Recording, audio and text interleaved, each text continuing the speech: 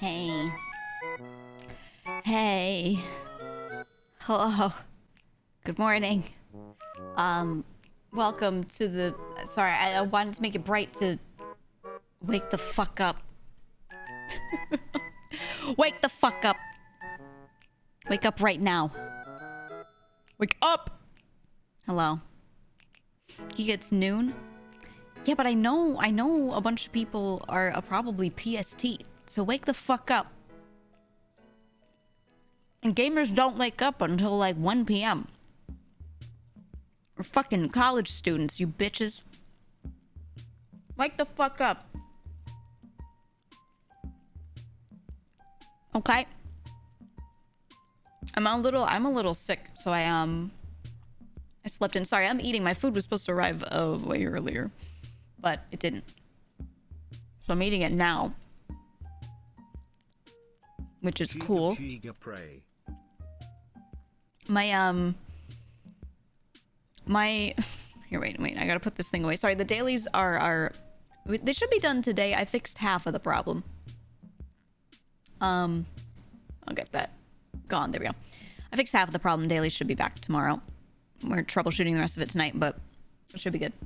But yeah, no, my DoorDasher dropped my food off at like entirely the wrong place, and I had to go outside and walk and grab it. Thankfully, no one stole it. I was like, fuck, man. Shit. But oh well.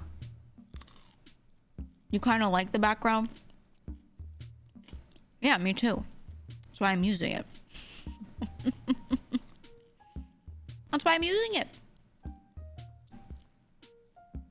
Mike is having Chinese lunch and you're just waking up. Yeah, a succulent Chinese meal he's having. I miss Mike. Your shoes that you use DoorDash in 2023. I know, I usually walk and get food.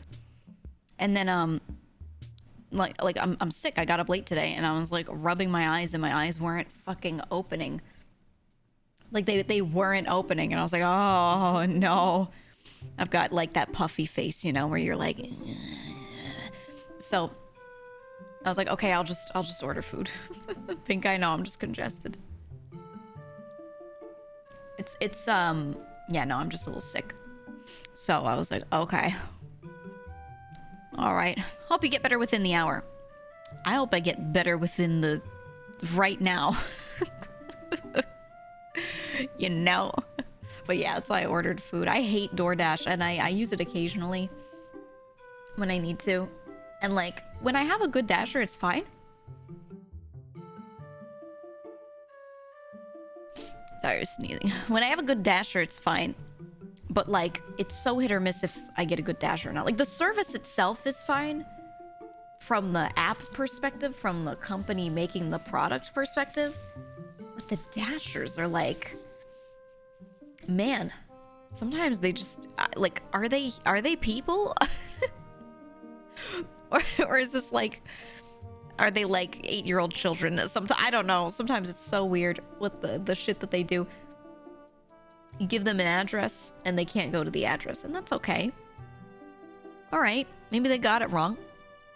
The instructions are like, leave it on the doorstep, and they put it like behind a trash can on the side, literally. Like, oh, I don't want anyone to steal it, so instead of putting it on your doorstep, I put it here. Look, it's the consequences of my actions, okay? If I told you to put it on the doorstep, you do it. You know? Oh, I noticed the outer door was open, so I opened it and put it inside so you could grab it from the second door. Why'd you open my door? It's a little weird. You know? It's shit like that every time. I'm like, oh, okay. All right. I don't know. The dashers are just interesting. And then sometimes you have, you know, a spot that they could stop their vehicle in. And they don't. And they're like, oh, I was looking for parking. And I'm like, there's a spot there. And they're like, and then they just keep circling like 5 times. And you're like, there's a spot right there. And they're like, just milling about. I don't know, man. Do you think Mike will finally show Hole today? You know, it keeps saying showing Hole soon on his stream. And, you know, I'm not sure what soon means, but I believe in it. Yeah. Yeah, I fully believe. One time I ordered from Uber Eats and the girl that showed up was a completely different person from the lady on their profile pic. Oh, I've seen that a lot. Yeah. Mm-hmm. I've seen that a ton. My Dasher will be like... You know what I've had happen a lot, actually? My Dasher is supposed to be an adult person, and it's literally a kid. Like, they sent their kid to do it. That one I report every time. I'm sorry. I'm sorry. If it's a different person, I really don't care as long as I get the thing. But when it's like... It's one thing if they seem like a teenager. Maybe like 16 or something. But when it's like literally like a 12-year-old, I'm like, all right. No. No. Now, did I work when I was like 12? Yes. Was I working basically when I was 10? Yes. Family businesses are a thing. And kids can do some work from that, like, oh, I'm helping out perspective. But sending them out, walking around alone to DoorDash? You shouldn't. Honestly, in most neighborhoods at most times, I think in a lot of them that maybe that's okay for them to be walking around, but also they're walking around and door dashing. And a lot of the time it's like later in this neighborhood. And I'm like, I'm not a fan of this. I don't like this. You know, it's not the worst place, but like there are people here that are around and I don't like it. So, you know, I'm like, not for a kid, man. No, no, no, no, no. Used to do coat checks for parties at like 12. Yeah, things like that are fine. And then you're in a building with adults around. So if you need something, like that kid can just literally just walk over and be like, oh, what do I do with this? You know, like that's fine. Kids are very capable, but they have no life experience. So like they've got to have someone around. So when it's a family business, it's fine because all of the adults are still like right there in case something is needed, you know? And that's why I'm like, that's fine. As long as they could do the task, it's totally fine. But like a 12-year-old kid walking around alone door dashing, I'm like, man. Ugh. Yeah, unsupervised. No, thank you. No, thank you. They don't have to be literally supervised like someone breathing down their neck, but somebody's got to be like right there if they need them, you know? I don't know, man. Some customers are weird as well. There was a time where I kept getting orders for 7 different brands of water and nothing else. What the fuck? Like as a DoorDasher? Jesus Christ. One of my friends did DoorDash for a while. He did it as like a side job kind of thing. And he was just DoorDashing like a little bit each day. And he was talking about like the orders that people get sometimes. The number of times that people ordered like cookies from a cookie place and some water and snacks at 3 a.m. was too damn high. Just go to the grocery store. It was always things that were like really simple and you could get yourself anytime during the day and pay way less, but people will pay fucking like $12, $15 for this. And I'm like, dude, you can just go. Yeah, they're probably like all stoned, but like just buy things and keep them in your house. 3M cookies go hard. Yeah, but I'm not saying these are from like a cookie business doing like fresh cookies. I'm saying they're like, can you go to Walgreens and get me Oreos? Yeah, Insomnia cookies, not even that. Like sometimes it was that, but a lot of the time it was like packaged shit that they could have walked themselves. This is a very dense area and they could have walked easy and they just didn't. And then on top of that, like they could have just had this stuff available. They're high as a kite at that point. Stores don't have great strategy when half baked. No, I don't care. I'm saying when they're not baked. At any point in time, they could be in a store or near a store and go, I will buy cookies because I'm gonna get blitzed, you know, and they could just leave it in the house. I don't know. Stock up, man. I don't care why you're hungry. Maybe it's just cravings, you know, whatever. But like, just get a bunch. Do you guys not have pantries? Like, that's what I think in my head, right? Do these people not have pantries? It doesn't need to be huge. Doesn't work when you're high all the time. Dude. You know, there's still a lot of studying, a lot of research, but let me just say, I'm getting, like, legit worried about people getting stoned, like, so often. And so constantly, so consistently. Because in volumes and very, very consistent use will have permanent effects. But, like, I keep hearing, like, stoners be like, oh, it's, like, the safest thing and, like, nothing will happen. And I'm like, no. Very light recreational use. There will be no stacking effects, is what we're seeing in studies currently. But, like, what's your frequency? How much you doing? You know, like, and then they're always in denial about how much they're, like, smoking or eating or whatever. And I'm like, no, the synthetic weed you can OD on. Yeah, you need a lot for that, but still. I always look at the studies and things. And, the current batch of information, it's like, yeah, anything in excess is bad. Right. Anything unnecessary, especially in excess, is bad. I'm like, I don't care. I don't care what people do, but please be realistic about it. And there are a lot of people that I see, like, using more and more. And I'm like, you like, are doing this every day. And to a large extent. And you're telling me that nothing has changed? And then regardless of what the studies say, I've had some friends that, like, became heavier users. And I've found that they absolutely cannot concentrate the way they used to. The way they speak, their word bank has gone down, like heavily. And when they try to recall information, they legitimately have so much trouble. Like when they're sober. And they're like, it doesn't have long-term effects. And I'm like, bro, buddy, you've changed, you know? I don't know. Some people are really like, yeah, the brain fog. And they're like, oh, it stays for a bit, but then it goes away after you stop using it. I'm like, one, you're not going to stop using, right? We're talking about weed. I'm talking about weed. Yeah. But then two, the studies aren't saying that. Like, with the amount that some of these people are doing, it's permanent, you know? I don't know, man. I get worried about that kind of stuff because I think a lot of people, like, are using more than they think they are, or they're on copium, you know? And like I said, like, recreational use, if it's legal in your area, it's all good. Like, it's not a problem, but there's clearly at some point, there's some sort of tipping point, right? I hate the smell of it like I hate the smell of durian. You know? Dude. Man, it does not smell the way it used to. I'm gonna say that right now. Right now.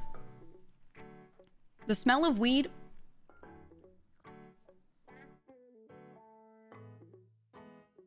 it is so different. It used to be like, it used to be like almost like a planty campfire smell, kind of, right? It used to be, I wouldn't say pleasant, but you know what I mean? Like it was very, like, it just literally, it was the plant, you know? But now it smells like weird unbrushed teeth. It's very, yeah, it's like a skunk. It's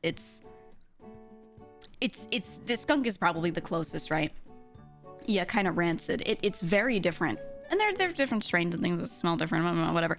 But it's, yeah, it's just like, it didn't used to smell like that. I know there's a reason for that, yeah. But I don't like it. I felt like it used to be like bearable, and I don't mean like a light amount of smell. I mean someone like ripping a fat cloud next to you. You know what I mean? Like, it used to be if someone did that, I'd be like, oh, that's a lot. But it doesn't smell like shit. It just, like, that's just a lot of that thing. Now it's like actually unbearable. You remember it smelling Swedish? It's gone through changes, yeah. I don't know, it just smells so different, and I'm like, ugh. And I don't want to be that person. Like, I really genuinely do not want to be the person that's standing outside and someone's just recreationally smoking and I'm like, get out of here, you know? But it smells like shit. And I can't stand it. And if it's like, you know, I'm just trying to exist out here in my hood, it's kind of, you know, I'm on them Sequoia Banshee boogers. Yeah. I don't know. It's just been very, like, it's changed a lot. And I am concerned that people are getting used to it to the extent where they're not realizing how much they're doing, and they keep sharing a bunch of research to each other that is, like, not properly reviewed and not real or outdated. That says, oh, it's totally fine and there are no harmful effects. And they're like, oh, so I can just smoke all I want all day, every day, and I'll be fine forever. And I'm like, whoa. Whoa. I see, like, it's weird. It feels like watching a friend get zombified over time a little bit.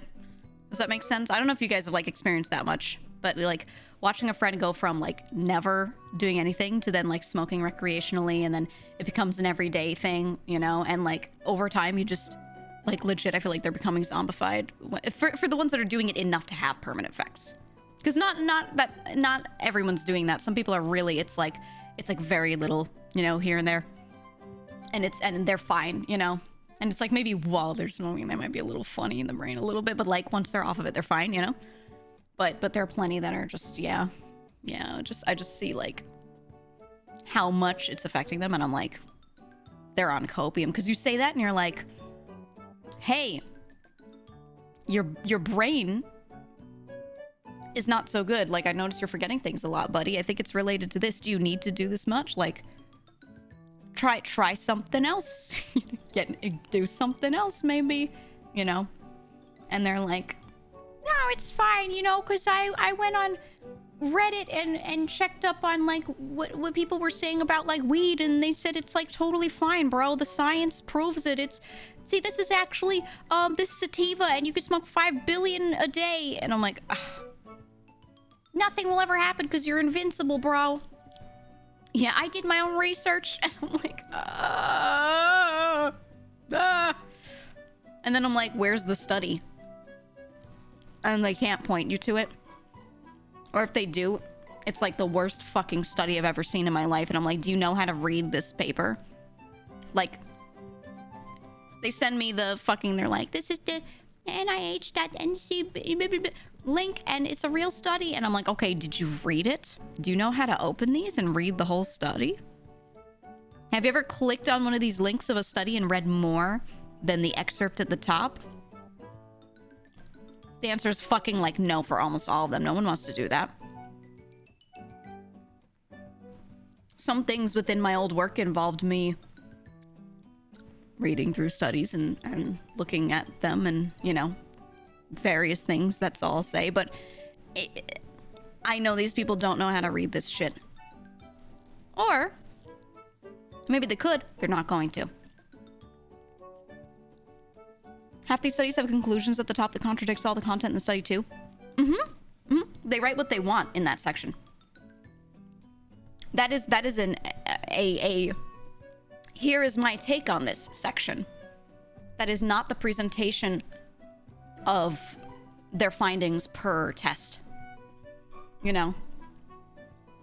It's just, that's not it. It's like, you know, I tested this thing on 10 people. Therefore, we could say that maybe there's a correlation between this and this.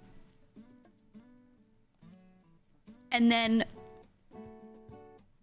yes, you could say that if you create a model that, like, 9 out of 10 people have this problem when doing this thing, you could times that by 10 and go, like, it's 90%. Technically, yes, you could say that. Oh, so if we expand this to a model of 90,000 people, you could say... No! No! Yeah. Yeah. The number of times that we were trying to make a thing, a product or a thing, do something in tech, and had to use and reference studies to prove why something was good or not good, like this is the way to do this or this is not the way to do this, was too damn high, and I was usually in charge of, you know, going over that stuff. And oh my god, when you actually read through these studies, the number of times the conclusion paragraph is just like you said earlier, one of you said, like, it just contradicts the whole fucking thing. Like, you can't even just read the conclusion and be like, oh, that's what was in here. You have to actually look through and check every little thing, man. I don't know. Are we having a scientific studies reading stream? I would never want to. They're very cool. I would review them on my own time and then bring them to you and be like, guys, here's a set of studies, let's talk about them maybe. But I would not sit there and read them to you on stream. I feel like your brains would all just tune the fuck out. Like, even if you're genuinely interested, the part, no matter how smart you are, how interested in the topic you are, or whatever, reading through the study itself, maximum snoozeville. Okay? Maximum sleep. Statistics are pointless without context. Dude, tell me about it. Oh my god. Do you know how many times I've seen on Twitter? Now, I've told you guys before that I'm a math Andy. Okay, I was a math goblin in my former life. The number of times that I have seen on Twitter someone post a chart and then claim in the text above the image that they posted that the chart proved X, right? It proved a thing. And then when I look at the chart, I realize that the person who wrote that completely does not know how to read that chart, or has made a correlation that you cannot make just by looking at this chart. Like, half of what they said was assumption or whatever, right? Like, they're like, they can't even read the fucking picture that they posted. But then the replies are all people just paying attention to the text, and they see a chart and they go, this guy knows what he's talking about. And then in the fucking, dude, in the replies, they're like, oh, you know, he really did the research. And I'm like, what? What? Oh my god, it freaks me the fuck out every time I see it. I'm like, I gotta get out of here. Oh. Insane. Look at this graph. Motherfuckers grab a chart that says, like, plastic is bad. And it says, this kind of plastic can't be recycled easily. And they're like, So I think what we need to do is we need to reduce, reuse, recycle. I learned it in first grade, right, guys? And then everyone replies, it's like, so true. So true. Let's just eat the plastic. So true. Recycle it with our bodies. It's natural, bro. Like, it's so stupid. I hate it, man. It'd be fun to do an experiment where you grab a chart off Google and just say whatever bullshit you want as the text. Yeah, and then see what happens in the replies. Right? And then just make a pact with everyone here, like if you know that I'm doing this, don't reply to it. Just let it be just the people that only follow the Twitter account, right? That'd be so fun. So fun. Stats is fun, especially when these huge models have so much stuff going on. I love statistics. No, yeah, that's like my favorite thing. Stats, data, doing analysis of things with numbers. Because I'm a big fan of not believing something until you have like a proper mathematical, like data-driven set of something to make a conclusion off of, right? I don't like coming to a conclusion unless I feel like I've seen that, you know? And it could be your own experience. It could be my own experience shows me that this social thing keeps happening, therefore blah, blah, blah, right? Whatever. But I like seeing it quantified or something somewhere that just makes me feel comfortable in like saying a thing out loud. I love stats, but people really say things off of feelings. And I know that's like a very normal thing, but people really just like feel something in their boots and then say it out loud. And I'm like, what? What? I don't know, because I grew up in an environment, my family's all like big nerds, and if you couldn't prove a thing, they'd debate you into the ground, and you would feel like shit. And be like, I heard that something something, the orcas something something, and they'd be like, oh yeah, where'd you read that? Was that published? Oh, it was in a TV program. Where'd they get that information? Like, like they'd start doing that, and you're like, oh, and you're standing there, 8 years old, standing man emoji in the corner of the room, like, I heard, I just wanted to talk about the orcas. But it was good because it really, really drove into me, like, don't say shit unless you've seen in front of you, and you're saying, I'm speaking from experience, you know, this thing, or you've seen like data on it, you know? Yeah, I made it up. My dad would say that all the time. Mr. Brian, gifted a tier 1 sub to Uni. Mr. Brian, thanks for gifting a sub to Uni. Hi, Uni. My dad would do it all the time. He'd be sitting there reading the paper, and one of my brothers would claim something, and he would go, yeah, did that happen in one of your dreams? And then just go back to the paper.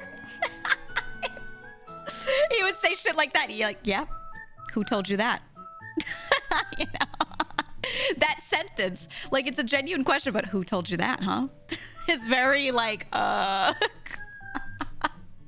then you have to tell him where you got your information. That shit you just said as your 8-year-old self, you know? Yeah, right. And then you woke up. Very, very, very funny. And then my mother's like super nice and super patient. She's literally a saint. She's the nicest woman on the planet. And she'd be like, well, let's analyze this. Where did you hear this from? She, like, everything to her, she's like, this is a learning moment, you know? Where did you hear this from? And then you say, I heard it from here. And she's like, okay, do we think it's credible? How can we tell it's credible? And she would like very positively like run through the whole thing, and my dad would just be sitting there with the newspaper like, yeah, you dreamed that, did you? The dichotomy is crazy. Is she wrong? No, she's not. But she's doing the same thing to the same end, but going about it differently, you know what I mean? It's normal in my family. If you have no proof, then you're not right. Yup. Because when you have like a lot of kids, they'll just run around and say shit. I'm just gonna tell you right now, if you haven't watched kids, they just walk around and say stuff, and they want to feel more adult-like. They want to feel like they have experience, just like the grown-ups do. They want to fit in with all of that. So they hear a thing, anyone says anything around them, and they just have a factoid in their head. Now, you, as an adult, the older you get, the more factoids you have in your head. These are not unique. But when a kid's like 8, they know like 50 facts, you know?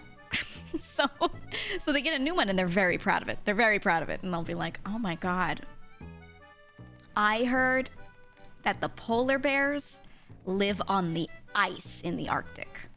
They live on the ice and snow drifts. And you're gonna be like, yeah. Yeah. But they're like, did you know though? They think it's so cool, you know? So, and the thing is, they don't check if it's real. They're just so excited to have a new fact. So they'll just walk around and tell everyone. They'll walk up to every adult in the room and be like, did you know that, like, the polar bears, right? The polar bears live on, like, ice. That's why their coat is white. Do you know that, like, some animals have camouflage? So, like, they match the color of what's around, and they'll do this, and they'll walk up to every single person they meet and start telling them this. It's just a kid thing. So, you know. Now imagine you're in a household with a bunch of kids, right? Like a lot of kids. And they're all walking around being like, did you know? And things like, it's like a game of telephone, you know? Like one kid says it to another kid, maybe they say it to one of the younger ones, and that younger one gets it wrong, and then says it to an older one. And it's like, you know what I mean? So when you're in a group of kids, you have to fact check or things get so messy. They get so messy. It's gotta happen. I heard that you eat spiders in your sleep. Yeah, that one. Your mom tried to tell you that Korean fan death was real because she didn't want to run an air purifier in her room, and I suggested that as a way to reduce seasonal allergies. Oh my god, that's one of the ones that kills me. You can't run a fan in the room with the door closed and sleep in it. Yeah, that's like only a superstition over there. Never heard that in the West, ever. It's so funny. Your father loved to talk about photons and how they're a particle in a wave. And little me would go, so is light made of things called photons? Oh yeah, you just walk around to people. There's this thing called photons, actually, and... What was something I used to say a lot? What was one of those things I was like super interested in? I'm trying to remember. Oh, I was super interested in owls. That was my childhood special interest. Or one of them. I thought owls were the coolest thing in the world. And so what I would do would be I would start telling people about their digestive system and how they create pellets. How they create pellets and they you know, regurgitate them. And I'd be like, isn't that so cool? They're so different from us. And I would tell everyone about it. I remember that. There was like a part of my history where that's what I would tell them all about. And honestly, a lot of the stuff that I liked talking about was mathematical and like, because, okay, there was someone in my family, an older individual in my family, who was a really good math guy. Let's say it like that. There was a real good math guy who taught me about probability. And I took an interest. And he was like, oh my god, I'm going to teach this child math. So we would just sit around, and it instilled in me this belief that everything is mathematical. That I still hold to this day. Everything is math. You know, everything can be modeled and predicted in some way. At least within a pretty good, you know, a pretty good correctness. What's the word I'm looking for? You know what I mean. Say, don't tell the kids about koala moms feeding their children their doo-doo. They'll never believe you. You know what? Me and one of my brothers told one of our younger cousins. We told them, yeah, range is the word I'm looking for. Sorry, it's early and my brain is dying. So we had a couple little cousins that were asking us, like, what happens when someone dies, like to the body specifically. I don't know what they thought spiritually, but they're like, what do you do with the body? Like, why are they like burying it? Like, why do they do that? And me and my brother just looked at each other and we were like, yeah. And we nodded. We nodded at each other and we had this moment of understanding. And we turned to the kid and we're like, okay, so when you bury a body, it decomposes, but the thing that is left behind is the bones, right? So what happens is the skeletons, the bones are relatively strong and they stand up with their arms up and they hold the crust of the earth up. Have you heard about the layers? You know that the mantle is molten, right? So how does the crust stay up? So the skeletons hold it up. And we have to keep putting new ones in because they do eventually break down. It's also, keep in mind, it's very hot down there. It's very hot, you know. So eventually, even though they're strong, they go away. So as people return to the earth, the skeletons hold the crust up. And we told them this and just walked away. And then like a month later, their mom, my cousin, she was like, it was you that told them about the skeletons, wasn't it? It was you, wasn't it? And I was like, yeah. Because apparently then she had two kids and the both of them were just telling like everyone about skeletons and they were obsessed with skeletons for the next however long month, I guess. It was so funny. Don't tell them about the skeletons. They don't need to know. Yeah. I was explaining rigor mortis to them. And I was like, so what it does is it makes the body like stay really stiff. So it holds the skeleton up in a certain position and then they disintegrate around that and the skeleton stays like that.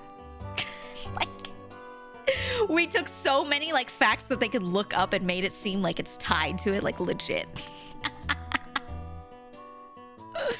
Oh, what a good time. What a good time. Anyway, don't let me around your kids because I'll tell them stupid shit about skeletons. all the kids in the family like me. And my cousins would try to get me to babysit all the time. And I was like, you know, I'll do it. But in exchange, I have to have fun with this. You know? There's something that I have to get out of this because I don't love taking care of kids at all. So, now they don't ask anymore. Kids got too big. They don't need me to watch them. Instead, it's like the occasional, like, I'll have a day off. And I'll be like, hey kids, you wanna hang out with your aunt? Technically I'm their cousin, but they call me their aunt because of the, you know, the age gap. And I'll be like, you wanna hang out with your aunt? And they're like, what games have you been playing? And I'm like, oh, okay. Okay. You just want to play video games. Okay. Kids, you want to go outside? Now.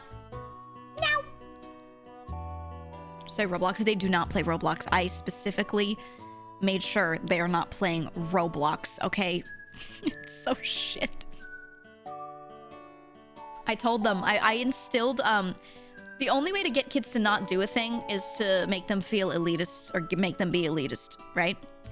So I was like, Roblox isn't even a good game. Look at these games with better graphics. Only kids play Roblox. And they were like, huh, yeah. So shit, the controls are terrible. Oh, yeah. They don't know if I'm telling the truth or not. They're just like, yeah, I can be the cool one by saying I hate Roblox. And now, thankfully, I've saved them from Roblox. It was the only way. It was absolutely the only way. Get them into Fortnite. Fortnite is fun. I like Fortnite. Fortnite is fun. It's actually fun. They can get into it if they want. But I would prefer, like if I am handing a kid a video game and I'm like, I want the kid to get the most out of this, I'm gonna hand them like a JRPG or something, to be honest.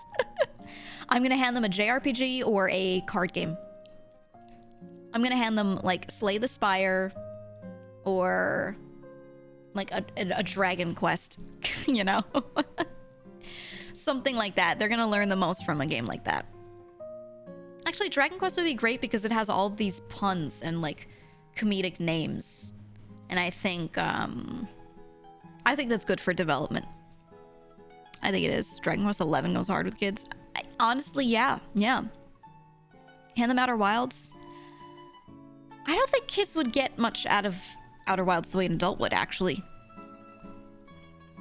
I think that sort of thing needs to happen when you're like when you're like in your 20s, to be fair. I still play Slay the Spire even after a year. I still open it up every month. I hop back in and I'm like, let's go. I do. JRPGs help my brother learn to read. That's what I'm saying. They're more something that's a little text heavier, has a lot of good, interesting story. You have to read. It's not 100% always voiced for you. Or actually, if it is voiced, it's good if it has a lot of difficult words because then they can hear it.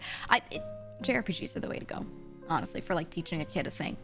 Actually, you know what? Fuck them up. Make them play Earthbound. Make them play Earthbound. They will develop so much emotional intelligence. It's the way. Mother 3. Yeah, Earthbound and then 3. Oh. GEEGA, no. Okay, but like, I know plenty of people that played Earthbound as kids. It's good for development, okay? Making empaths, I think it does the opposite. I think it makes you understand things, but it numbs you to that kind of stuff. I don't know. Hey, I played Earthbound. I played a later shitty translation of Mother 3. You know, I'm fine. Fear and Hunger. Oh, yikes. I don't know about that one. You can play whatever you want after you beat Zelda 2. I've said this multiple times. I unironically like Zelda 2. I'm not going to tell you it's a good game. Maybe I'm looking through my nostalgia goggles at it, but I like Zelda 2. And people can complain about it all they want. But I love it. I love it. I love it. I think it did things that it needed to do. All right. I didn't understand shit as a kid, but my pattern recognition was baller in games. I played so many JRPGs and things. I played a lot of Pokemon games, and I went hard on anything that was like Game Boy GBA. I played a good number of like standard console games, but my brothers were usually hogging the TV with the console, so I didn't get to like play through as many of them or get good at them the same way. So I ended up playing like, what did I play the shit out of? Stuff like Golden Sun, you know, like the old Fire Emblem games were things that I guess I got to like play the shit out of. Old Wario Land or Castlevania for Game Boy. That kind of stuff. That's what I played a lot of. Geek is the sun today. I'm the Goo Goo Gaga sun baby from Teletubbies. I was about to sing the song, but I can't remember what it sounds like. Final Fantasy Tactics Advanced. I want to play FF Tactics again so badly. I loved Tactics so much. I actually liked the one for DS, A2. That one was pretty good too. It was not the first one. The first one was best. But I still had fun playing through it. I miss... Can they make another one? Can they play... Can I... I want a new one. I think Tactics and Advanced are different. They are. The original Tactics and then Tactics Advanced are a bit different, yeah. And then there's also A2, which was the DS one. But yeah, I liked FF Tactics a lot. They should make more of those. I really wish they would. When they made A2 for DS, I was like, oh my god, here we go. Like, I think we're getting... I think they're gonna go back and do more Tactics, and then that was it. Flash in the pan. So I was like, fuck. Shit. Man. You want Tactics in the new style that they do for 2D games like Octopath and Triangle Strategy? Me too! When I saw Triangle Strategy, I was like, holy shit. Oh my god. Is this it? Instead of Tactics, are we getting this? And then I didn't really play it because like a bunch of my friends were saying that they didn't like it that much. They were like, it wasn't that great. And I'm like, yeah. But I want to go back and play OG Tactics. I think Tactics Advanced specifically is the one I want to go and play again. Yeah. Still have my PlayStation copy. They did remake it as War of the Lions on PSP. Yeah. I know. Speaking of Castlevania, I just finished the new season. No spoilers. Don't worry, but did you start it yet? Not. I did the first episode of it yesterday. I have not gotten into it as fast yet because I was waiting a little bit because one of my brothers wanted to watch it too, and I was like, I'm not going to start until you start so we can talk about it. We need to talk about it and pace at the same time. So like I watch an episode and then I let him know and then he'll watch it too, and then we'll talk about it. So. But I really wanted to watch it immediately because I love Castlevania so much. And I really like what they were doing with the anime. I really like it. I like Powerhouse Animation, that studio. I like a lot of their work. And when I saw that they were working on it and that they had Samuel as the main guy, I was like, oh my god. Fruit, hello, welcome, good morning. I was just talking about the Castlevania anime. Someone asked if I was watching it. And I'm getting onto Nocturne like now. I was waiting for one of my brothers. But I was saying that I like Powerhouse Animation. I like the studio. I like it. And I'm glad they're working on it. Because they're doing a good fucking job. And I'm glad this one's centered around Richter. I'm very excited. Very excited. I hope stream is good. I was watching a little bit before. Did they get dubs? Ah, Noira as well. Thank you for the raid. Hello. Double raid. Did they get some dubs? Did it happen? Yes, at least one. I watched a little bit. I was watching the match before Axel DC'd.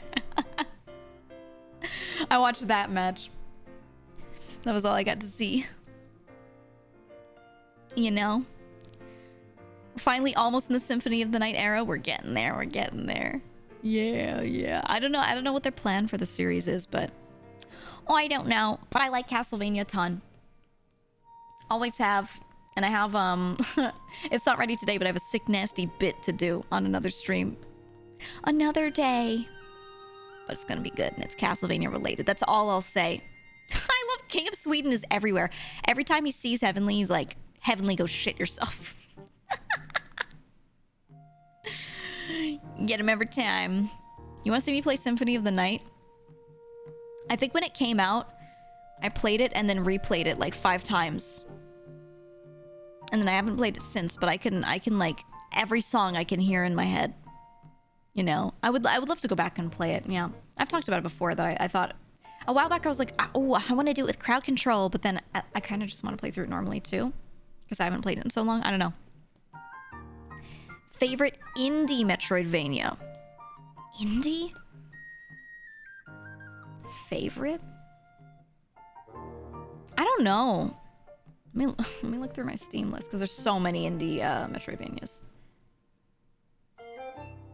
Yeah, I'm waiting to play Dead Cells before I make that judgment. Let me see. Let me look through my little list. I actually have them sorted by category. Yeah, Axiom Verge is like insane. Hollow Knight is actually one that I have not played that much of. And I did say at some point I would go back and play it. I liked it. Just something else came out. I can't remember what happened. Something else came out and I was doing that other thing and then I just didn't go back to it. I actually really liked Blasphemous. I really liked Blasphemous. I haven't tried Blasphemous 2. Can I say Bloodstained? Can I say Bloodstained even though it's literally literally Castlevania? I liked Bloodstained a lot. I don't know. I need to replay Hollow Knight. And Dead Cells is on my list to do sometime very soon. Very soon we'll get to it. Discord's dead. Thank you for all telling me. I'm streaming, so I'm not going to use it. Whatever. Who asked? I'm so glad I got the Kickstarter for Bloodstained. Yeah. Yup. I was in that bitch. Do people not like Bloodstained? I don't think so. No, I thought people liked it. I don't know. Can I be honest? I don't read people's reviews of things. I just play them. I just play them. Sometimes I'll read a couple reviews before trying something, but I just try it anyway, even if people say they don't like it that much. Most of the time, it's only if like all of my friends are like, oh, I don't like it, you know. But for the most part, yeah. You should play Bloodborne. I've already played Bloodborne. I've already played it. I don't think I want to play it on stream for a second playthrough. Meh. Do you like OG Sonic? Shit was so hard. I didn't like 2D Sonic that much, actually. Like the OG. I had played it, yeah, but I didn't like go back and keep playing through. I did a playthrough and was like, all right. I don't know. It was okay. But I liked really shitty 3D Sonic, like Adventure Battle. I loved it. Blasphemous 2 is fucking fantastic. I watched a little bit of Barb. I watched Barbara's King play a little bit, and I was like, ooh, this looks good. So I was waiting.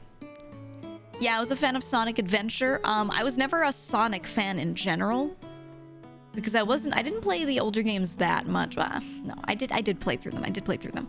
But I didn't go back and replay them the way I did with other games. And I never watched the shows, so I wasn't like a Sonic fan like that. But I loved Adventure Battle. But that was all I knew. And then I didn't play any of the other games until I don't even know what games exist. I played Unleashed. I tried Mania and went, I hate this. That was it. That was it. That was my whole Sonic experience. You were a huge Sonic fan? Yeah, I could tell. You strike me as one. All I knew was I thought Knuckles was the best. I hated Tails. I hated Amy. Sonic was okay. Eggman was funny. And I liked Big the Cat. Shadow's cool. I liked Metal Sonic. I liked Metal Sonic. That was my take on them. Oh, Rouge was cool too, but she had titties, and I was like, this is weird. This is odd. I don't know. I thought it was strange. It was like a floating board race game. I remember. What was it called? Yeah. Have you played Ender Lilies? No, but Joel talks about it every day, so it's on my list. I miss my wife tales. You know that video about the guy pissing on the moon? I hadn't seen that until this year. The dub, people dubbing over Sonic. I remember, okay, so there was this community of people that dubbed stuff back in the day, right? And they would take games and anime and dub over it. I don't think there's anything wrong with it, and I think these people are good and talented. This is my current opinion. However, when those videos were at their peak and they were being created and everyone was sharing them around, back at the time, I remember people sending me some like anime abridged stuff, and I went, I don't like this. This is cringe, and I never watched it.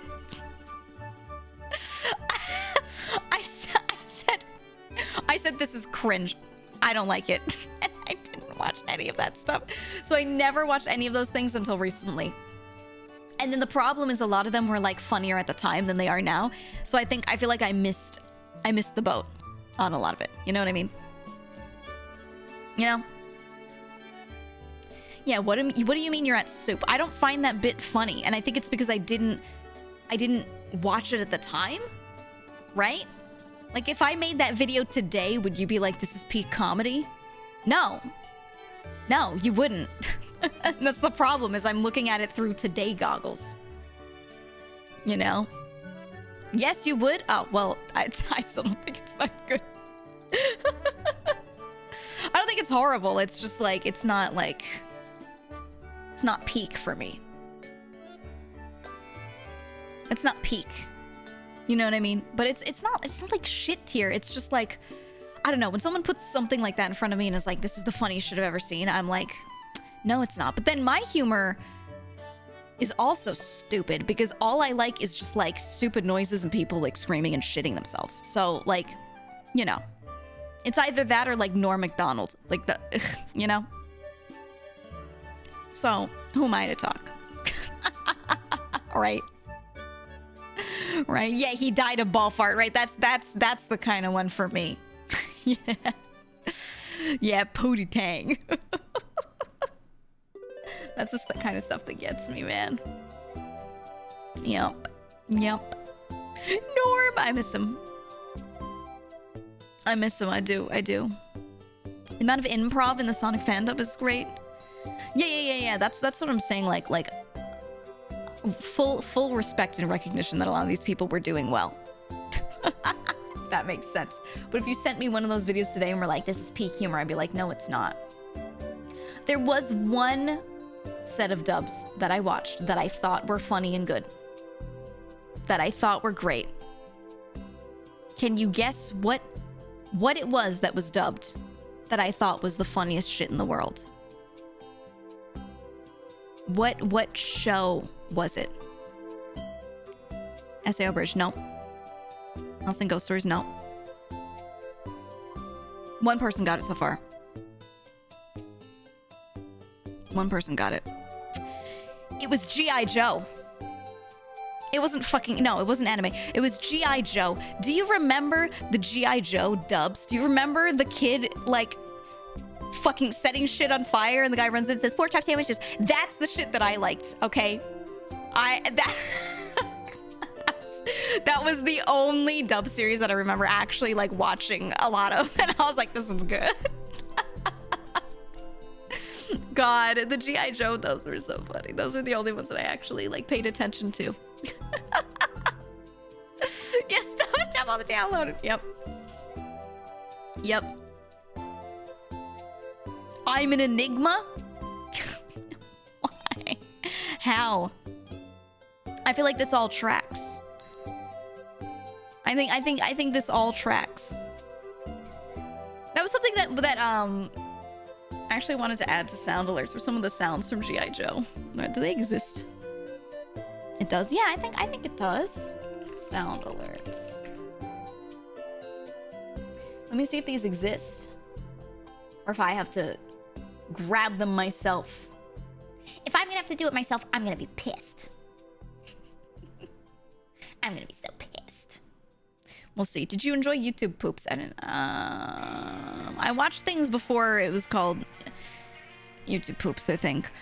Pumpkin, hello! We were talking about what old internet humor we liked, and I was saying that I totally missed the boat on, like, all the funny dub shit, so I, like, all the anime dubs and things, I'm, like, not familiar with them. Because I, at the time, thought they weren't that funny. Like, the three that I had seen, so I, like, judged all of them. And then I was saying the one that I did like was the G.I. Joe dubs. And now I'm trying to see if they're on sound alerts. That's what I'm trying to check. Pork chop. All right, let's see. Let's see. Preview. Pork chop sandwiches.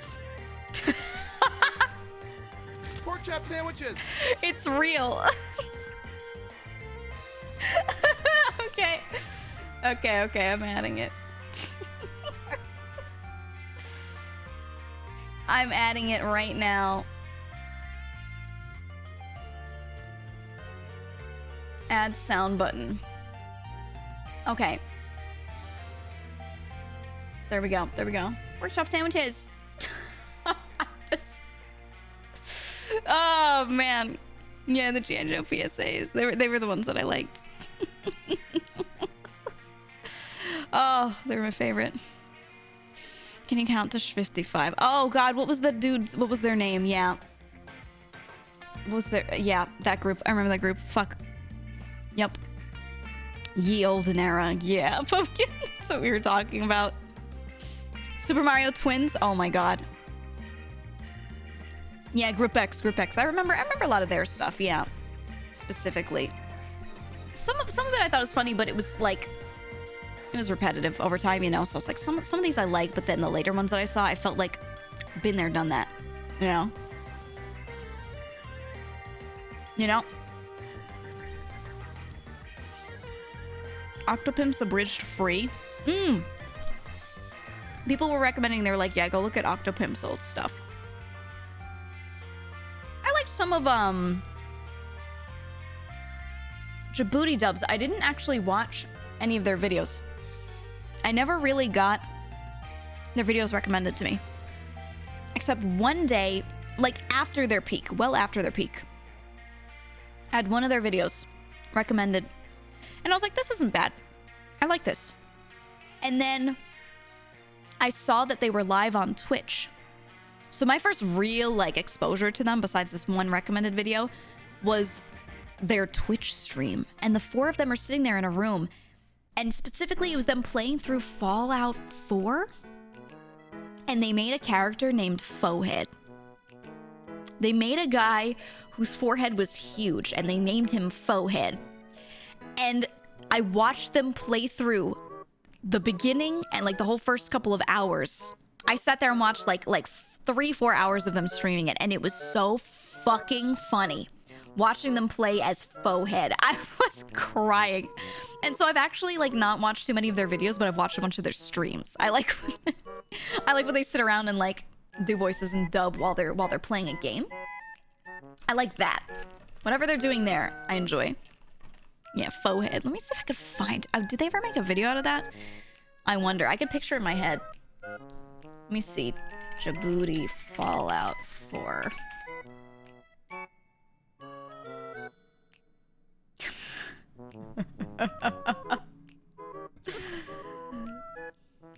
Oh, yeah.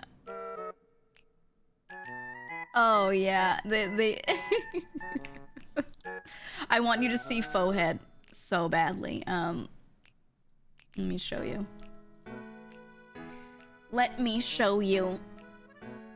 This character just had me crying. Capture this.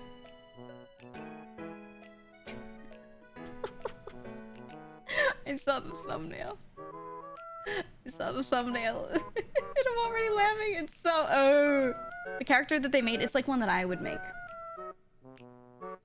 Here we go. European man. Damn. Okay. Yeah, you're talking. It's time to start the show. Here we go. They make a character.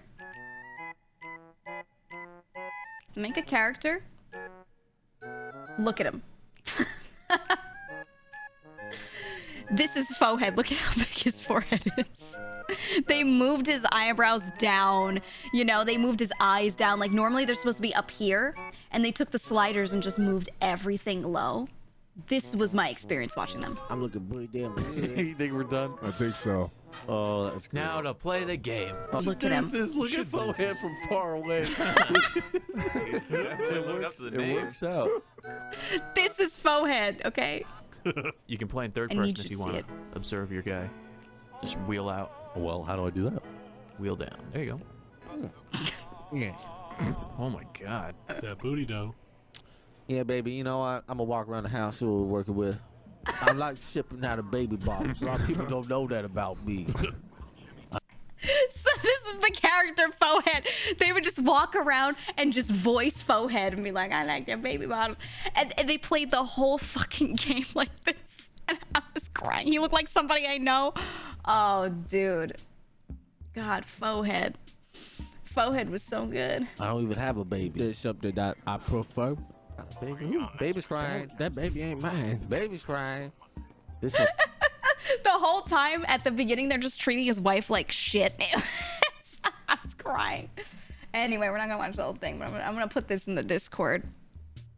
I'm gonna do this in the Discord, and if you guys want to watch it, I highly recommend you do, because it was just so fucking funny. Holy shit. Here. I'll put it in Geegin out. I'll put it in Geegin out if you want to see it. Just the saga of Forehead was one of the funniest things I'd ever seen in my life. So I like Djibouti a lot, but like I'd only seen that stream and then watched streams after that, you know? I need to watch this, just a video of my life. Is it okay to say a spoiler for Fallout 4? You start off in your home and then something terrible happens. Something awful happens. And just like hearing them react to the awful happening as that guy was the funniest shit I'd ever seen in my life. Been out for like 10 years? True. Okay, so a nuke comes and you have to get into the shelter and somebody like takes your wife and baby from you. They steal your baby while you're being cryogenically frozen. Because the Fallout shelter in 4 that you're going into, the whole thing for that, because each Fallout shelter has its own experiment that it's running, right? That's the whole thing with Fallout. So that vault, they were freezing you. They were freezing you. And while you're being, I don't remember if it's while you're being frozen or you're woken up in the middle of having been frozen, but they show up at some point and just like rip the baby out of her arms, basically, like take it from her and kill her and walk away with it. And you're like, huh? Like in a tube. Yeah, it's in the middle, right? And it's fucked up. It's fucked up. So they're playing this game, but the thing is, they're Forehead. They're like, baby wasn't mine anyway, you know, the whole time. And I'm just crying. I was crying. Woken up like 50 years before you actually wake up. Yeah. It's not when you're supposed to wake up. So they take your baby from you, or from your wife, and then you're frozen and you wake up way later and you have like no idea what year it is or like what's going on. And that's 4. I liked the premise of 4. I didn't love the game. But like, I liked the premise. I did. But I like the premise of Fallout overall, and I just haven't been happy with the recent games at all. I liked 2. I liked 2 the most. I liked the story of 2 a lot. 4 could be a great game, it just isn't. Yeah, the premise was great. Like the writing started off so well. I was like, this story setup is wonderful. And then there were some bits throughout 4 that were really, really good, but just overall, I just didn't like it that much, you know? I just didn't have a good time playing it at all. Right, great idea, awful execution. Yep. New Vegas is so much better. I think New Vegas is better. I still just think all 3D Fallout could get thrown in the trash. I think 2 was the best. And then out of all of the 3D Fallouts, I would save from the Rapture. I would save New Vegas from the Rapture. But I just don't find the gameplay that fun. I don't. Like, I find the gameplay in 2D Fallout, in the first one and the second one, fun. I like playing through 2. Fun. And then playing 3D Fallout, I just don't enjoy it. I just don't enjoy it. And the thing is, like, I really like Elder Scrolls. I enjoy playing through Oblivion, and honestly, I do like playing through Skyrim. Like, I have a good time with them, but then the moment they take, like, they put the Fallout universe in 3D, I want it to be fun for me the way, like, the fantasy side of things and Elder Scrolls is, and it just isn't for me. It just isn't. I don't like it. I don't like it. Really love the openings for Fallout 3 and 4. Yeah, I feel like they're... The lore is good, even if I don't like how every story exactly goes. Like, the lore is still pretty solid, but they just can't make the games fun. They just cannot make them fun. So it's just not for me, man. You don't like the gameplay of Elder Scrolls either? I'm not gonna say that I think it's good. I don't think it's good, but I like it, so I don't care. Like, I have fun with it anyway. Playing through Oblivion, it's one of those things that it just grips me every time, right? I open the game, I start playing, and I'm like, I want to play this for 10 hours, and I will play through the whole thing.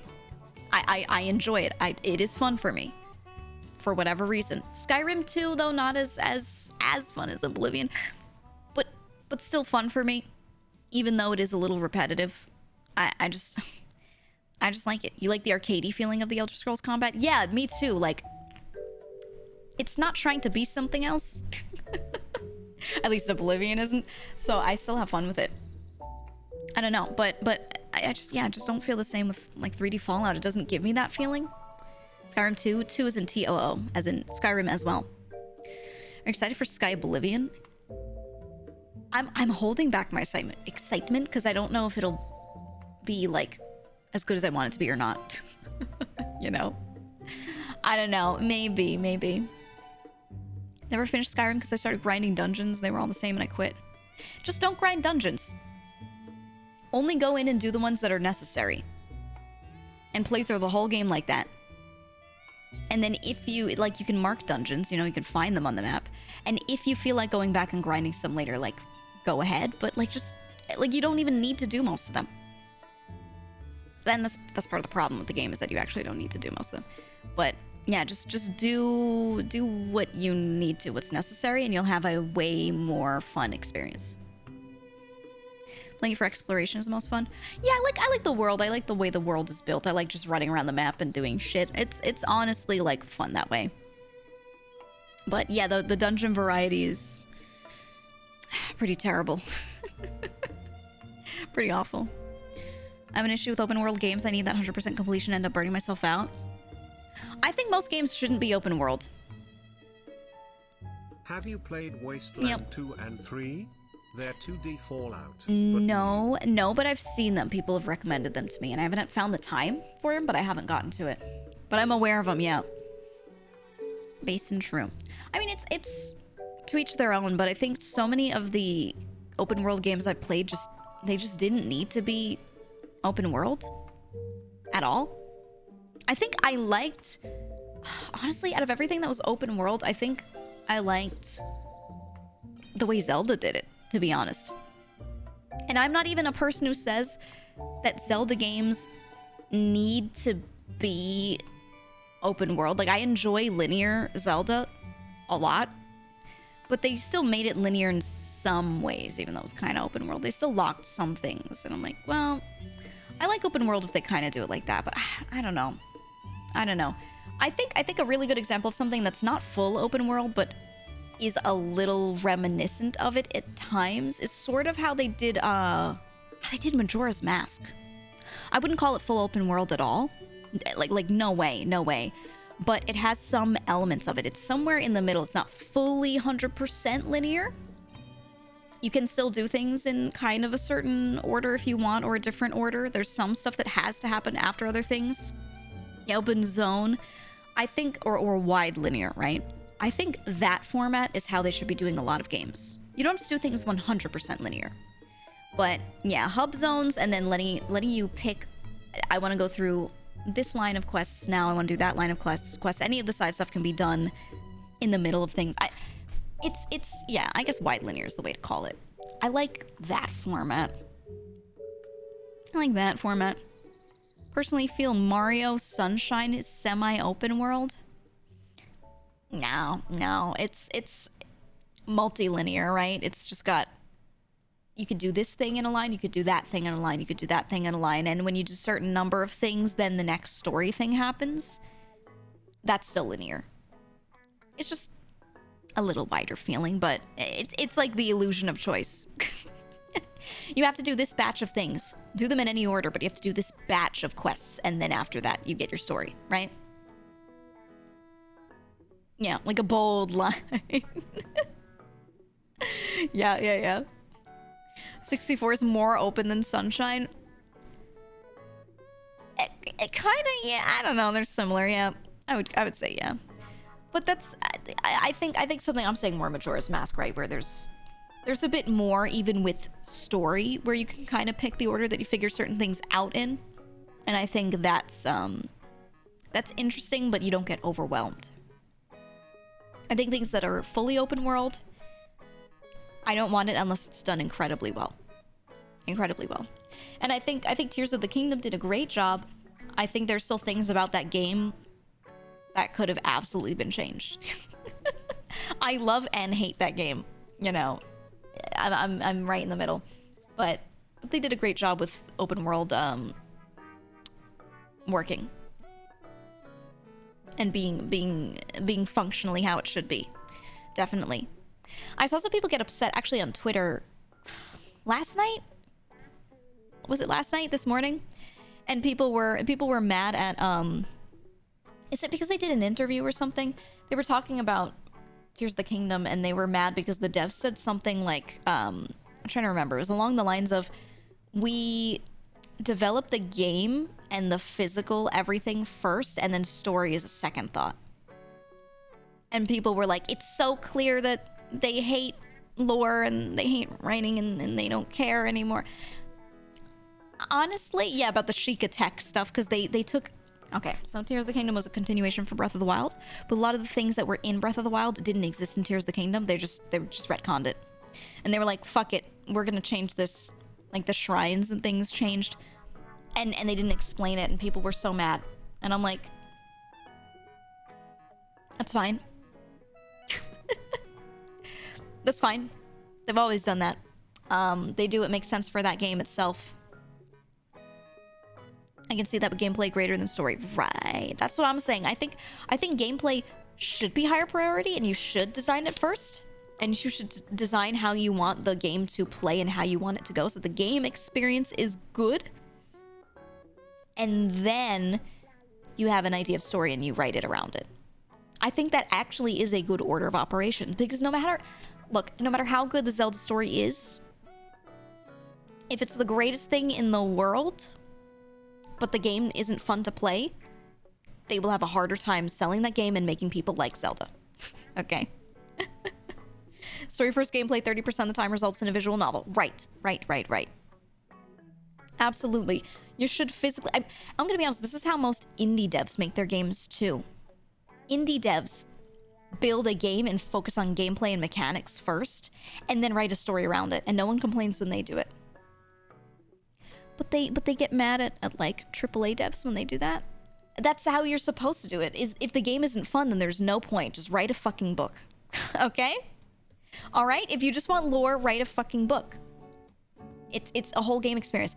Remember Outer Wilds? And now we've talked about it, how it's one of the greatest games ever, and everyone's like, oh, the lore, the story, everything perfect, beautiful, great, love it, I cried, right? That was some kid's project to show off gravity and how you can use that for fun mechanics. How you can build a world that has active gravity on all the celestial bodies happening at all times. And how you can be affected by them at all times. And that was the point of it.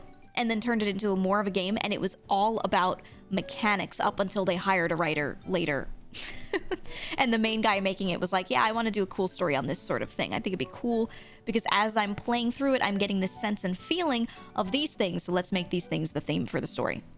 And then the writer comes in and makes the most beautiful story ever and overlays it on top of a game that was fun to play. Right? Right? I don't know. I'm a very like, yeah, gameplay first and story after person. And it doesn't mean that one is an afterthought. It just means that that's the order of operations to make sure that it happens right. To make sure that people like the video game because it's a video game. You know? You know? You build the world, then you build the lore. That's the other thing. Okay, do people know how writing a book works? You can just sit down and write a book. You can sit down and just write a character and then build a world around them. However, authors that write a lot, authors that have sold a lot, they all make the world first. Like 90% of them say the same thing. They're like, what does the world look like? What are the people like? What is happening in society?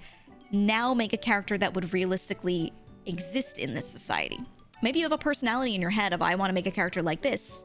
So you build a world and then put that personality into that world and go, okay, what would happen to this person, right? That's the order that you can do stuff in. It's like make the world interesting and then write the individual story. That's same thing with the game, is make the world interesting and cool and good and now throw that character that you have in there and what would happen, right? Exactly. You can also lose yourself in world building and never write your book. Yeah. And then you make a tabletop game. Yup. Exactly. Yeah, I think it's so much better to, when you're writing, to be able to write a character well when they have a whole world around them to react to, or a world around them that would have developed them into who they are, than to just make your OC in your head and be like, they're like the coolest and they're stronger than Goku and they came from hard times. They're so cool because they came from, you know, a rough backstory, and everyone used to kick them on the ground and call them urchin, and then you know, and they make up this in their head and they're like, now I'm gonna make a world around them that is evil and bad and they are cooler than it. No one likes reading that. Okay, no one likes reading that. Every time someone does that, people are like, oh, all right, buddy. You know? My background is dark and tormented. You know, the story of Sonic Adventure Battle 2 really fucked him up. Some would call him twisted. Yeah. It's just... Man. My cool OC. It's just cooler to do the world first and then throw the character into it. In my opinion. I think that's the right order. You like OP characters, though? I'm not saying they're bad. I'm just saying build the world first and then be like, okay, in this world, how would someone become OP? Right? And then you're writing a character that seems like there's like a realistic way that they did it. And it makes sense. Perfect example, Avatar: The Last Airbender. Beloved show.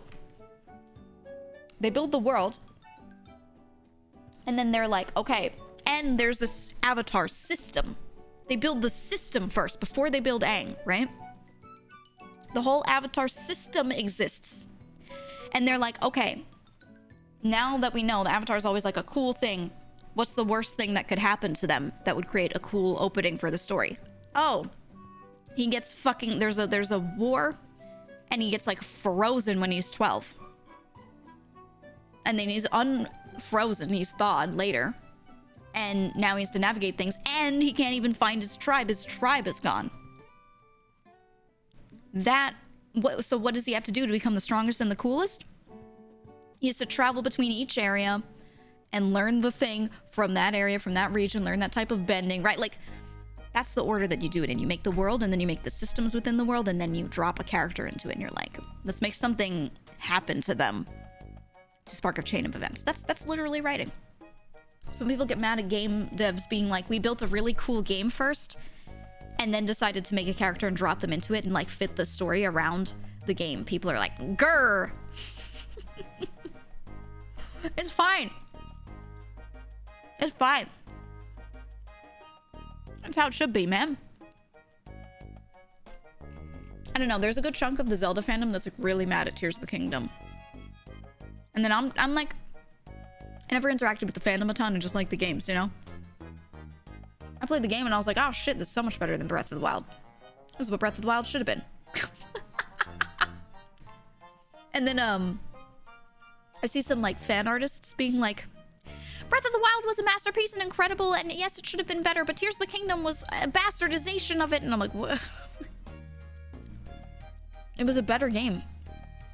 It was a better game. What do you mean? If they never made Breath of the Wild and they just made Tears of the Kingdom, everyone would be like, holy shit, it's incredible. What's wrong with them, according to fans? They're really mad that they established a lot of things in Breath of the Wild with story and lore that they liked, that made sense, that were cool. And then when they made Tears of the Kingdom, that they threw a lot of it away, even though it was like literally continuation of the story. It was a continuation. It was a Breath of the Wild 2, right? But the devs didn't treat it that way. They said, we want to make another one in the same engine and whatever, and we want to continue the story. However, we're concerned with making it a better game because they didn't feel like Breath of the Wild was what they wanted it to be mechanically. So they said, let's just build what we think mechanically is a better game, and then after that, we'll just fix the story however it needs to be. Yeah, the Sheikah tech was one of the big ones, right? The original war in Breath of the Wild, like the ancient war that you're learning about in that game, happened using Sheikah tech. So it was kind of like, and I get why they're mad about this, it was like the major plot point as to why Ganon was able to like summon all of his monsters, have them wipe out people's armies. Like, why did the people lose? Because he was able to take over the Sheikah tech with his evil power and use them as like his own soldiers. And it basically had these death machines because of it, right? You remember Breath of the Wild, all the memes of the Guardians like running around like killing Link? The idea was that when those were first dug up by the people, and they found the ancient Sheikah tech, and they were like, oh shit, we can use these, and they use them like as just normal machinery to help them. Ganon uses his powers to like take them over and use them to kill, right? And that's why he is able to like initially win. So it's a huge plot point. And then Tears of the Kingdom comes out, and they just kind of like don't talk about the Sheikah tech. They put it away, and they have like different mechanical stuff going on, you know, just other stuff. And they're like, it's actually the Zonai, and like, you know what I mean? And people were mad, but I think if someone who is creating a thing thinks they're wrong the first time and they want to make the second time be different, you know? Seemed like too much of retcon, but whatever. Right, that's the thing. It's okay. We're all people. And we have brains. We can look at something and go, they decided to retcon this because they think this is better. Therefore, I will retcon it too. Anyone should be able to do that. We're all adults, right? Anyone should be able to do that. And I'm not saying you have to like it and actually think it's better and agree with them, but that's their choice. They made the game. Did they retcon it? Kind of. They just sort of didn't explain it. They were just like, well... What happened was... in Tears of the Kingdom, they're like, there's this more ancient tech that we are discovering. And then the Sheikah stuff that was on the surface that you could find in Breath of the Wild just wasn't there. It was just gone. The Guardians were just not there. They were still mentioned. But like here and there in some bits, but not really much at all. I think they were mentioned one time. And then all of the physical evidence of it was just gone. So people were mad about that. So I'm like, Sheikah stuff gets repurposed. The arms in the launch tower are Guardian arms. That's what I'm saying. That's what I'm saying. Why it was mentioned. Like, it still existed. It was just that like there weren't a million Guardians littering the ground, and the Sheikah shrines weren't around anymore, and the ancient Sheikah towers, like those were gone. And I'm like, okay, all right. What were they gonna do with them? What were they going to do with them? Leave them on the map and have you go to all the same shrine locations? No. If Ganon could take control of the tech, why wouldn't you destroy the tech? Yeah, and they still have the ancient tech labs and stuff, like, you know, they didn't actually completely 100% retcon it. There were these 2 labs where people studied these things, and you have a Sheikah slate, you have this, you know, device you were using, it's that thing that he holds that looks like a Nintendo Switch. And you still have one, and they renamed it after one of the people because she made a better version of one. It still looks like Sheikah Tech when you look at it physically. Like, it's still the same thing, but people are like, they took Sheikah out of the name, therefore they are forsaking the Sheikah Tech. And I'm like, it literally looks the same, and the labs still exist, and the people are still there. The characters that are actual Sheikah people are there. What do they want? What do they want? I don't know. The dismissive nature of it is what's most frustrating. It can leave, but at least acknowledge it in the game. Do they need to, though? Would you have actually had a much different experience if a character said out loud, oh yeah, we got rid of it? Like, to me, it doesn't make a difference because I can infer that. They did that exist. Well, that's the thing. Yes, but they didn't throw it in your face. They didn't make it like a major thing that everyone had to find. Right? It's not even a plot hole because they literally put it in there, but it was like hidden, and it was in these little bits, and then like the characters, you know, it makes it seem like no one cared that this giant thing left. It's been 5 years. Maybe they did care at the time, but why here's the thing. Think of it like this. Link is walking around. He's running around. He's existed for the past 5 years. Since the end of the last game. He's been awake and running around. He's aware, everyone knows about it, it's old news. Why would the character stand there and be like, Link, did you know that we broke down the Guardians? Right? Like, he knows. Everyone knows. And you're playing as Link at that time period. It makes total sense for the character. There's no reason for them to be standing there, like standing man emoji, and going, Link, I know you've been walking around and you were literally part of this operation as mentioned in a small piece of lore, but I just wanted to let you know that we cleaned everything up and you were watching. Like, what? You know what I mean? I think it wasn't necessary, and like some people said, they did drop little bits of that lore here and there. So I don't know. I get them spoon-feeding everything to you for the first game because he was literally asleep. You wake up after having been asleep for like 100 years.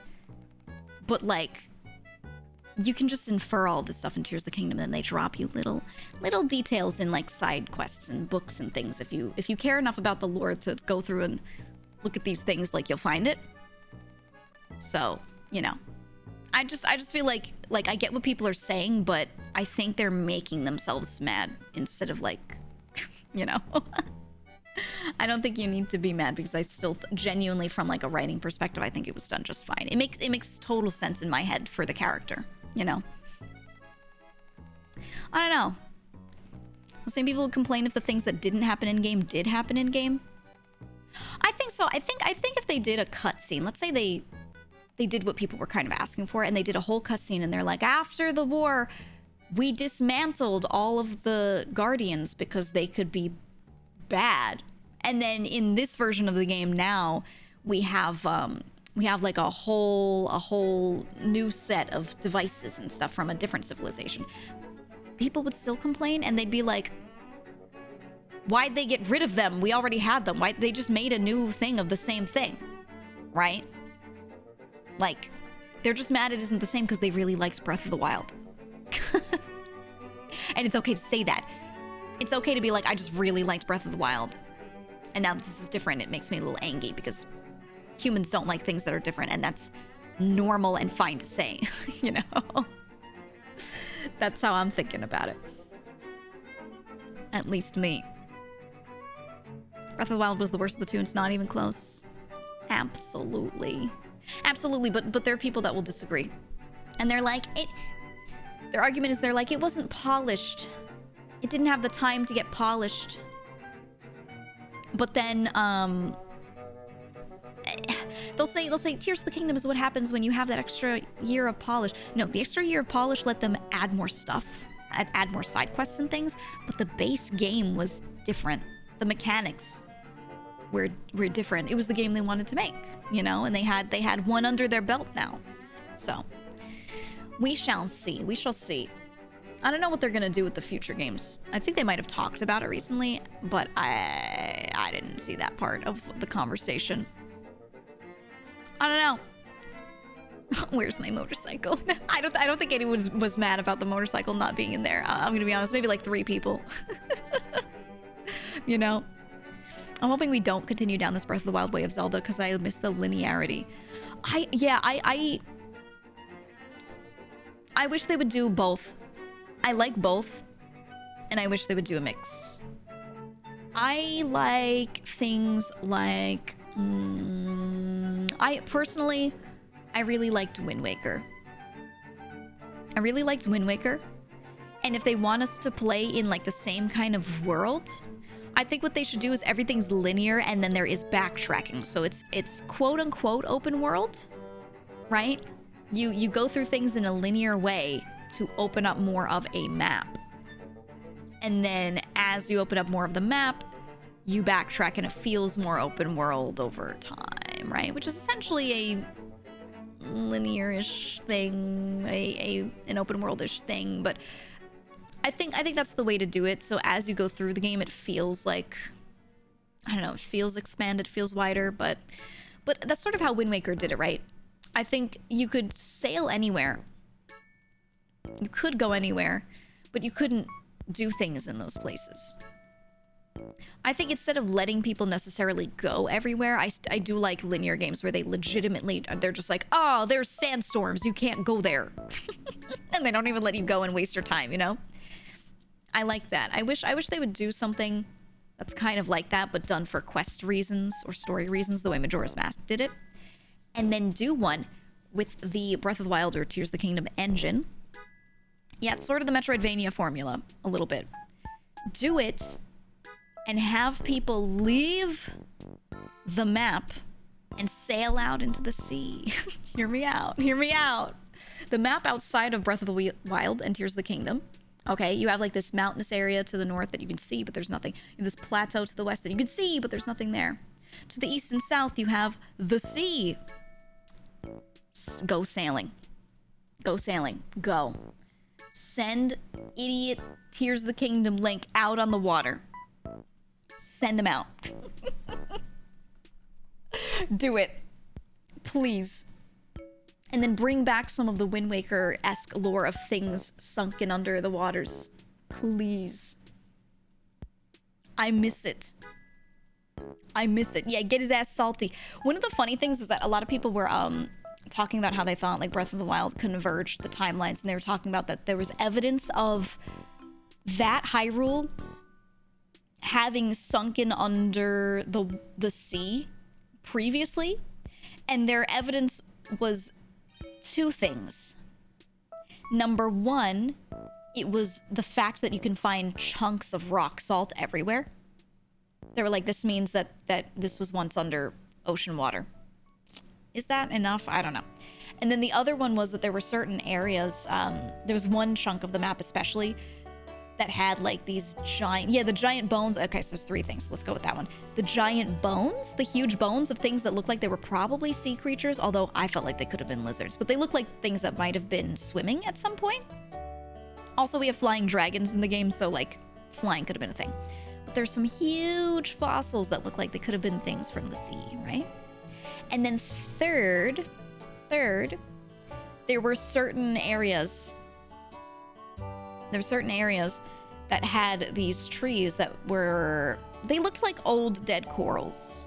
They looked like corals. Now the thing is, in Tears of the Kingdom, they could grow back when you cut some of them down, so I don't know. But they looked like dead corals to people. To me, they looked like moss and rock formations, like mineral formations, I'm not sure.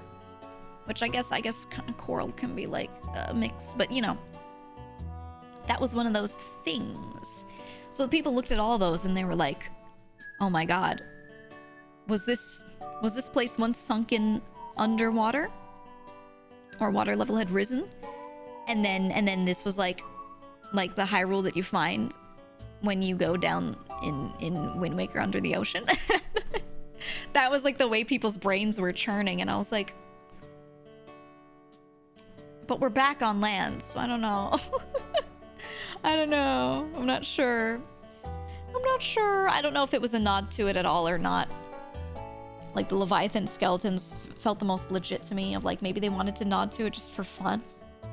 Honestly, if I was making a Zelda game, I would do stuff like that. I'd be like, oh, let's make a nod to the Wind Waker lore by making some fossils and things that look like, you know, like this could have been underwater at some point for fun. I would do that and it wouldn't be deep, you know?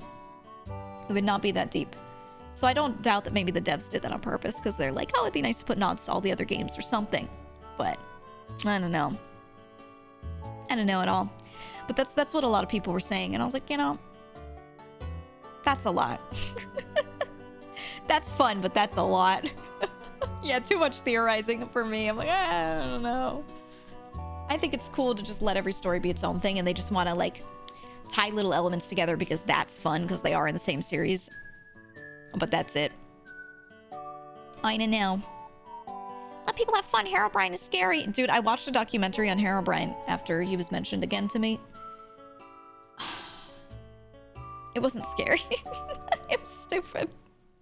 It was dumb. It was to the point where the dev, where Notch was even like, can you guys stop? You know? I thought it was funny. This will be a neat Easter egg. Oh my god, guys, it's all connected. Right. That's what I'm saying. Just let things be cute little Easter eggs. I think that's cute. I like the idea of tying together specific Zelda titles, but not the entire catalog. Right, I don't see the point in trying to make all of them fit into a list of timelines. But I do like when people are like, oh, these two games are clearly linked because of these. I like that. I think that's really fun. I don't dislike people doing the timeline thing. I just feel like it's a lot, you know? But yeah, doing like the, oh, here's what happens with Ocarina of Time into Wind Waker. Not Wind Waker, into Majora's Mask. I can tell that this is what would happen if this other thing happened at the end of the game in Ocarina of Time. Then he would have gone over to here. And this game would have happened.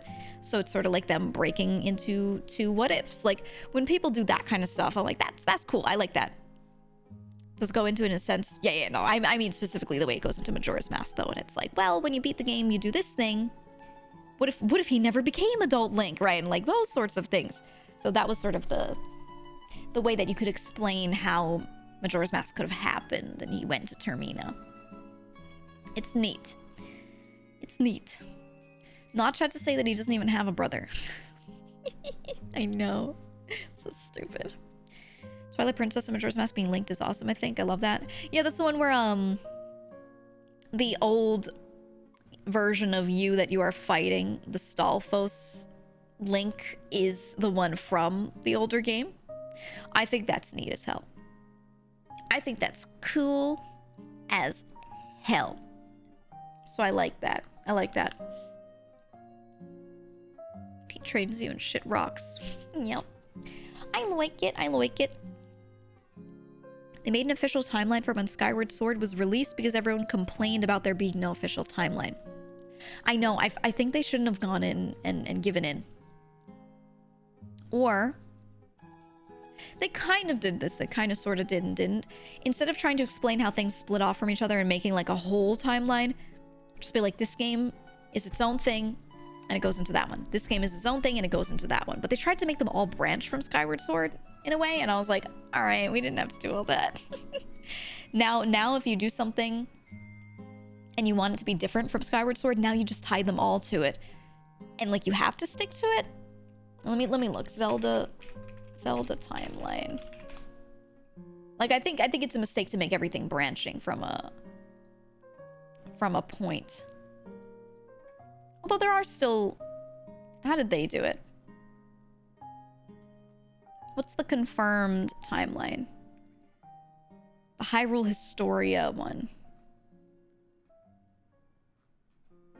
Official timeline map. Okay. Yeah. So they said Skyward Sword happens, and then Minish Cap happens, and then Four Swords happens, and then Ocarina of Time happens. And those are all just one branch that everything comes out of. I think that's where they made a mistake. I think you shouldn't make it all come from one spot, because then now you have to always pretend that all of them exist in your new world, right? And then it splits into like these timelines. And I'm like, that's a little scary to have to stick to it. Hi, RBR. How are you doing? Tears of the Kingdom Breath of the Wild should be before Skyward, but Tears of the Kingdom is a different Since all timeline from that Skyward. Time travel shenanigans even happened in Skyward Sword. Where's the timeliness where the imprisoned was destroyed? Cheer 100. I don't know. I'm like looking at it and I'm like, yeah, now. I mean, wait, is Breath of the Wild Tears of the Kingdom before Skyward Sword for sure? Or is that just the past that he goes into? The past that he goes to existed. That was the first Hyrule. Because we did see the founding of the Kingdom of Hyrule. I don't know. Nobody knows? Yeah. This is why I don't think they should have put out a timeline. Because now people are going to be thinking like the way I'm thinking, where they're like, where would this fit in? I think it's cooler to just be like, well, they're all folk stories. You know? Wait, yeah, what the fuck? Yeah. Yeah, because, okay. Look at this. Look at this. Let's just, I'll show you just the beginning of the timeline, okay? Where it branches from. This is the order of events, okay? Heaven and earth are created. The goddess Hylia reincarnates, ancient battle, return to the earth. That's Skyward Sword. Where the fuck would Tears of the Kingdom fit before that? Where? The world is created. Would you just shove it in right before it? But Hylia was a thing. Her presence was known. Her magic, whatever, her power was known and mentioned in Tears of the Kingdom, wasn't it? I think. I'm trying to remember. I'm pretty sure. So, you know. The first day, the goddess Hylia made a really baller prophecy. She said, ball is life.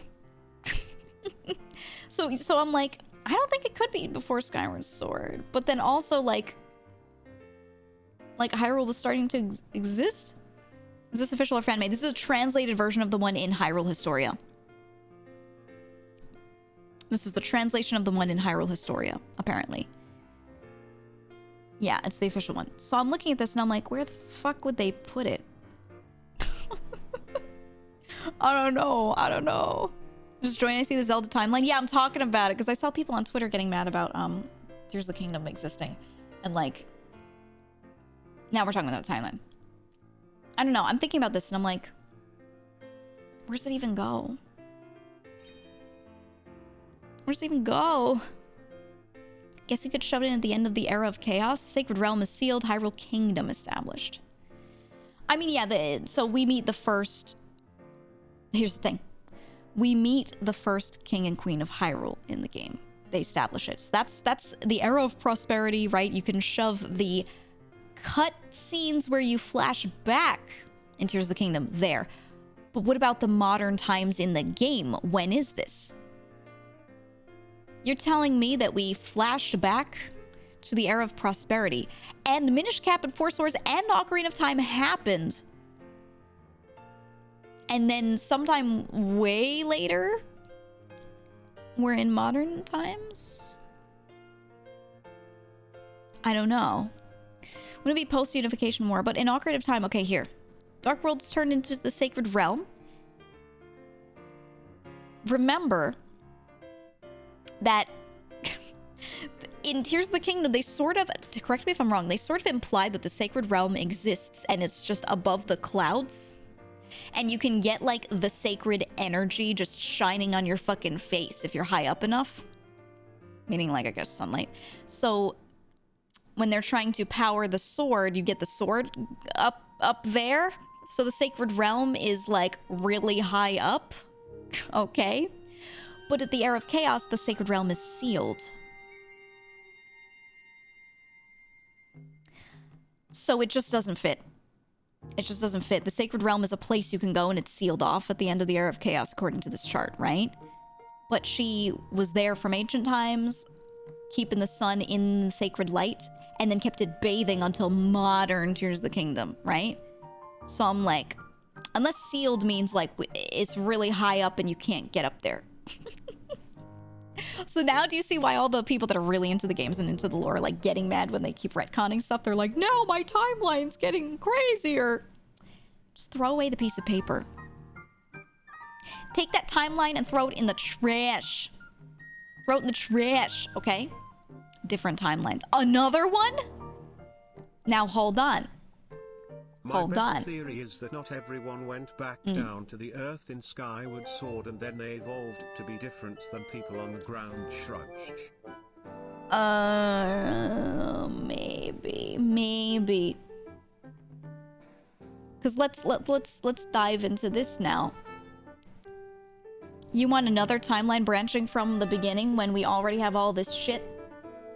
Look at this. Look at this. You play Ocarina of Time, okay?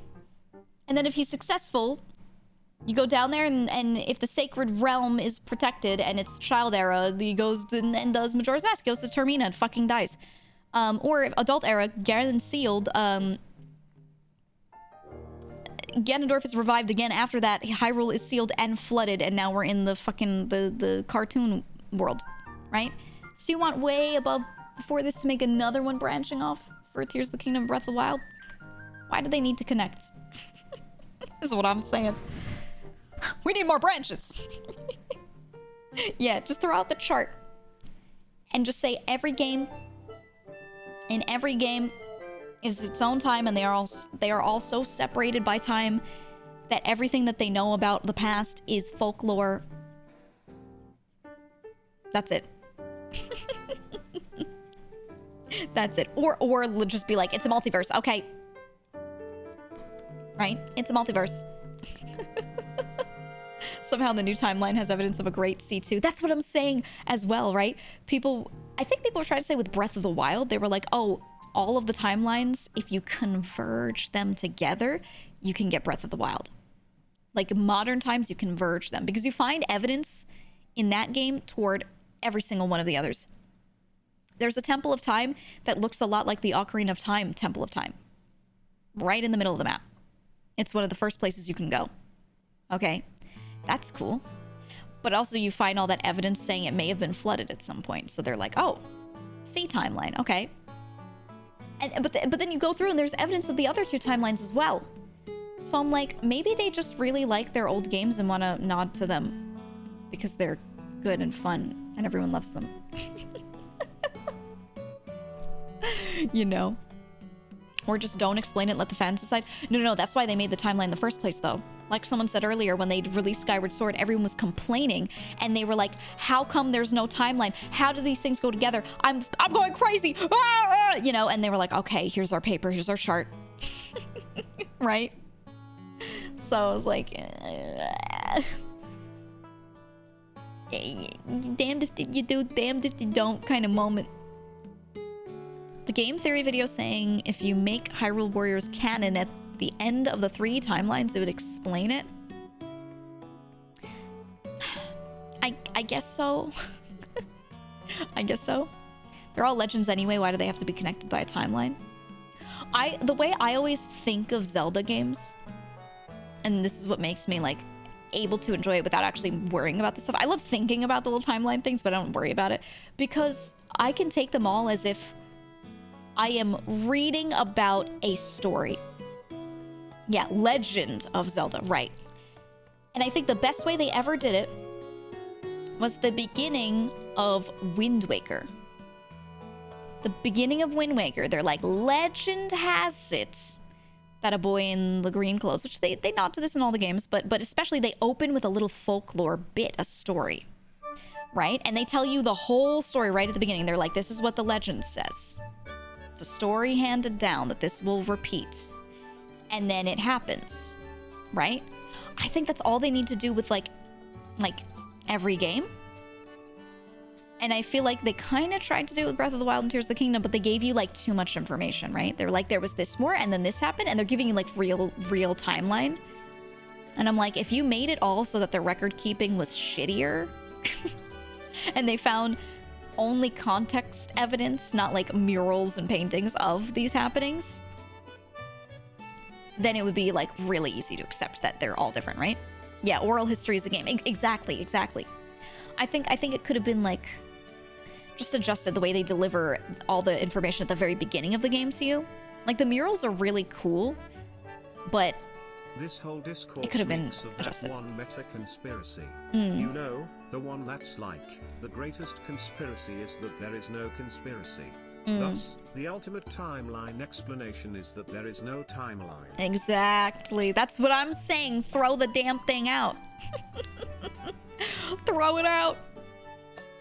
I think it's more fun to do it like I was saying, the way Wind Waker did it, where they're like, this is the exact version of this folk tale in this, you know, world that we're in right now. This is the story that people know. And we go, ah, yes, it's the Legend of Zelda, but just in some other version of Hyrule, in some other time. And we don't worry about when it is. We're just like, the world is like this right now, and this is the story. And then every time you get a game, you're like, ah, this is what people think the Legend of Zelda is in this world, in this game, in this time. And then we're going to play through it, right? And if it changes up a little bit, it's like, okay, well, oral history is like that. Things change over time, you know? Done plain and simple, and you don't have to think about how much time passed in between each, or, you know, is this the exact same part of Hyrule? You don't have to think about any of it. I think it's good that way. Can't wait for the timeline where Link shoots Ganon with the BFG 10,000. Exactly. Yep. Have the creators ever said why the games are keep being called The Legend of Zelda when the protagonist is Link? Because it's all about Zelda, because Zelda's the one with sacred power. Like in the story. She's the one who has sacred power. She's the one who can seal away the darkness. Like, yes, it's the sword that seals the darkness, technically. But, like, they always do it together. You know? And then the whole point, yeah, Link is just a dude. Link is just some guy who takes up the mantle and is courageous. But, like, it seems implied that she is always like blood Zelda, right? She's like bloodline Zelda, royal family bloodline Zelda, almost always. And then he is some guy who just is courageous and therefore becomes Link. Like he's born with the name Link out of straight up just like they in some games, what they've implied is that Link is a name that a lot of people name their kids because it's the name of the ancient hero, right? And then at some point, one of the kids that is like named Michael, you know, Link, ends up having the, I guess, reincarnation, the soul of Link in him, and therefore takes up the mantle. But it's not like a blood thing. It's just like a soul reincarnation is kind of how they seem to like imply it. So Zelda's the one who's like, that's bloodline shit. And then with him, it's just kind of like, you know, yeah, he's like a John. It's a cute name though. Oh, it is. John Link Real. But that's how it seems to be implied to me in most of the games, right? He's like a reincarnation, but he's not related, and then Zelda is kind of blood related. That's how it seems to be from what I've seen. Yeah, the Mic of Legend. Exactly. But I think it's cool like that. We need a Zelda game with multiple Links who think they are all Link. They kind of did that in Wind Waker, right? When your sister gets stolen, because Ganondorf is like a dude. He's a wizard. It's called The Legend of Zelda because it's really gum. So true. Zelda's just always KSing and it's fucked up. Every time you do all the work, you beat up Ganon or Ganondorf, whoever you're fighting in the end, and then she comes in, KS's, and it's over. Cheers to the 2 months. Love you, Giga. Except in Wind Waker. Day-to-day Giga Gucci. Thank you for the 2 months. Except for Wind Waker, which I will say, if you haven't played through it, please play through it. Best way to kill Ganondorf ever. The very ending of Wind Waker is best, and you do get last hit. You do get last hit in Wind Waker, and it's very satisfying. I'm so tired of it. So tired of it. She doesn't KS in Tears of the Kingdom. Technically, no, and it made me very happy. But she's still like, oh, she seals it away. She seals him because her sacred power. But yeah, they do let the sword do it, which is wonderful. I don't know. Why is Wind Waker Ganon the best one? I love Wind Waker Ganondorf. I say it all the time. I thought he was the best one because they made him like an evil guy. An evil wizard, and he had so much more personality, and he was so flawed, and you see him become more powerful and become more Ganon over time because it's really cool. It's like they did this in Tears of the Kingdom too, right? They did this where he's a guy, and just like Link, he's got like the spirit in him, but for him it's Ganon. And he starts off as a man who is a bit evil and has evil intentions. And then as the spirit, as the energy of demise, or whatever you want to call it, wells up within him, he slowly goes from being that guy to just being changed to straight up, he is just demise, he's just Ganon. He's not Ganondorf anymore, he's just evil Ganon, right?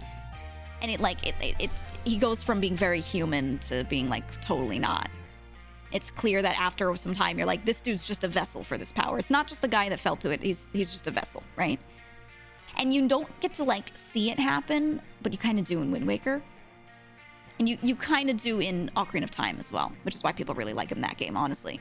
I wish they would give you more of that. I hate that like all the games you like basically never see him until the end.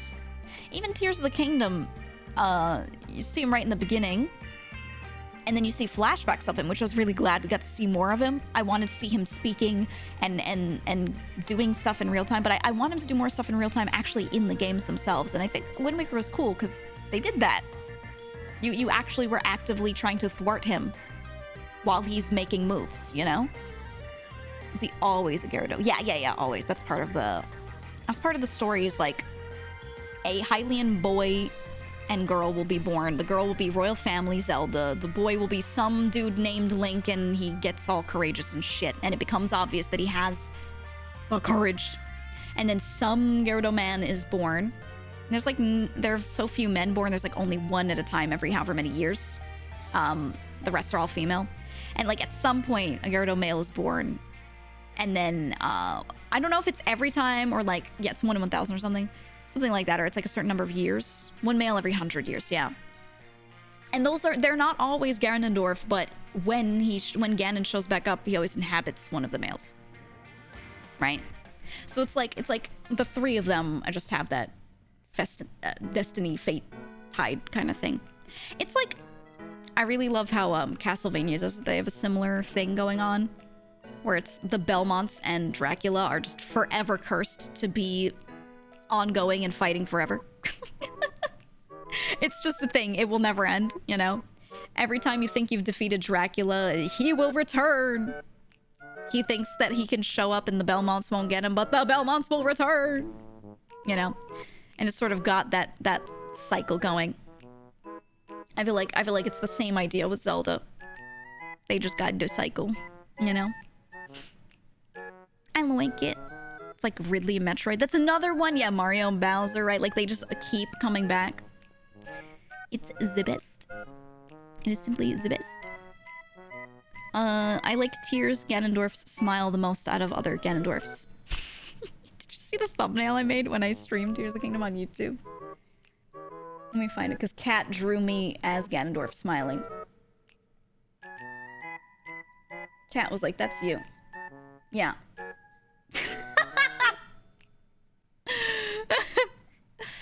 Me when I see the Triforce of Power. Here we go. Me when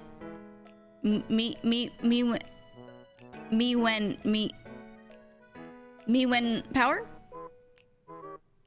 Me when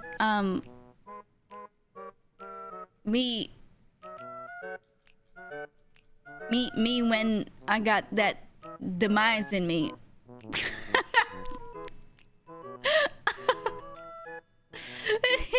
Can that be your new Fugi? If someone makes one that has like more than just the face. If Cat feels so inclined to like give it a body, I will do it. Like just shoulders at least, maybe evil hands. Me when my mom tells me to watch the cookies after baking them. Exactly. Speaking of, where was the Triforce in the Breath of the Wild games?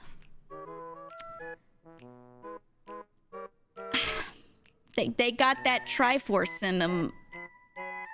I don't know. It was sort of implied that like they already had the power. They didn't have to go find it. I think they only have to go find the pieces of the Triforce when it is not within them. But in that game, like, they were just born with that power. They just had that shit in them. Got that Triforce in them. They got the app in the shakers. Yeah. You like the Triforce as a tangible item? Yeah, it's different. It's treated differently in different games, and I like it as a spiritual thing. I like what they did with Zelda in Breath of the Wild, where she was like trying to unlock her power, and she couldn't. Or the flashbacks where her like she had the sacred power, it was passed down to her, but she could not get it to work, and she was freaking the fuck out over it. So it's implied like you have this, but you can't do it because you know. You just haven't unlocked it yet. I kind of liked that. And then same thing with Link. Like, he had the power in him, but he needed the sword, and the sword needed to be powered up each time. I thought that made sense. They had... You didn't even have Ganondorf in Breath of the Wild. You just had Calamity Ganon, right? It was just the power being all evil and shit. Just being fucking evil. And it was his body, you know, in Tears of the Kingdom, you understand that he actually did physically exist under there, and this was just the manifestation of the power, like, starting to leak out. So I was like, okay, I'm cool with that. Like, I guess the Triforce, the power that he would have had, would have just been embedded in him, right? It was just all more magical and spiritual, and I thought that was fine. I don't think it needs to be a physical thing. Like, as cool as it is to in Wind Waker to grab the pieces of the Triforce and to grab little bits of metal, it's also a little weird. It's a little odd story-wise to be like, yeah, it was a hunk of metal and it was broken, go get the pieces. You know? But it was fine. It was fine, I guess. Any thoughts on Link is a Doomslayer theory? I love it. I love it. It's so topical because we just ended Doom Eternal too. We did the DLC too, so you get to see like what the Doomslayer is, right? I love that. It's the same kind of thing where like he has sacred power, Zelda has sacred power, Ganondorf has sacred power, and they're all doomed to fight each other. And it's like, you will rise again, right? Yeah, rip and tear, motherfucker. It's good. It's same green theme, green versus red. The difference is instead of getting Zelda, you get his rabbit that he's avenging. It's a vengeance story and not a heroic I must save everyone story. That's the difference, you know? And I'm cool with that. I'm cool with that. I like him as a Doomslayer. Bokoblin Slayer. Yeah, I like it. I like it. Would you say Calamity Ganon was in Breath of the Wild, which I found interesting, because it sounded like he reached some hellish peak of power after all the ages of power seeking, even in all his various defeats. Yeah, I thought it was cool because it was like a nod to Skyward Sword, where it was like, this is just Demise's energy. It's not just like always some dude. Like, it lives within some dude, but don't forget, it's some hellish energy. It's not just like a guy deciding to be mean. So I kind of liked that they did it like that in Breath of the Wild, and they were like, yeah, it's a bit more than a mean guy. Right. Yeah, and then Tears of the Kingdom, he goes God mode, and he looks like Demise, and I was like, yeah, I like this. I like them referencing like changes in people as they become more in tune with their power and stuff, right? Where they go from being some guy to being like a proper vessel for this power, which is pretty cool and pretty morbid, right? They never get to live their lives as people. They just become that thing. I guess Zelda and Link do live their lives as people because they just want peace, but also like they also kind of go God mode a little bit, you know. So it's neat. It's neat. I like that format the most. Right. Link is another guy like the angry green guy from Doom and goes on a murder spree. That's the TLDR, right? That's it. In the Link to the Past, the Triforce granted wishes. Ganondorf made a wish with an impure heart, so created the Dark World. Yeah. I think it was cool. Like, what was it? What's the real lore? The goddess Hylia created the Triforce. Is that the real lore? Is that the OG lore? Because the stuff with the goddess and the goddesses and the Triforce, that shit has been a bit nebulous in my head. I feel like they've changed that here and there. And I don't know, like Ocarina of Time, they're like, oh, the three goddesses, and each of them made a piece of the Triforce. And then I feel like I might have imagined this in a dream, but didn't like one or two games also be like Hylia something the Triforce? Didn't Ferrara and Nehru made the Triforce? That's what I originally thought. Oh, they entrusted it to her. They entrusted it to Hylia. Did she use the Triforce's power to make the people? To make the Hylians? How's she do that? I feel like that stuff has been changed around a lot, so I don't know. In Skyward Sword, they said it was just one goddess. I think they were still talking about Hylia at that point. I don't know. It gets a little weird. I think the Golden Goddess left it behind at first, but Hylia guards it. Yeah, I don't know. The goddesses really dropped the ball. I know, they made the world and fucked off. They fucked off after that. It's messed up, man. It's messed up. Where'd they go? Who would win, Freddy or Link? Link, what, are you kidding me? Link doesn't afraid of anything. And that's why he always wins. And actually, Ganon doesn't afraid of anything either, except that one sword. And that's why he always loses. You know? Link is like 1% more courageous, so he wins. And it stinks. It stinks. The three goddesses are supreme deities, and Hylia is a minor one, or it seems like it. Yeah, it feels like it. Like, she's like, they're like, nah, Hylia, you gotta stay with the earth. You can't come up to the cool realm with us. You gotta stay down here. And so she, like, made people so she had something to do. That's how the story strikes me, right? They went up there and they're like, you can't sit with us. Take this triangle and guard it. And she's like, what the fuck do I do with this triangle? And she's like, I guess I'll make some people and watch them. It's like having pets or some shit. I don't know. That's how the lore always felt to me when they do all the goddess stuff. I don't know, man. I don't know. In OG World, Triforce was in the Golden Land, which became the Dark World. It was somewhat vague what the Golden Land was. Yeah, they keep adding shit, and I'm like, what are they talking about? What are they saying? I don't know. It's like older siblings hang out and the younger sibling wants to be involved. Yes. Yeah, so oh my god, is the Triforce just them handing her like the Mad Catz controller? And it's like not even plugged in. And they're like, here, Hylia, you can have this one. And she's like, oh boy. And then she like makes some ants with it. She's like, this is my ant collection. And she keeps showing it to the goddesses, and she's like, look, this is my ant collection. And they're like, that's cool. Keep playing with your ants. You know, and they're having fun in the sacred realm. Very good. Yeah, I think I figured it out. I think I figured out the Zelda lore, actually. I think we got it. You know? I'm pretty sure that's what happened. Yeah, yeah. It's just, you know, she's got her little ant collection. She goes, hey guys, look. These ones fight. Aren't they so cool? Yeah. And they're all just like, oh, okay.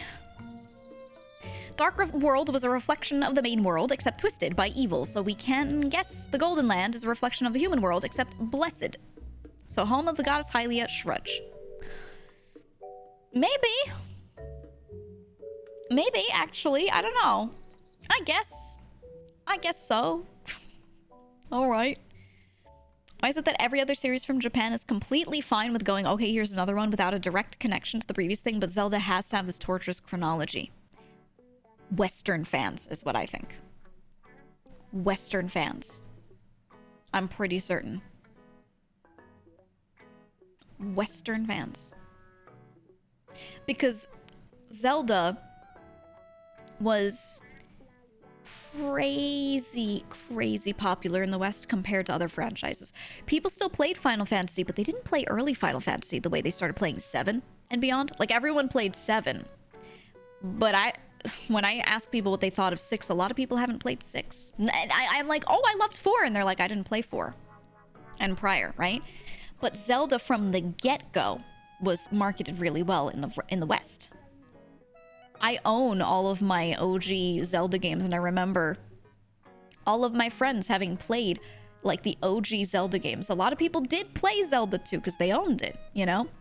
And so, like, I think it's just that Zelda from the inception was well known East and West, whereas those other JRPGs, they did sell in the West, but not the same way they did in Japan. So with Zelda, they kind of had to appease both fan bases and deal with both fan bases being strong from the get-go. You know? Didn't Zelda 1 do well in arcades? I'm pretty sure it did, and that was a big part of it doing well on consoles as well when it was on consoles. But, you know, think of how many people walk around wearing khaki shorts and that green shirt with the Zelda emblem on it. There's a lot of fucking dudes at every anime convention wearing that outfit. Now think about how many of them wear the same shorts, but a Final Fantasy shirt, and it references 6 or prior in any way. 2 guys? Yeah, Zelda tattoos versus Final Fantasy tattoos on Western dudes. Way more, way more.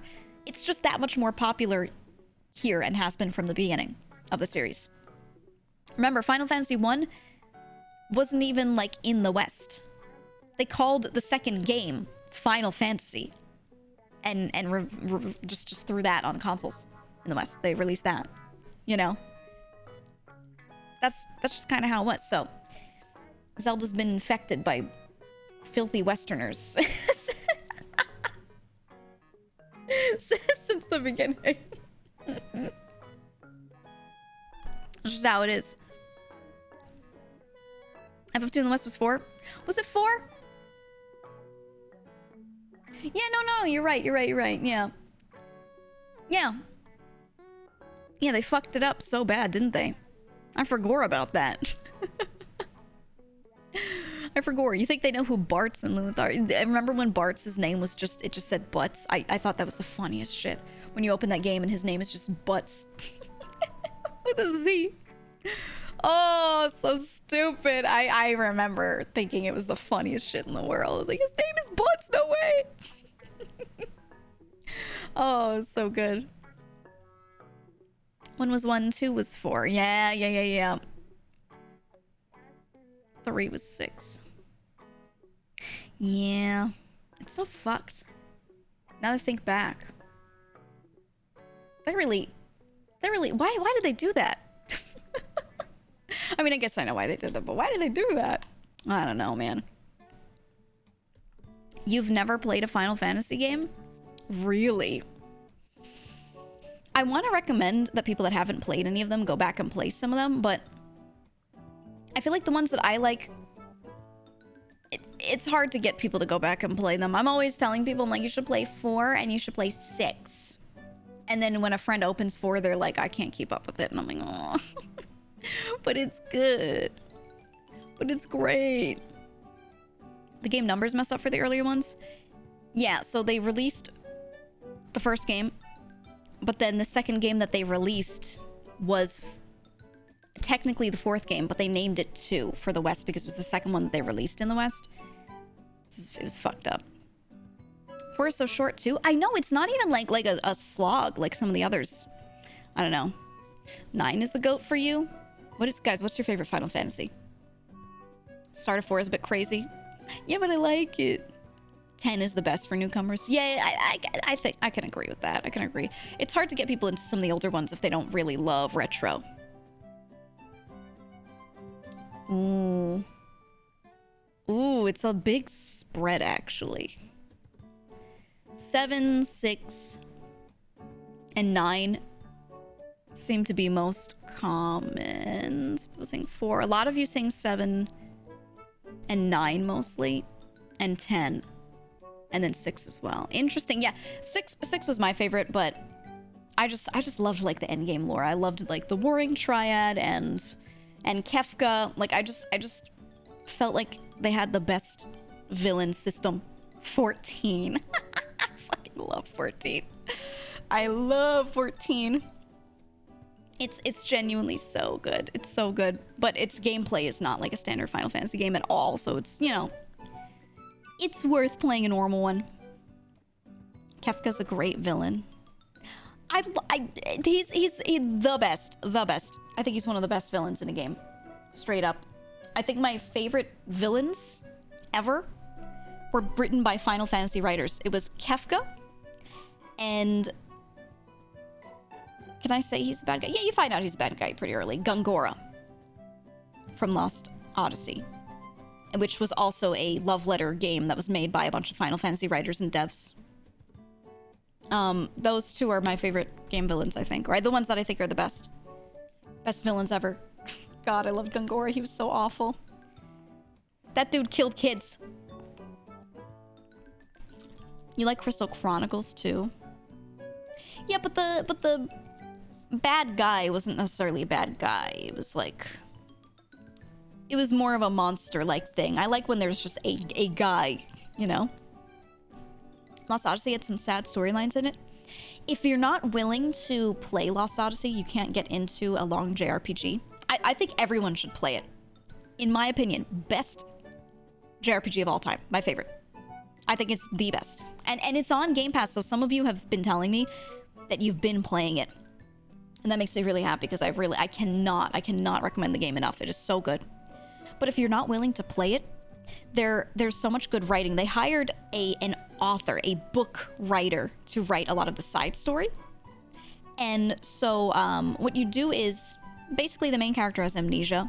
And as you're going through, you read stories that other people have written, or folktales or things that tell you about impact you've had in other people's lives that you can't remember. So you're just reading about it in like third person. They're like, there was a guy who used to visit this inn and visit this little girl at this inn, for example, right? And you read through all that. The game name was Lost Odyssey. Read through those. If you don't want to play the game and you know you never will, read through those. They're so well written, like actually so well written. Reading through all of his like lost memories. Holy shit. They are so sad, but really well done. But I just recommend you play the game and read through everything. If a port is made, I'll play it. It is on Game Pass. It is backwards compatible. Is it on Game Pass still? It is at least backwards compatible with any Xbox. So you can play it that way. It is very available.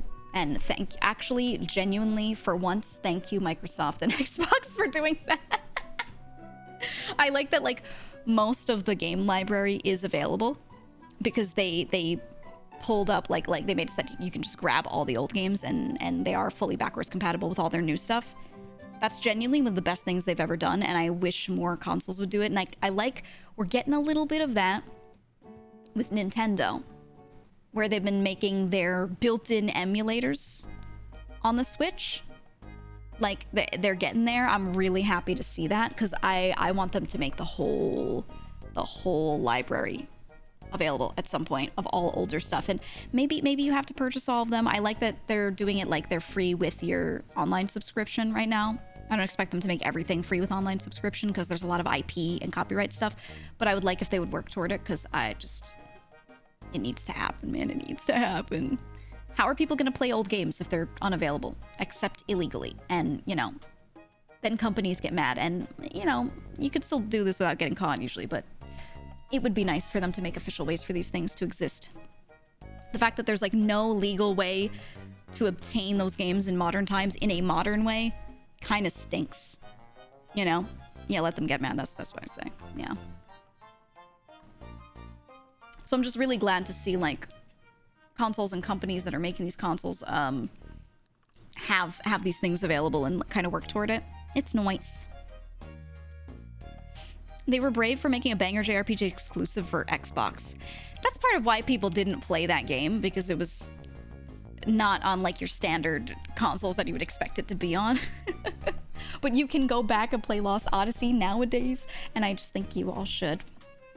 I think you all should. That's one of those games that I like. If I had all the time in the world, I would stream it on an alt channel and just go through the whole damn thing. And just make everyone who's interested watch it. It is so fucking good. So good. Xbox 360 players playing RPGs. Yeah, they put it on Xbox 360. And I was like, why? Why? It was the team that made Final Fantasy. It was a lot of the people that wanted to make JRPGs, but they specifically didn't want to make another Final Fantasy game because they felt like they had to stick to Final Fantasy story and lore and all that stuff. And look what happens with Zelda when you have to stick to like old lore and everything, right? Like you have to do certain things a certain way. So they were like, we want to make a banger JRPG and write it how we want. We want to bring in like an author, everything. We want to do a love letter to the genre, but we don't want to make another Final Fantasy for this with this team. So they went through and made their own game separate from that, and it was one of the best, and then put it on Xbox 360? I was like, fuck, man. Ugh.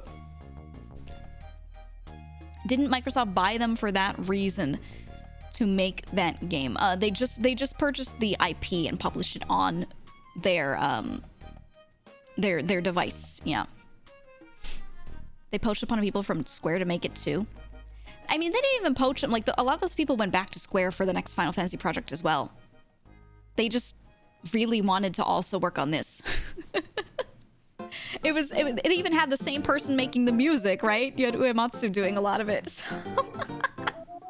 you know, it was literally like a lot of the team from Square doing this other project.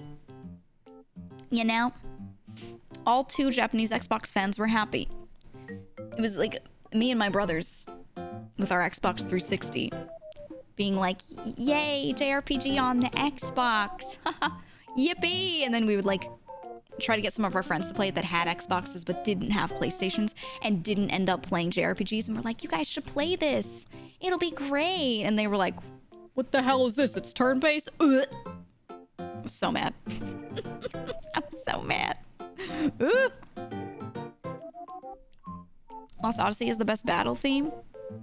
Oh, it's so good. What's a synopsis of Lost Odyssey for someone who may want to play it? How do I do this without spoiling it?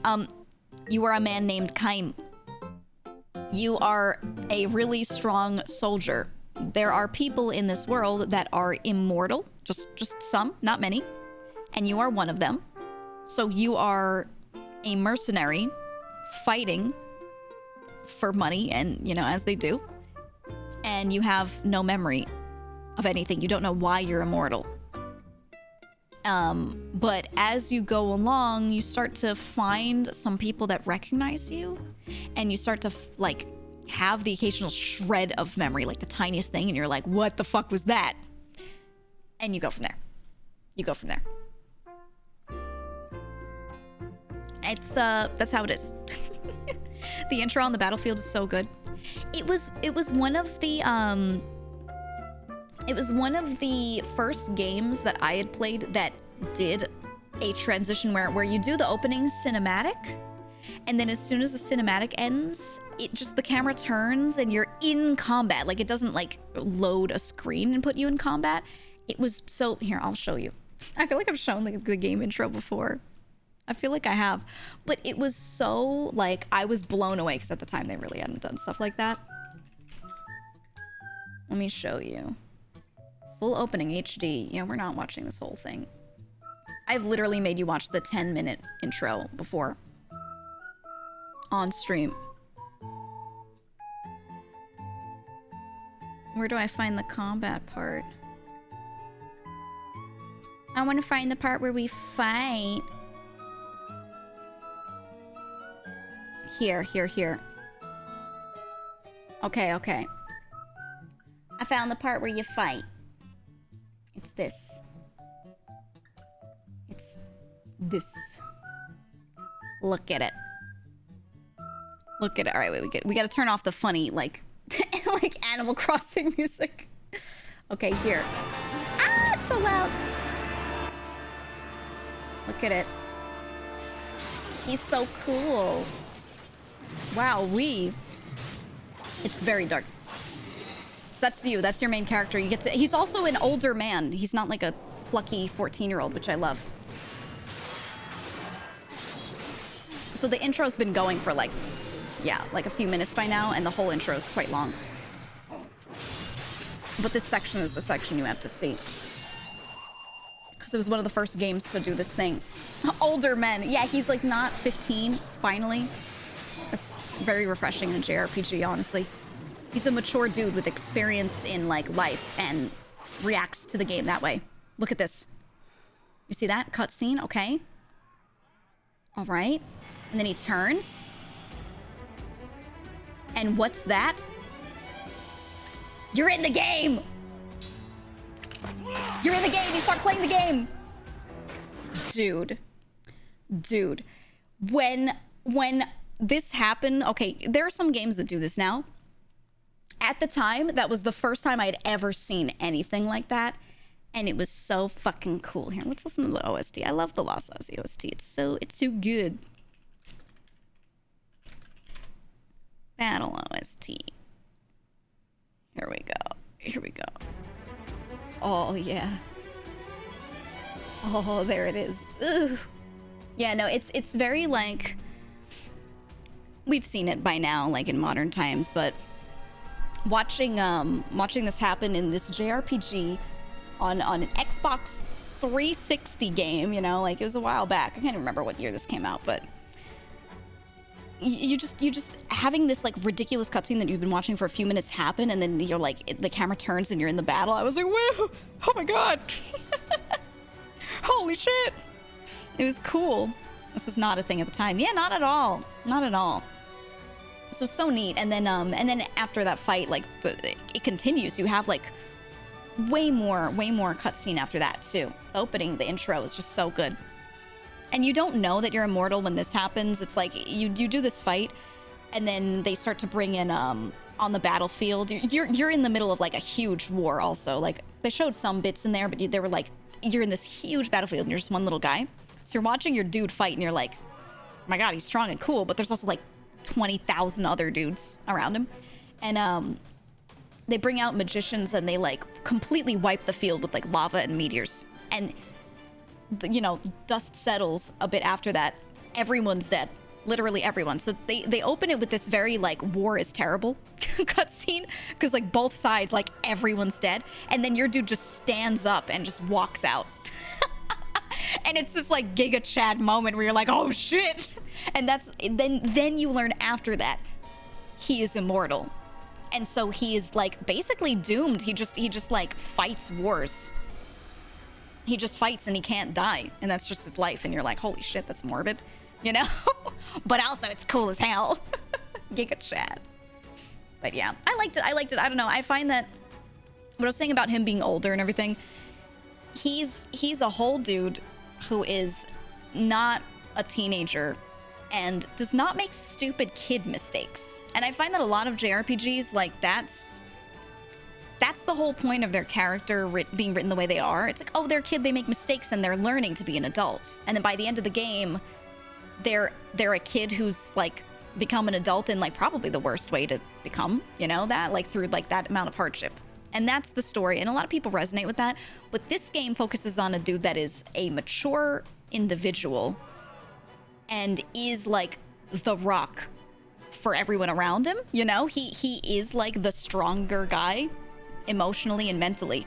And so you're sort of going through and he's reacting to things in a good way. He never reacts to stuff in the story in a way where I'm like, no, you stupid idiot, don't do that. Right? Like, he does shit right, and it's just that things are that difficult. And it's really, really refreshing to play through, because I start to get so pissed when every game you play is a fucking idiot. Like, great example, Tales of Symphonia. I hate Lloyd. My god, the main character sucks. He's a dumb kid, and he, like, never learns by the end of the game. He gets stronger, but he doesn't learn. And it pisses me off. It pisses me off. Jansen. Yeah, I love Jansen. You know of any other games where the character is mature from the jump? I would say, staying in the Tales of series, Yuri from Vesperia is a bit more... Okay, no, he's still, like, a funny guy at times, but he has a more mature attitude. So he's pretty good from that angle as well, I would say. I don't know, do you guys have good suggestions for that? FF16, Clive is old as shit relatively. Oh, true. True. I actually didn't play it, but I've been watching some friends play it. What's the FF game where the guy just punches people and talks about chaos? I like that guy. I mean, that's one way to describe him. Oh my god. Oh my god. Jack Chaos. Oh my god. So good. Yeah, no, I really, really like games where the main character is mature and is doing things right, and they're just, you know, the situation is that crazy that there's a whole video game to play. That's good. That's nice. I find I'm playing through Dragon Quest XI right now, and I find that the character is like young coming of age, but he's not being a fucking idiot, you know? Like, he's not being dumb. He's just a guy. And that's all right. And him being young isn't a problem. They're not writing him as like super immature. So I've been enjoying that. That's been cool. Looking through the OST. What else? Pork chop sandwiches. Pork chop sandwiches. What did I play? Battle theme. What was the name? Was it A Mighty Enemy Appears? Is this the boss theme? Is this the boss theme? Yes. Oh, this was my favorite track from Lost Odyssey. Does he actually say anything? The DQ11 guy? Not really. Not really, but still, even silent pro tags, the way they like react to stuff around them is a thing. And he isn't pissing me off, so that's good. You know? Auron from FF10 is mature from the get-go. Yeah. I don't know. I just think, like, I don't want to spoil the story, but Kaim in Lost Odyssey is like the ultimate man, but not because he is immortal and strong, just because he's like a mature dude. he's like just some Renaissance man, and I'm like, oh my god, look at him go, look at him go. He's not being an idiot, and he's not infallible either. He still is like reacting to some situations with emotion, you know. But yeah, he's cool. Master Chief is mature, but also like barely a character in the first games. Yeah, they lean so heavy into the silent pro tag that it's literally like he's not even reacting to stuff around him. He's just like standing in the corner while other people say shit. And they're like, "You have to do it, Chief." And he's like, "Okay." "You have to defeat them, Chief." "Okay." Go, Chief. We can count on you." "Okay." Like, that's kind of him early on. Yeah, okay, sir. All right. I feel like, yeah, they don't give him much else, honestly. Don't be an idiot. The bar to be Renaissance Ultimate Man. No. I want to tell you so much about the main character of Lost Odyssey, because he's one of my most favorite characters ever in any game. But then I'd spoil the whole damn game, and I really want to convince you to play the game. I really want you to play that game, so I don't want to tell you. It's very important, okay? If I could make you play any game, I would recommend that you play it more than I want people to play Outer Wilds. And you know I talk about the game all the time. You know I love that game. But if you were gonna play one and you said, which should I play? I'm only playing one of these and I'll never play the other. I would tell you to play Lost Odyssey. For real, okay? For real. And you know I love Outer Wilds. I would tell you to play it over Ultra Kill, actually. And you know I love Ultra Kill. We talk about it every damn day. And if you were like, I'm only gonna play one of these 3 games, and Lost Odyssey was on the list, I'd tell you to play Lost Odyssey. I just think it's that good of a game. It's that well done. I think the story is so good. I think the game is fun to play. But that's I like writing heavy stuff, you know. Man, I love the music in this game. I really do. I really do. You want to listen to the weird, the final boss theme? This doesn't spoil anything. It's gonna be real fun and cool.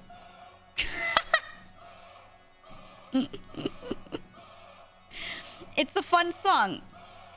It's not like this the whole time, I promise. This is the build-up. Have you played Asura's Wrath? Yeah. Yeah, do you like it? It's people making noises. Don't worry, it gets real cool in a second. I like this song because it changes meter throughout the song. It's very cool. It starts off with this intro, and then it keeps changing meter, and I enjoy that. One of my favorite JRPGs is Skies of Arcadia. Yeah, I mentioned it the other day. That's one. Oh, yeah. If you're like, what JRPGs should I play? I think my first recommendations would be this game and Skies of Arcadia. Yeah. They're peak, and then one of the Dragon Quests and Final Fantasy VI. Okay, now it actually turns into a song. The intro to the song is so weird, but it makes so much sense for like the opening cutscene of the, you know, when they're turning the camera around showing the boss. Did you see it change meter? Do you hear it? Which song is this? It's the final boss theme from Lost Odyssey. Don't watch videos of the final boss fight unless you want to be spoiled. Only listen to the OST through, you know, an image and music on it. Just don't watch the fight unless you want to be spoiled. Okay. You have a soft spot for Xenogears? Yeah, I like Xenoblade and everything. I really do. I played through 3 more recently, and that's when I started Dragon Quest, was when I finished that. And I liked it. It's just, there's nothing wrong with it. It has not beat Skies of Arcadia or Lost Odyssey for me. It just hasn't. You should hear the new boss music in 14. It's hardcore rave track. Oh, I've heard it. Yeah. Reminds me of Final Battle in Golden Sun. I miss Golden Sun. That's the one that I feel like they could remaster. And it could go so hard. That could be so good. I recommend Chrono Trigger, but only if you don't mind emulators. The Steam port is fine. Yeah, a lot of game ports have been like not it. Not it at all. I don't know. A lot of ports keep getting messed up, and I'm like, I want people to play these games. I don't want them to have a shit time, but they keep fucking them up. Or like, I was playing, I'm familiar with the GameCube version of Sonic Adventure Battle 2, right? I played the Steam port. First of all, parts of it were just fucked up. The controls were weird. The controls were not how I remembered them at all. So just physically trying to mechanically do stuff felt so odd, and I was like, I don't like this. I don't like this. I need the GameCube version. I feel like, you know, yeah, it was just janky. And it crashed a lot. It crashed a lot for me. When I streamed it was okay, but I've gone back and played more of it, and it just, man, ugh. Really liked Golden Sun. Don't think the third one did that well. No, it didn't. It didn't. The second game was okay. It was okay. The third one kind of, I didn't like it. What was wrong with the Chrono Trigger Steam port? I don't know. I've heard people say that they didn't love it, but I didn't try playing it. Okay, we're in the part of the song where the guy just sits there and raps quietly, and we're gonna back out of that. My brain thinks about it while he's doing it. Dude's popping off. Absolutely popping off. But yeah, play Lost Odyssey. So good. Breath of Fire. I liked 2. I liked Breath of Fire 2. I liked it. I thought that Golden Sun didn't need a second game, but they kind of had to because of story reasons. Like, if you played the first game, you got to the end of the first game, you can understand kind of like why they really had to make a second one to make it make sense, or to continue some stuff that they just left off. But it wasn't as good as the first one, and they really didn't need that third one. It didn't need to happen. No way. I loved Legend of Dragoon as a kid, but watched a playthrough of it as an adult, and the story's so bad. You know what game? Okay. What game do you have the worst, like, nostalgia vision for? Which game looks so good and sounds so good and is so fun in your head, but then actually experiencing it again is, like, not it? What's the worst with that dichotomy? For me, it's this game, Crystalis. Holy shit. Drakengard 1, Custom Robo. I tried to replay Custom Robo. Love the gameplay. Holy fuck, the story would it fucking drag. Oh my god, so many words. A while back, I kind of wanted to play it on stream, and I asked my brother, I said, can you go back and play a bit of it? And he was like, do not stream it. Do not stream it. It is so wordy, and it's just all this dialogue reading, and you're gonna hate streaming it. And I was like, okay, thank you. So after he said that and I did not stream it, I went and played a little bit of it off stream, and I was like, fuck, I hate this. Like, I love this game, but I can't do this. I can't do it. Crystal Chronicles. See, I still love Crystal Chronicles. It was just the remake I didn't like. I didn't like how they did it. Mario Sunshine. I still love Sunshine. I still love it, but I think that's because I've replayed it multiple times since. Any Pokemon game. Really? I still like old Pokemon. I replayed some of Crystal on stream a while back, and I don't know, it was solid for me. It was solid. Apex. Apex. Oh my god. Doom 3?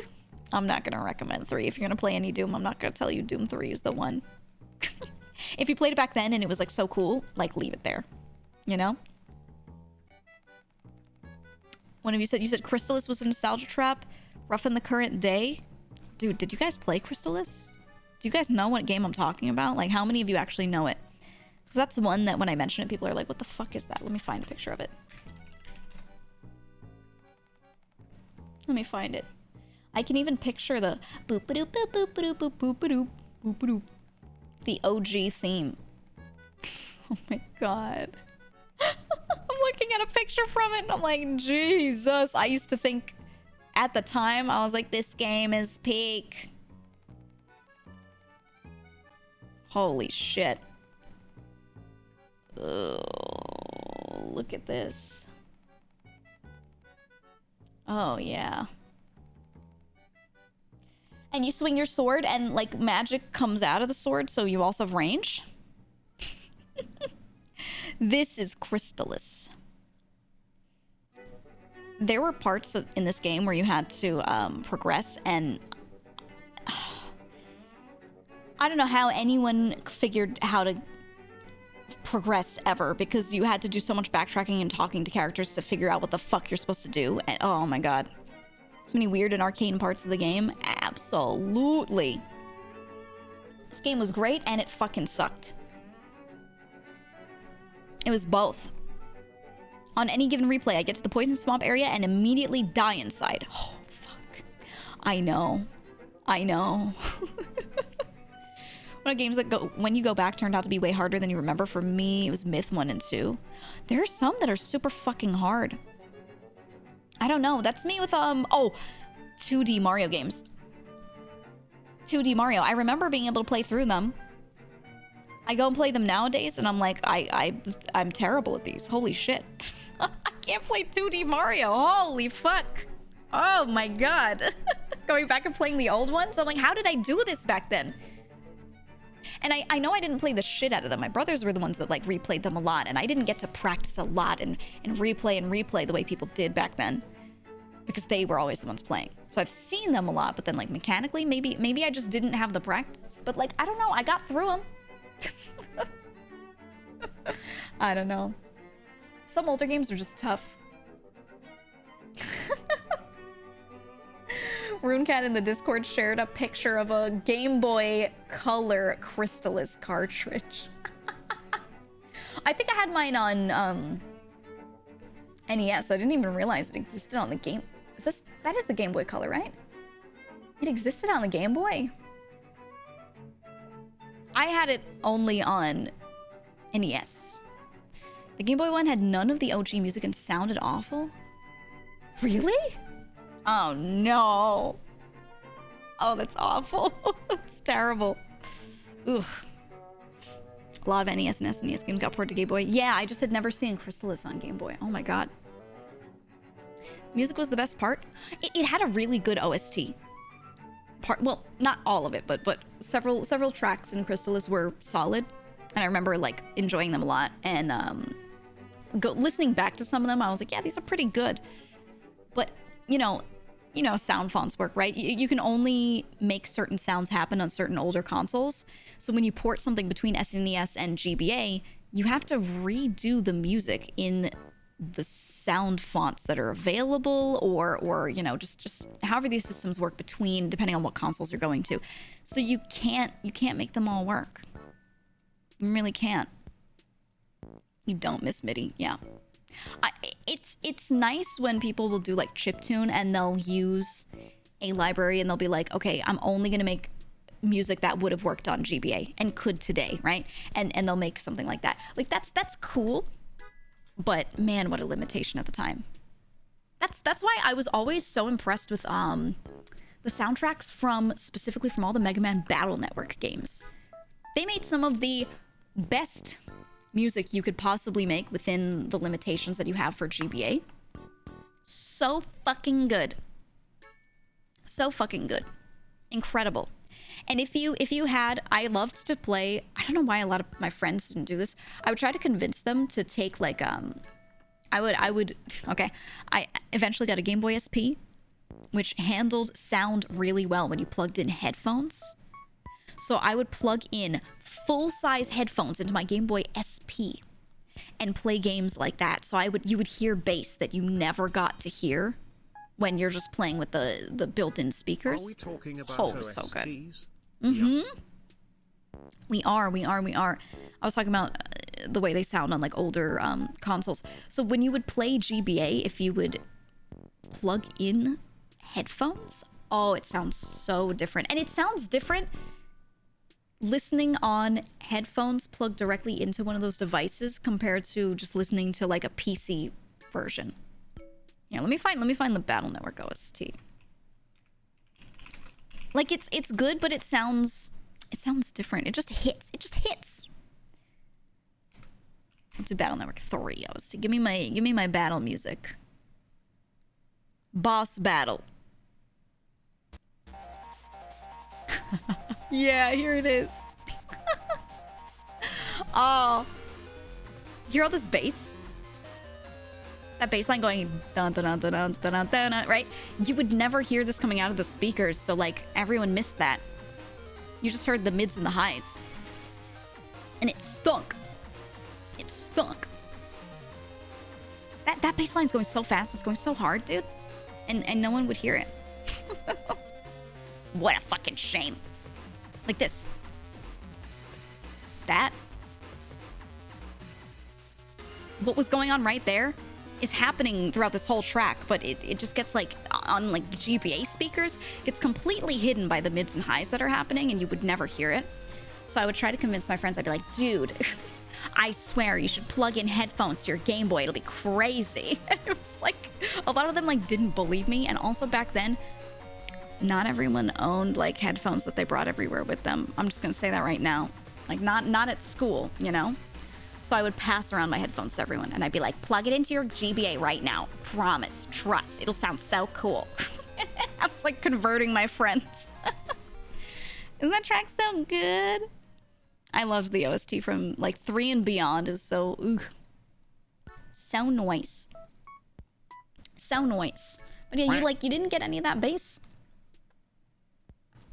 Not at all.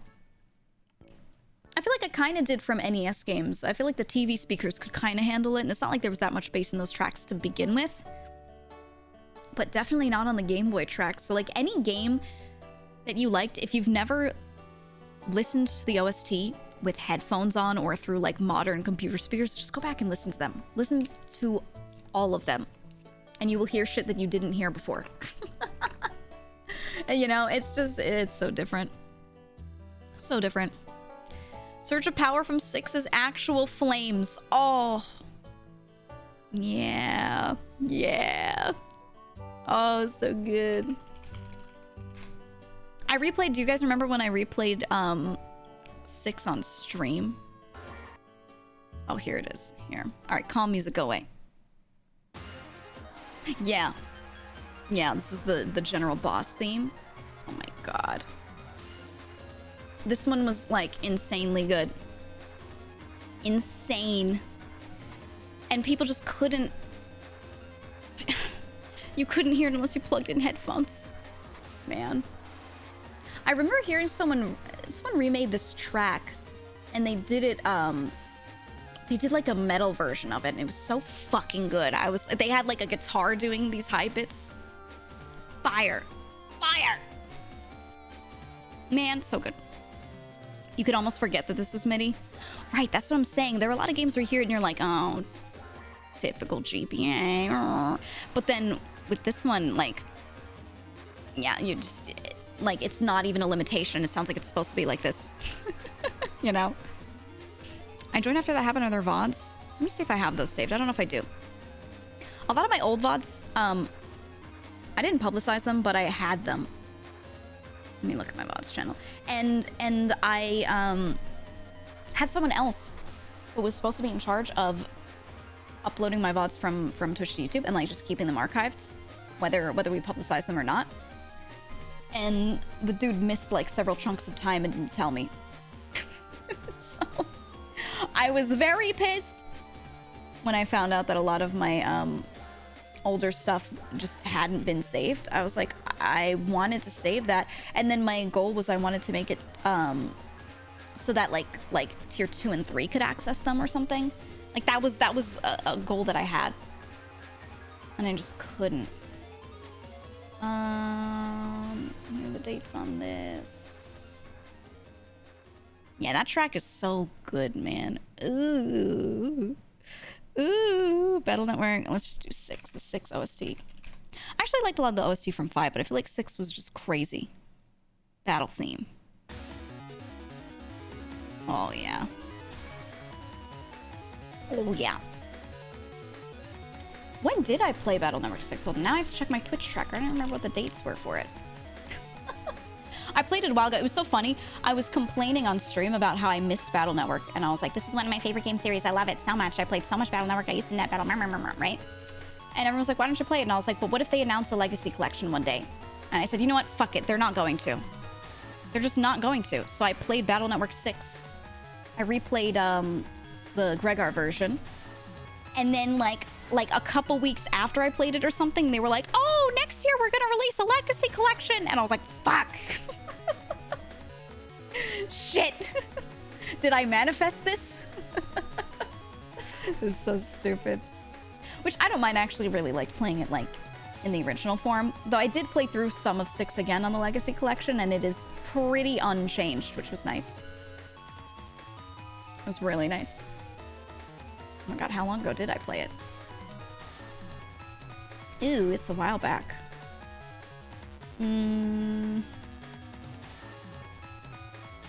Well before this. It's before I did Metroid Prime and all that. Oof. Isn't that track so good? I kind of want to replay 5. That's one that I haven't I've done it all. The final battle theme. Ooh.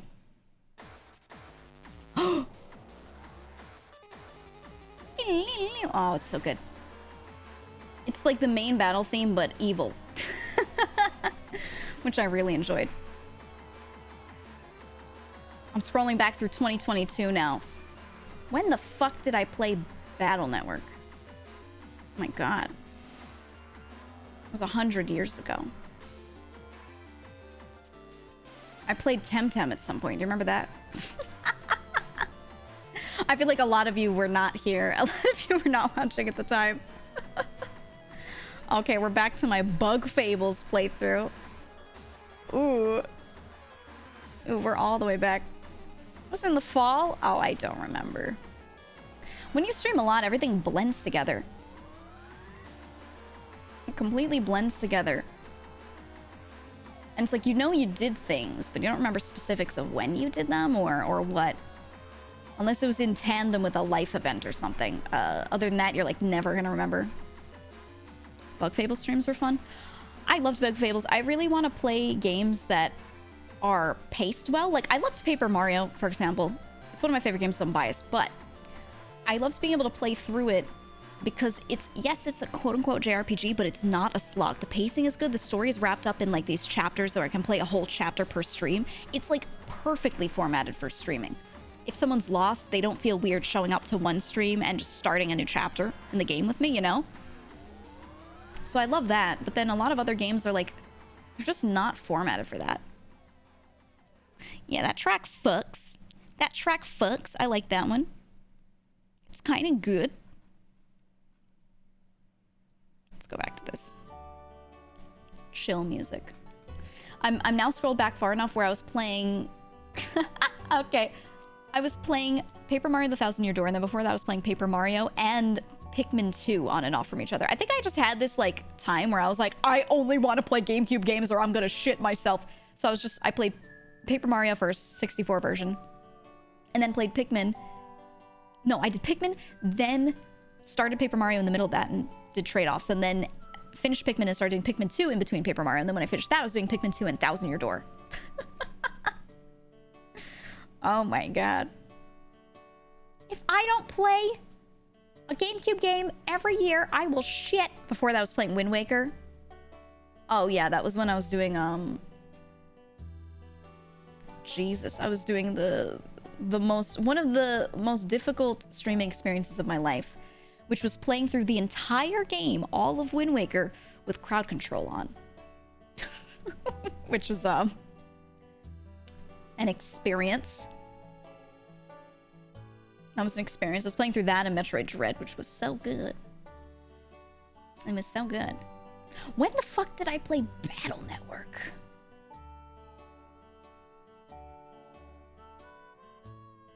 I feel like I've skipped over it.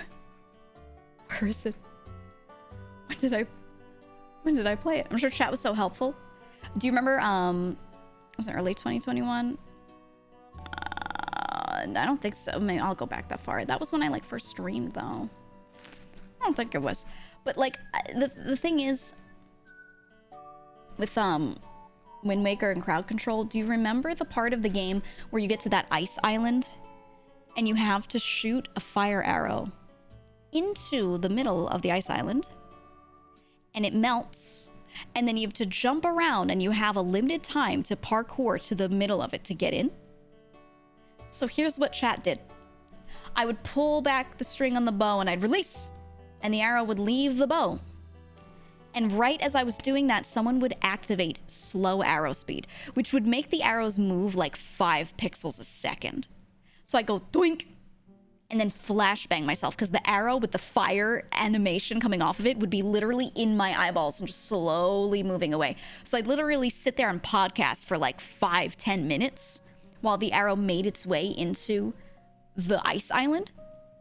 And then it would hit and I would get the cutscene and it'd be like, and it'd show all the ice melting down. And I'd be like, oh, fuck yeah, let's go. And I'd start running and I'd jump, and it's this parkour puzzle, but it's also icy and slippery, you know? So I'm like running around, slipping and trying to get across these little ice flows to the center. And as I'm doing this, people start hitting the jump button. They start paying coins to be like, make her jump, make her jump, make her jump. I spent, I think, 2 hours of that stream trying to do the ice island, and I was like, you motherfuckers, I'm gonna do it. And people were like, just turn the arrow speed thing off, and I was like, no, I am going to do it. It was so fucked up. It was so messed up, man. Fuck you guys. Fuck all of you. I'm gonna search through my titles. GEEGA Network 6. Oh, I was playing it October 2021 through November. Okay. Okay. I think that was like right when I think I got partnered that October. Is that when I got partnered? I think I was in the middle of playing Wind Waker and Metroid Dread when I got partnered. I was like, oh, fuck. Oh, yeah, here it is. GEEGA Network 6. Oh, yeah, I don't think I would have these VODs. I don't have any of the really old ones, like from my first year, really. I don't think I have any of those. Oh, it's because I was playing in the retro category. I wasn't playing it in the game category. That's why. Yeah, oh my god. I probably don't. Okay. Okay, now that I know the dates for it, now let me search through the drive where I have some VODs. And let me see. Because I thought about that. I thought about making some of the really old VODs available for like tier 2 and 3 subs if they wanted. I have the Wind Waker playthrough. What, is this the whole thing? I have 6 VODs from it. This might not be the whole game. I have 6 VODs from that. I have some Pikmin. I have 3 Metroid Dread streams. I think that might have been the whole game. I have 3 of the Mega Man Battle Network 6 playthrough. I have part 5, 6, and 7, but I don't have the rest of it. I actually do have some of it. Oh, I don't know the whole thing though. I think this is one of the chunks of time where I didn't have the early stuff archived. They do exist and I do have them. I do indeed. Interesting. I wish I had the whole thing. Yeah. I was doing that. A lot of my old VODs, I was thinking about it and I was like, I'd love to take like a couple of game playthroughs and make them available to the higher tier subs, like make it a Discord thing. But then when I look back, a lot of them are missing chunks of it. I'm like, would people want it if they can't even watch the whole thing? Do they even want that shit? I don't know. I don't know, but I do have someone working on the VODs channel now who's doing like the newer stuff, which is nice. I think that's very nice. And the new stuff that I do have is caught up to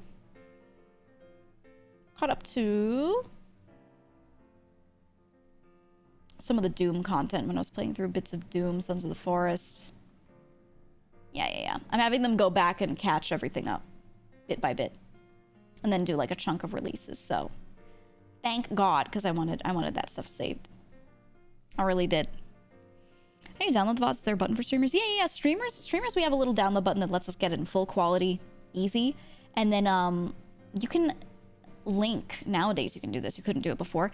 You can just link a YouTube channel to your Twitch channel and then press a button that just exports it there, which is nice. But if you want to edit it, this is something I found out recently about YouTube that I kind of hate for VODs. You cannot use the YouTube editor to trim videos or do any editing on them if they're longer than 6 hours. You can't do that. It has to be shorter than that.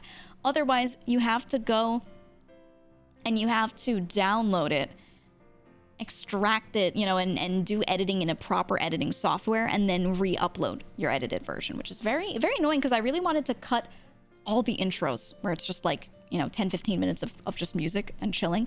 I wanted to cut all of those, maybe even some of them, like the chatting, until I start talking about something rather than just being like, hi, you know, or whatever.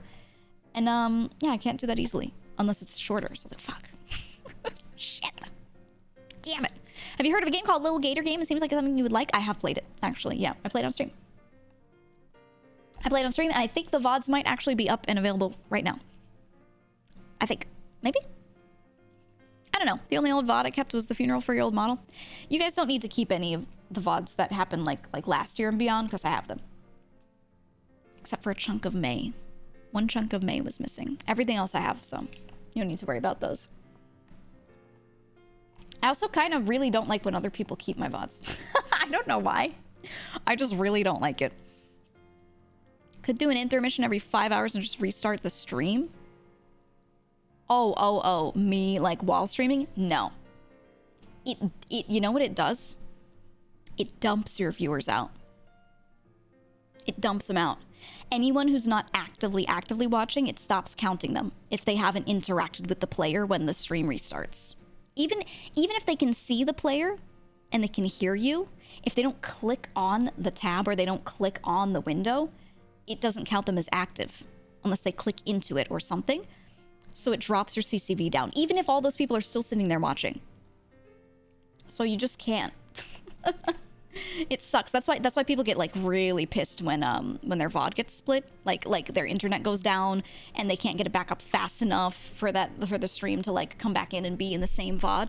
When it starts that new timer, you see it start at 0 seconds again, it splits it. And like I said, even if those people are there, if they don't click on the player, it doesn't count them as like a viewer, so it just drops it down. And people don't realize. They don't realize if they've clicked back in or not. You know, they don't like know that. It sucks. It stinks poop. So, you know, death knell for the viewer number. Yeah. And like no one wants to care about viewer numbers, but the thing is that when you get sponsorships, they calculate the offer that they give you monetarily off of your average CCV. So it directly affects how much money you make. You know, no matter what, like your sub count could be the same or whatever, and that's cool. That's why subs are nice, because then it's like if you have low days or high days, at least you know you can eat the same amount of food you want to eat, you know, like pay your rent and stuff. Subs are a wonderful like thing for that. But if you take sponsorships and stuff, it's directly affected by CCV. So things that you can control, like not splitting your VOD or like things like that, like you want to keep that all intact so you don't you know, you don't like purposefully lower it. You know, more viewers you have, the more people see the product, right? Because ads and things and sponsorships are always calculated off of the number of impressions you're giving them. So that's why they pay directly for like literally that number and calculate off of it. So yeah, it's just like scary. It's scary to let that number drop when there's something you could have done. If there's nothing you can do, if it's just a slow day, like no use worrying about it. It doesn't matter. Like you just stream and have a good time. But if it's something like that you could very purposefully fix, like you know, then it feels really bad to just like let it happen, because you're like, fuck, I'm legitimately making myself lose X dollars for this, you know? So it stinks. Big Glumpy Love, thank you for gifting a sub. Appreciate it. That's why Mike Mall did a few times. Yeah, because especially like people that only stream games and have been streaming for a really long time, and like they know they always have a certain number of subs, and like the sponsorships are what give them that extra save. And you know, like it really sucks when something like the VOD split happens or something and it like dumps half of the people out even though they're still watching. It just, you know, it just stinks. Coffee Poo Poo, thank you for the 5 gifted. Why is your name Coffee Poo Poo? I mean, I get it, but you know. Bit related, but have you been keeping up on the Discord on embedding? Not really. I mean, look, is there new discourse? I don't know. When something looks like discourse, I usually just mute it on Twitter. All I remember is when people were mad about Fextra Life embedding or something, and they were like, it's shit, and I was like, oh, okay, embedders can eat a fat one. It's that? Oh, is it that? Is that discourse actually, or is that just people being like, this sucks? Are people arguing about it? I don't know. I don't pay attention to this stuff. I genuinely like. I have a Starbucks gold card that has coffee poo poo printed on it. All right, I'm now stealing your identity. Oh yeah. Yeah. Twitch said you can't do that a little bit ago. Yeah, there's a way you can and can't embed. There are guidelines for it, right? Like in what's okay and what isn't. And I believe it's like, if it's the TLDR is if it is if it's obvious to a person when they're on a web page that they are watching your stream and that they are a viewer, then it's cool. But right, if you embed like a pixel and you have the sound off and they literally don't know that they're counting as viewer, then it's not okay. Then it's like unknowingly using people to like boost that number. Then that's weird. I believe that's the guideline now. But I don't know the specifics because I don't do that.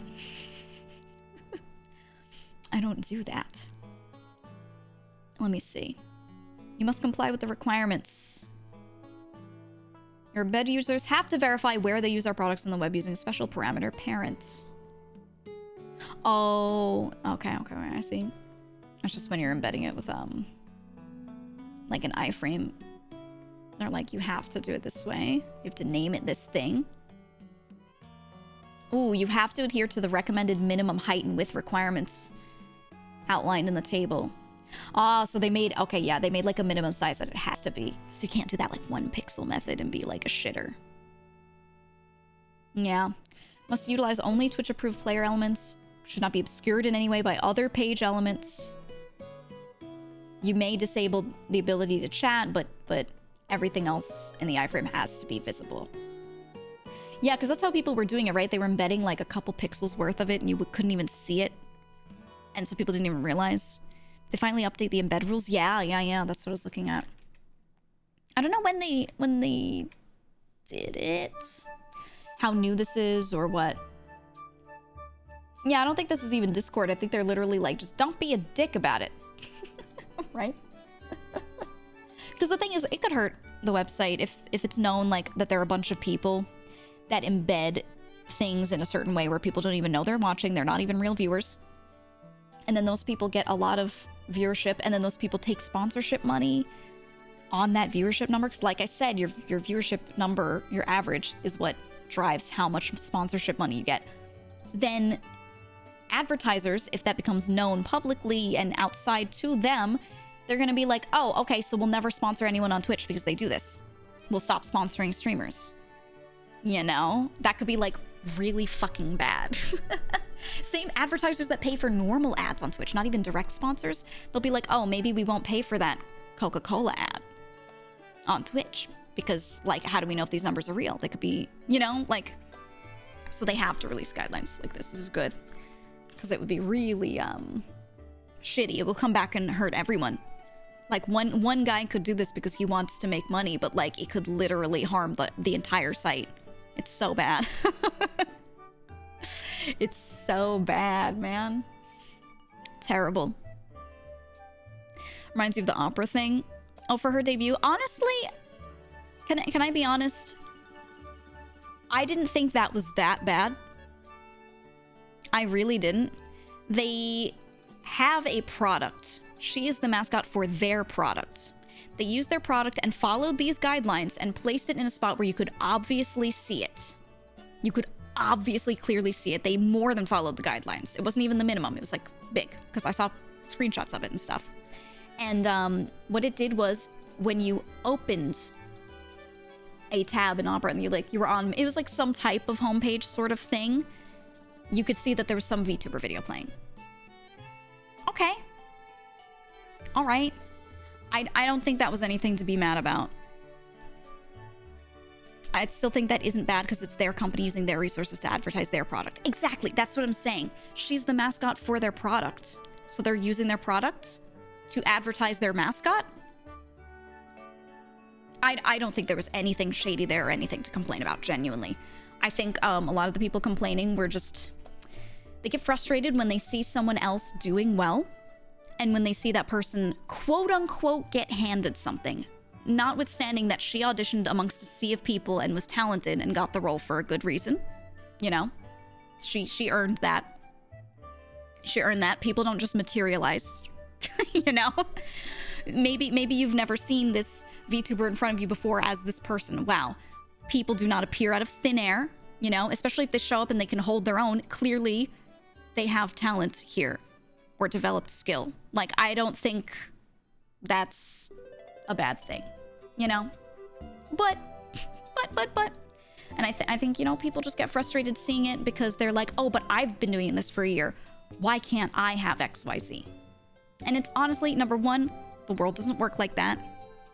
There is not an opportunity of the same magnitude for every single person. If it were the case, that would be nice, but it's not. And then number two, she worked for it. She was also working for years too. And she auditioned and she got it. Yay. You know, like I really don't see any problem. I think the Arbor thing was fine. From what I read about it, it seemed all right. I don't think the company's betting the company on VTubing. Yeah, yeah, exactly. They were just like, oh, it'd be fun to have a mascot. Let's try and help her debut out. Let's put our resources into this because we're a company who's built up our resources. And that's like, fine. You know? Do people get mad at corpo VTubers that just like appear and be like, oh, they had all these people show up to their debut and I'm mad about it. Like, yep, yeah, some do. And I'm like, these people auditioned and they got the role because they were talented and they have developed these skills and honed them no matter where or how they did it for a really long time. And they were picked out of a sea of people to join, and I am happy for them. You know? There's no reason to get mad at it. And then people will be like, oh, they just got handed this, you know, got handed a model, and they got handed a fan base. And I'm like, okay. They can get handed things right at the beginning. That's not gonna make people stay. If you're not talented and you're not interesting and your streams suck, people aren't gonna stay. Okay? So it still doesn't like make sense. The argument there is just, you know, yes, they get handed eyes on them, but they don't get handed like that every stream. Hey guys, you have to watch them. No, you know, it just doesn't happen like that. So stay. So I don't know, like I'm just personally, I'm chill and I'm happy for like everyone that's doing well. That it's just how it is. Because otherwise you could do what I did and you could like do the indie grind for like years and, you know, through a mixture of skill and luck, like do well. But I had to work full time through like all of it. Almost all of it. You know, and that sucks and I don't really wish that on other people. And I don't think that's very possible for a lot of people, depending on what kind of job they do. It sucks. I don't want other people to do that. So I'm happy when I see someone like talented just get picked up and show up somewhere. I think that's a really good thing for them, you know? I don't think people realize how much work precedes success. Yeah, that's the other thing. People have like 2 bits of information on somebody and they think that they know like 80% of everything about that person. And I'm like, these people have done so much. Like me, I wasn't a content creator before I started VTubing. I wasn't. But from my first stream, I started growing after my first month. Where my first month I did nothing but like collabs. I was just hanging out with friends, didn't care. And then my like second month, like March into like April especially, I started streaming in that February. I was like, you know what? I'm gonna start solo streaming instead of just collabing with friends, and I'm gonna like really try. And I started growing. As soon as I started trying, I started growing. Part of it is because I have so much experience in talking to people from my real life. Chatting and entertaining people. Do you know how many years I've spent sitting around and just talking to family members that other people aren't talking to? And just holding conversations. I'm not going to talk about all the jobs that I had before this, but a lot of them involved being personable. I had to be personable in these jobs. And I've done that for years and years and years, you know? So most creators that did all right, it's because they had some sort of skill built up over time beyond just like developing it on stream, you know? Most people do not just show up and stream and then like just do well by putting a year in. They probably had other skills that they built up for a long time elsewhere, and then it like happened to work well with streaming, you know? Well spoken. I mean, I worked in the business world for a really long time. I even tried to tone it down on stream so I don't sound too like clinical, you know? A bit too corpa. I say dude a lot now, which I did not used to do as much, etc., etc. But, you know, yeah, I had to spend years pitching things to people and making them sound great. Right? Like, of course that's gonna kind of transfer over to streaming. So, you know, this stuff's not easy, and it is skills that are built up. And some people built them up in their daily lives already, which is why they can kind of just start streaming and do a little better. And then some people didn't really have that experience yet, so they have to do it on stream, and it's going to take longer. Are you a mathematician, though? Yeah, I was a math goblin. And then I had to explain to people who did not know anything about math why the math checked out. Do you know? Do you understand how hard it is to just develop that socially? That ability to, like, take something that no one wants to hear about and make them listen for 5 minutes? Holy fuck. It's terrible. And that's why I developed a good amount of talking skill. You know?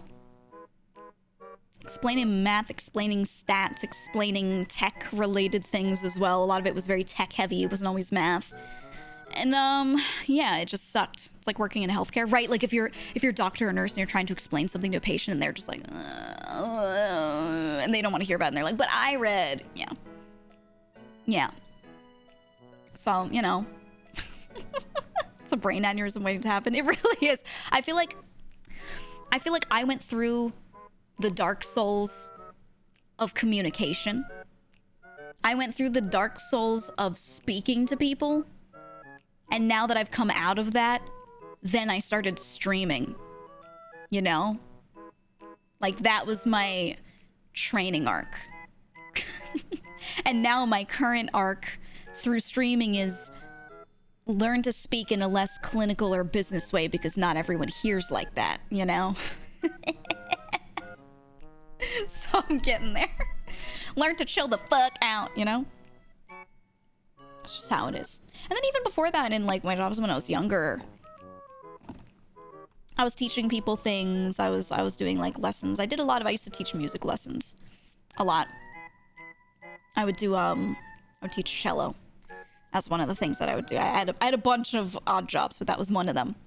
And, you know, trying to get like a middle schooler to care. Their mom just sent them to you and you're trying to get them to care about fucking anything related to music. And they're like, and they're like half leaned back in the chair and they're like, I don't want it. And you're like, this is a Gieg, okay? And the thing that makes a Gieg different from the other movements, and they're like, you know? But that's also like the demon souls of chatting. It's fucked up. It's fucked up. But when you go through that shit for years and then like the other work stuff I was saying later, you know, when you start streaming, you're like, oh, you know, I guess I can just sit here and talk. There's a surprising amount of crossover between streaming and teaching. Yeah, so many VTubers are or have been teachers or tutors or something in some sort of way, or taught lessons in a thing, or, you know, a lot of them, when they've talked about that, it's very interesting to see how many people, I guess, have an affinity for it. It's like they enjoy public speaking. They enjoy it in a way where there is some feedback, right? We can talk to our chat, we can talk to our students or our classes. I think that's kind of, it's a similar format, but you're not necessarily teaching so much as you're just talking about stuff, right? Like, I like to talk about stuff, and we like sitting here and just sharing info. It's nice. It's nice. Imagine if one of your students is a fan now. I don't want to imagine that. No, thank you. No, thanks. Ew. Yikes. They probably make more money now than when they were teachers. Oh, definitely. Definitely. Teacher pay is shit. Shit. Absolute garbage. And streamers don't even, like, make that much unless they're in the top teeny percent. You know, they just make enough to, like, live and make it work. And it totally depends on a multitude of factors. But, like, it's better than teaching. It's better than going through that, you know? But is it, though? Because teaching lasts for a long time. You could teach and then you can get a pretty fat pension, depending on where you are. So it's a trade-off, because content is not quite so long-lived for most people, you know? I don't know how to say it in a non-judgmental way, but you can always tell when a streamer has real-world work experience. I think that's true for anyone, not just streamers, but yeah, also streamers. You can tell. You can smell it on them, you know? And that's why I get along more quickly with certain streamer friends. I notice, like, I click with some people a little faster, and usually them having had, like, quote unquote real world experience makes us like connect to each other a bit quicker than others, for sure. And it doesn't have to be like anything crazy, but just like they didn't do that, got out of high school and immediately started streaming thing, you know? And some people did it in tandem. Some people immediately started streaming, but they also went to college and did the whole thing, or they got a normal job and they did that at the same time. Like, you could just feel it. You could feel it.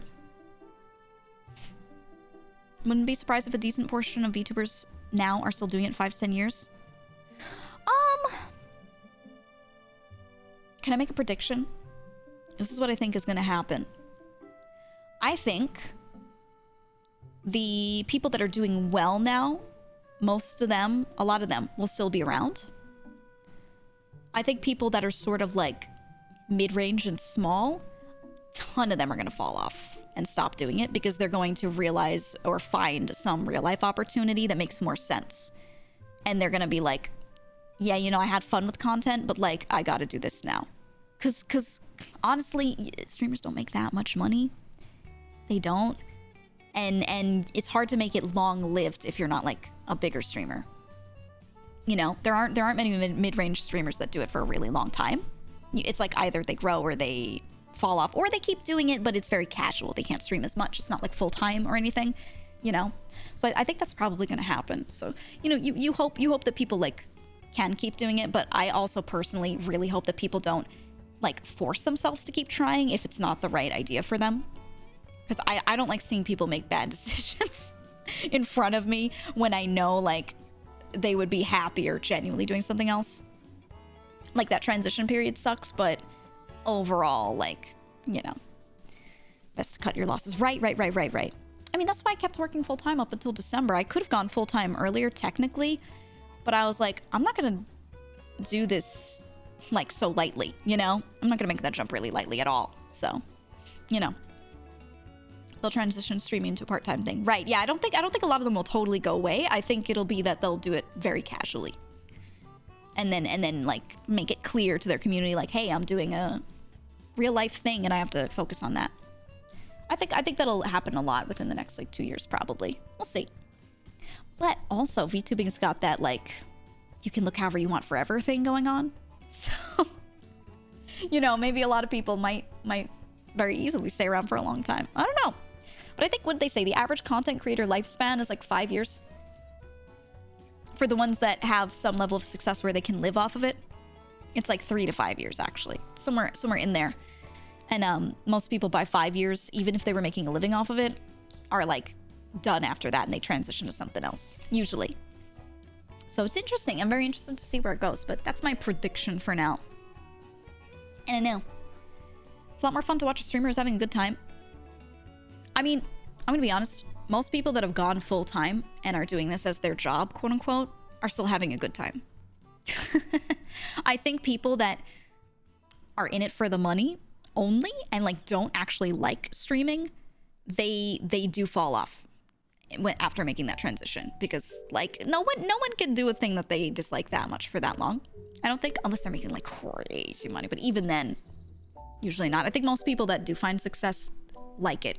I think it's like it's really hard. It's really hard to put the amount of time and effort into this that you need to grow, and then keep doing that if you don't like it.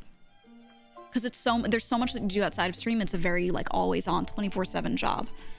And yeah, I just think like there are people that have the impression that some big streamers like hate streaming or whatever, or they're like, oh, I think this person's just in it for the money, and they don't actually like content. I don't think that's the case. I think the vast majority do really like it, even if they get frustrated with it sometimes. No one 100% loves their job, but I don't think you can do this for a prolonged time unless you actually like it. like it's torturous. It is not just difficult, it's torturous to do it if you don't like it. You know? So I don't know. That's my take, at least. NL will never retire. He will just take increasingly frequent and long vacations. Yeah. Honestly, when they had Luna, I was like, oh no, is this it? And then they just kept going strong through it. And I was like, oh, okay. All right. You know, things happen. You can keep doing it. That's pretty good.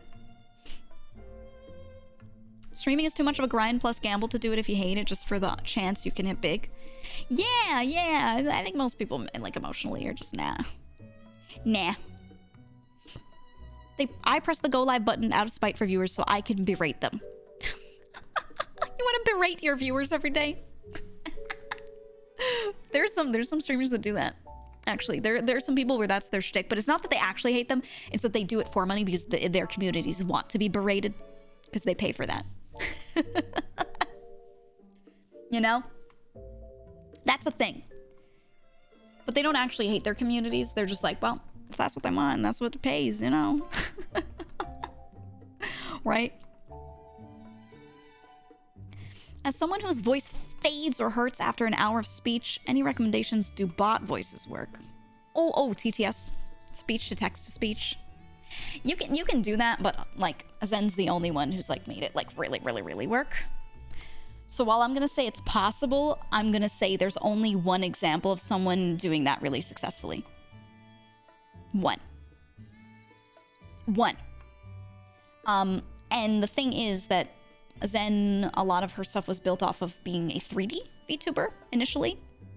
And her physicality was very good. Her physical humor was good. So even though she was using, you know, TTS, the way she was moving was very funny. Her physical reactions to things were hilarious. Yeah, she had a notepad above her head, so she was still typing and communicating constantly. So that's a huge part. That's bigger than the TTS itself for her, right? In her growth, at least. And now that people are more used to her and her TTS stuff has gotten better, she can stream 2D and it's like fine, you know? She doesn't need to like be doing triple backflips on stream for people to pay attention. but that's because she's that good. So yes, it's possible, but I think I think what Zen's done is like really fucking difficult, and I actually think most people could not genuinely do that. Like really, they couldn't.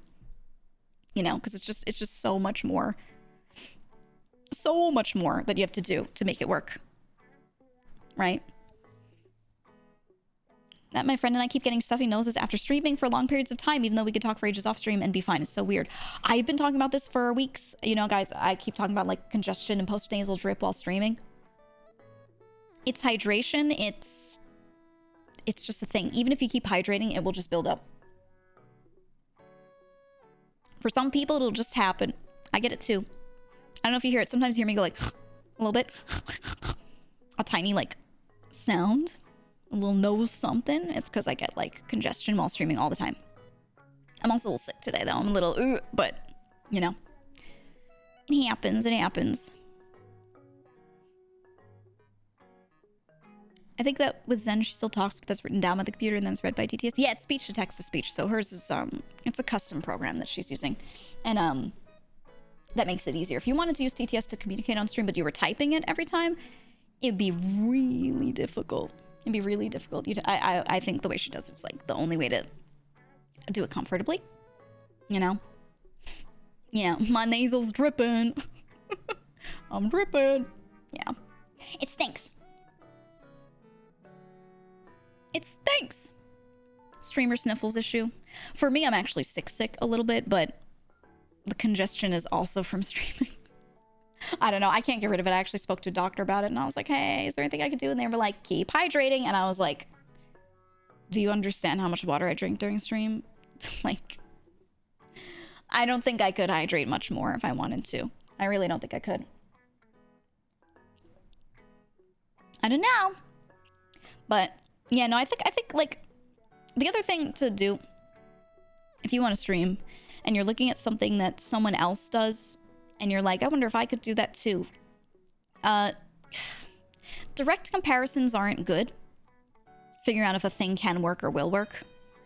Because a lot of people, the reason why they are good is like a million small reasons wrapped up into one. So for Zen, the TTS, I would say, is a thing that she's working against. It's not why she's popular or known. It's because of everything else about her, right? And there are a lot of people that have that. You'll see a thing and you'll be like, oh, they do this, which means it's fine for me to do. It might be a huge debuff for you unless you're like that much better in all the other categories, right? So just realize that and try not to do like one-to-one comparisons between you and someone else. Or look at someone and be like, this is what works. Dragon, thank you for the sub. I will also say a ton of VTubers that have been around for a long time had an easier time growing when they were small because there weren't that many VTubers to watch. There wasn't much competition, right?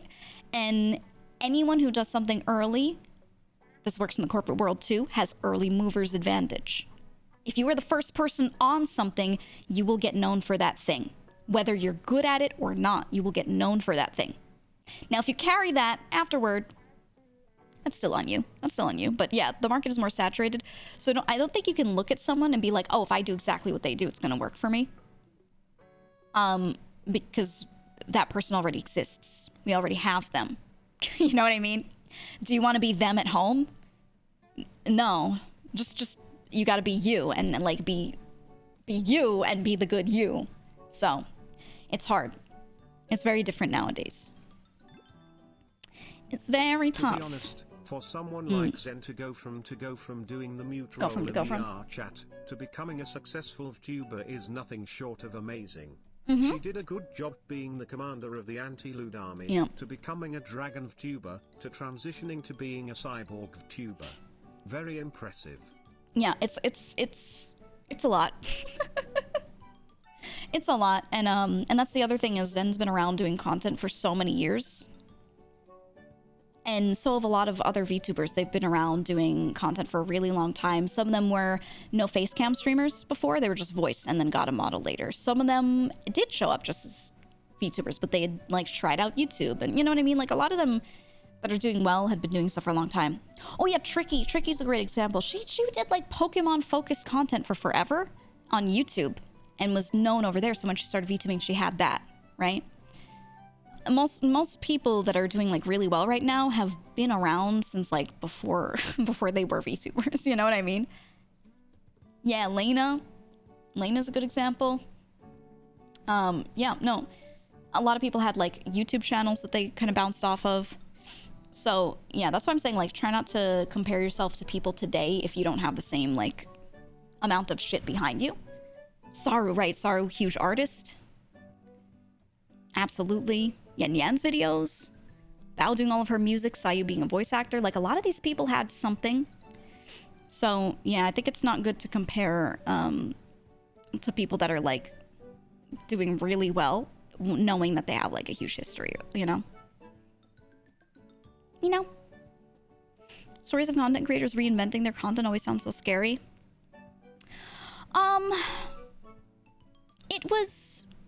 It's things like that are scary to do. They are, but they're usually for the better, and I think people should be allowed to change. People should be allowed to try different things. I mean, when you consume content, let's say someone makes a 10-minute YouTube video every week, and they do it for a year, and you've consumed, you know, what is it, 52 weeks? That many minutes times 10, right? You've consumed that many minutes, 520, of their content. And so when they change it, you feel like not that much time has been spent on that thing. So you're like, why are they changing it? That person spent hours scripting, hours recording and re-recording, thinking about this stuff, hours on Twitter, doing the same thing for so long. It's hours for every minute that you see. And so it's really nice. Yeah, after a year, people want to change shit. You know? And I think it's nice for them to be able to. Same thing with VTubers in their models, in their outfits. When people like see them change outfits or change models and they're like, why are you changing? The other one was good. It's like, I'm looking at the same thing every day. Every time I make a video, I look at it and I look at the same in it. And I spend all these hours with this thing. It's a lot more hours for that person than it is for you. Even if you watch every minute of their content, they still spend more time with it than you do. So yeah, people want to change things up because like, you get to wear a new shirt every day. I hope you do, at least. God, I hope you do.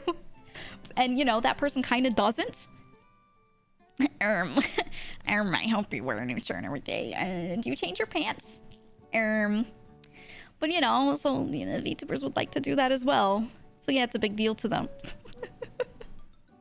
You know, be Asmin and do the same shirt. 3-pack white t-shirt, Fruit of the Loom every damn day. But yeah, you know, when you stream a lot and you like stare at the same thing, you crave change. And it's also your whole brand. Like just putting on a new outfit doesn't always let you change other things too. Like Zen doing Dragon Zen, then doing Cyber Zen. When she was Dragon Zen, she was like punk rock. Like this is the vibe. Her backgrounds were like punk rock. The way artists would draw her, they would do a lot of poses and facial expressions that they feel like fit the vibe, and they wouldn't vary it very much, right? It's like everything around you also feels within that brand in a way. So it's nice to just change shit sometimes because you get real tired of it. And it doesn't mean you don't like it. It's just like, it's like a funny joke getting old. You're like, Jesus Christ, this joke was funny, but how many times are you gonna say D's nuts? Can we get a new joke? Maybe we can go back to it later after, you know, we've been off of D's nuts for a while, but you know, D's nuts has to stop happening every 3 seconds, right?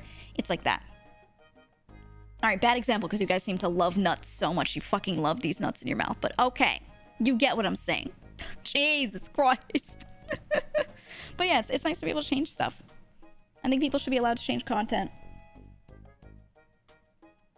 And if you like that one thing from them, that's cool, but like their brains are dying, you know? You know who I have crazy respect for on that kind of like line of thought? Look at the people that made Among Us videos. Look at the people that made Among Us videos when Among Us was popping off. A lot of streamers and content creators on YouTube that are like really well known right now, they grew from the Amogus arc. They're editors. I have so much respect for them for playing that much Among Us, and their editors for making that shit interesting and editing it down every time. Holy shit, I don't think I could do it for that long. Right now they're all playing Goose Goose Duck. And don't get me wrong, I love that game. That's very fun. It's way more interesting because of the roles. Could I play it every day for 3 weeks? I would go fucking insane. I would go absolutely insane. I could not. No way. If it made enough money, I would. You know, I get it. I feel like I could do some extent of it for performance, but for me there's a limit. Some of these people were able to do it for so many months, so consistently, and I was like, holy shit, you guys are built different from me. They're actually built diff. They're like, their patience, their ability for their brain to do the same thing and still be able to be doing that, I'm like, man, I could never. I don't know, man. I like it when Giga talks about taxes and the ice trade. Please never change. We have never done a full ice trade discussion, and it's because you guys keep joking about it, but one of these days, I'm gonna do a narrative video on the ice trade. Do you want to know? I started writing a script. Ice trade. I started writing a script on it. I was watching, do you guys know Quite? You know the YouTuber Quite? I was watching his iceberg video. And you know, I watched some of his older videos, some other YouTubers' videos, and started on a script. And I was going slowly through it. And then I watched his video on icebergs, and I was like, yes. Yes! And I started writing my script on the ice trade. Oh, I needed it. That's why I have the highlights channel. I could just put whatever the fuck on there. I'm gonna make it gaming focused, but if I want to do a video on the ice trade, I could do it. You were just watching that? Let me show you what his channel looks like right now, for anyone who doesn't know him. We love Quite in this household. We really do. Pork chop sandwiches! Pork chop sandwiches! Okay. Here we go. Look at this. Let's go through the timeline. Okay, far left, 7 months ago. Twink Death video. 7 months ago again. Makes a video on lean. it was on a lot of things, but you know. Then he gets caught up in a controversy that he disproves in one of the greatest disproval videos I've ever seen in my life, and that's the For the Record video. See, it had like a bajillion views and everything. And he face revealed in it because someone doxed his face, and he was like, all right, Giga Chad moment, I'm just gonna go and show my own face in the video. Yeah, we stand with Quite, love Quite. Then he takes a break from content, even though he disproved all this stuff, right? And like was everyone was like, holy shit, we were wrong, sorry, right? Yeah, poor guy, for real. He then took a break. You know what he did? He flew up so he could stand on, well, he stand in an area near icebergs with icebergs in the background. He went on a whole trip and wrote this huge script for a 2.5-hour video about icebergs. About real icebergs and about like the iceberg chart as well and how that all works. Basically, it's a meta video. It's an iceberg formatted video, iceberg chart video on icebergs themselves. And he talks about the Titanic iceberg and a few other things. 2.5-hour video. And then goes right back on his bullshit and did like a Twitter update and a video on NPCs. Or the phrase NPC behavior and all of that. So fucking funny. And I want to point something out. I don't know if you noticed. At the beginning of the iceberg video, there's someone standing there with their face like blanked out. And he just walks up to them in his green hoodie and shoots them. Just whips out a gun and shoots them, and they fall over, and then he just starts talking about the icebergs. Take a look at what I'm showing you in this image right here, and then go look at the beginning of that video and look at that shirt. Look at what the guy who gets shot in the video is wearing versus his For the Record video. It's so funny.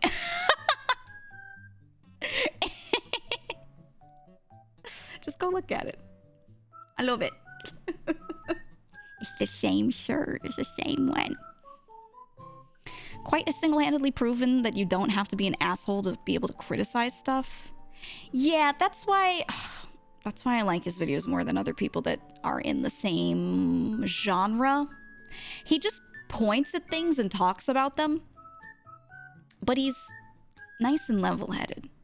And he's not sitting there and just like shitting on people just to shit on people. You know, I'm so tired of a lot of that YouTube meta where people make those sorts of videos, but they're actually just shitting on people and being mean, and not even in a funny way. If it's for comedy, like you can feel that the intent is for comedy.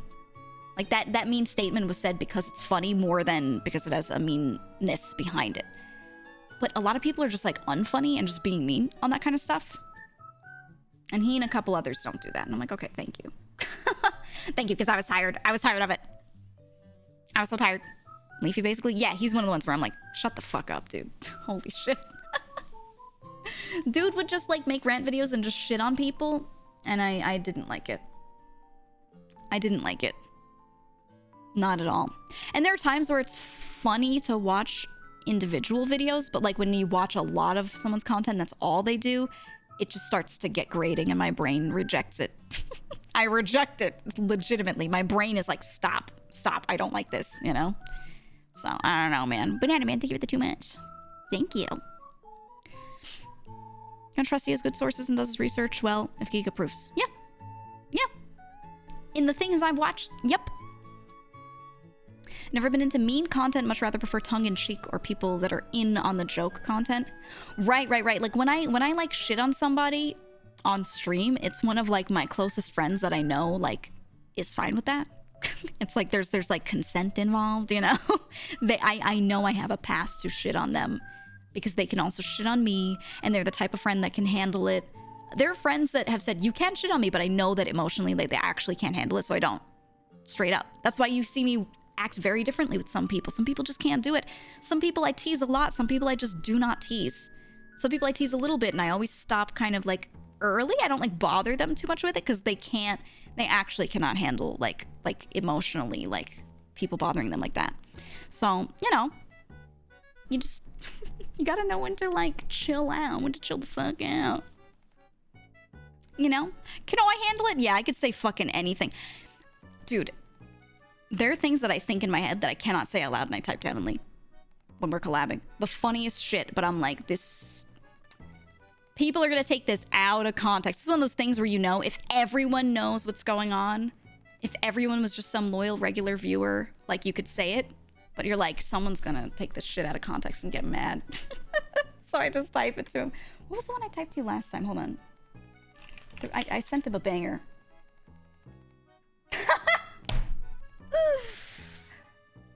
There's a word that Twitch banned. There's a word that Twitch banned. Because it's apparently a mean thing to call white people. But when used in certain contexts, it's so fucking funny. And like most websites do not have it banned. Most of the internet, you can say it. Yeah, biscuit, you know. And I had like a moment where I was like, this... Heavenly and I were in a collab. And someone in the collab was saying something. And I wanted to say like a joke phrase, but it had it in it. And I was like, I can't. This website doesn't allow it. But you can say it anywhere else. You could say it anywhere else. No, it's not. It's not that one limited. But yeah. I was so sad. Because it would have been the greatest clip of all time. It was oh, the joke was so perfectly set up, and it was with a group of people where I'm like, it's only gonna be funny, but the website doesn't like it. Yeah, it's the thing you put cheese on. I was going to say boo-hoo before it. Yeah, Ryuko. I was going to say boo-hoo, and I couldn't. And I just have to share it because I need you guys to understand my pain, because it was like the great... It was the... There was a moment where it was the greatest setup of all time, and I couldn't say it. Because Twitch decided you can't, but every other site says you can. I was crying. But I have restraint. So it's okay. It's just not fair. Heavenly, it's just not fair. I think one of the worst collabs was when me and Heavenly were playing Screaming Chicken with friends, and the number of times I had to stop playing the game and just type something and then keep playing the game. Because we had that game set up so many jokes, and I was like, but I have restraint, unfortunately, so I'm not gonna say these things. Man, should have streamed on YouTube that day. I know. Well, the thing is, Twitch also gets weird about content and behavior that they don't allow on their platform. If you're partnered with them and you do it on other platforms, some things, not all things, some things, if people report it back to them, you can still report people for off Twitch behavior.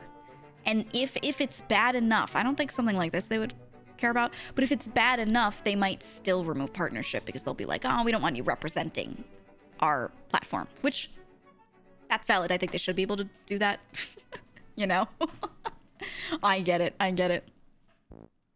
But yeah, it's just like, it's just kind of, I don't know. I get it. I get why their rules are what they are. You know, I understand. The hateful conduct policy got expanded to off Twitch behavior because of that reason. Yeah.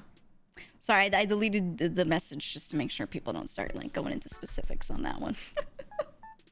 You're all right, buddy. You're all right. But yeah, it's like, I wish other sites actually did do that.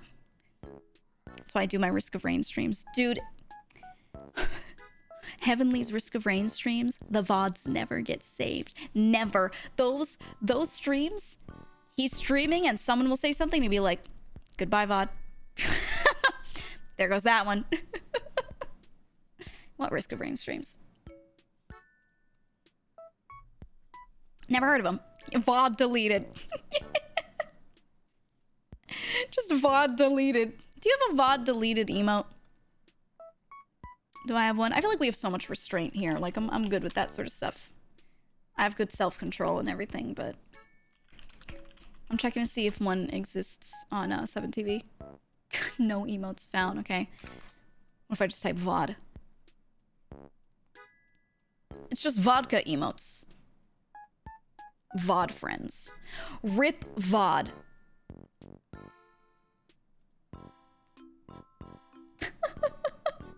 Rip VOD. It's a screenshot of the message where it says, this channel is currently unavailable due to a violation of Twitch's community guidelines or terms of service.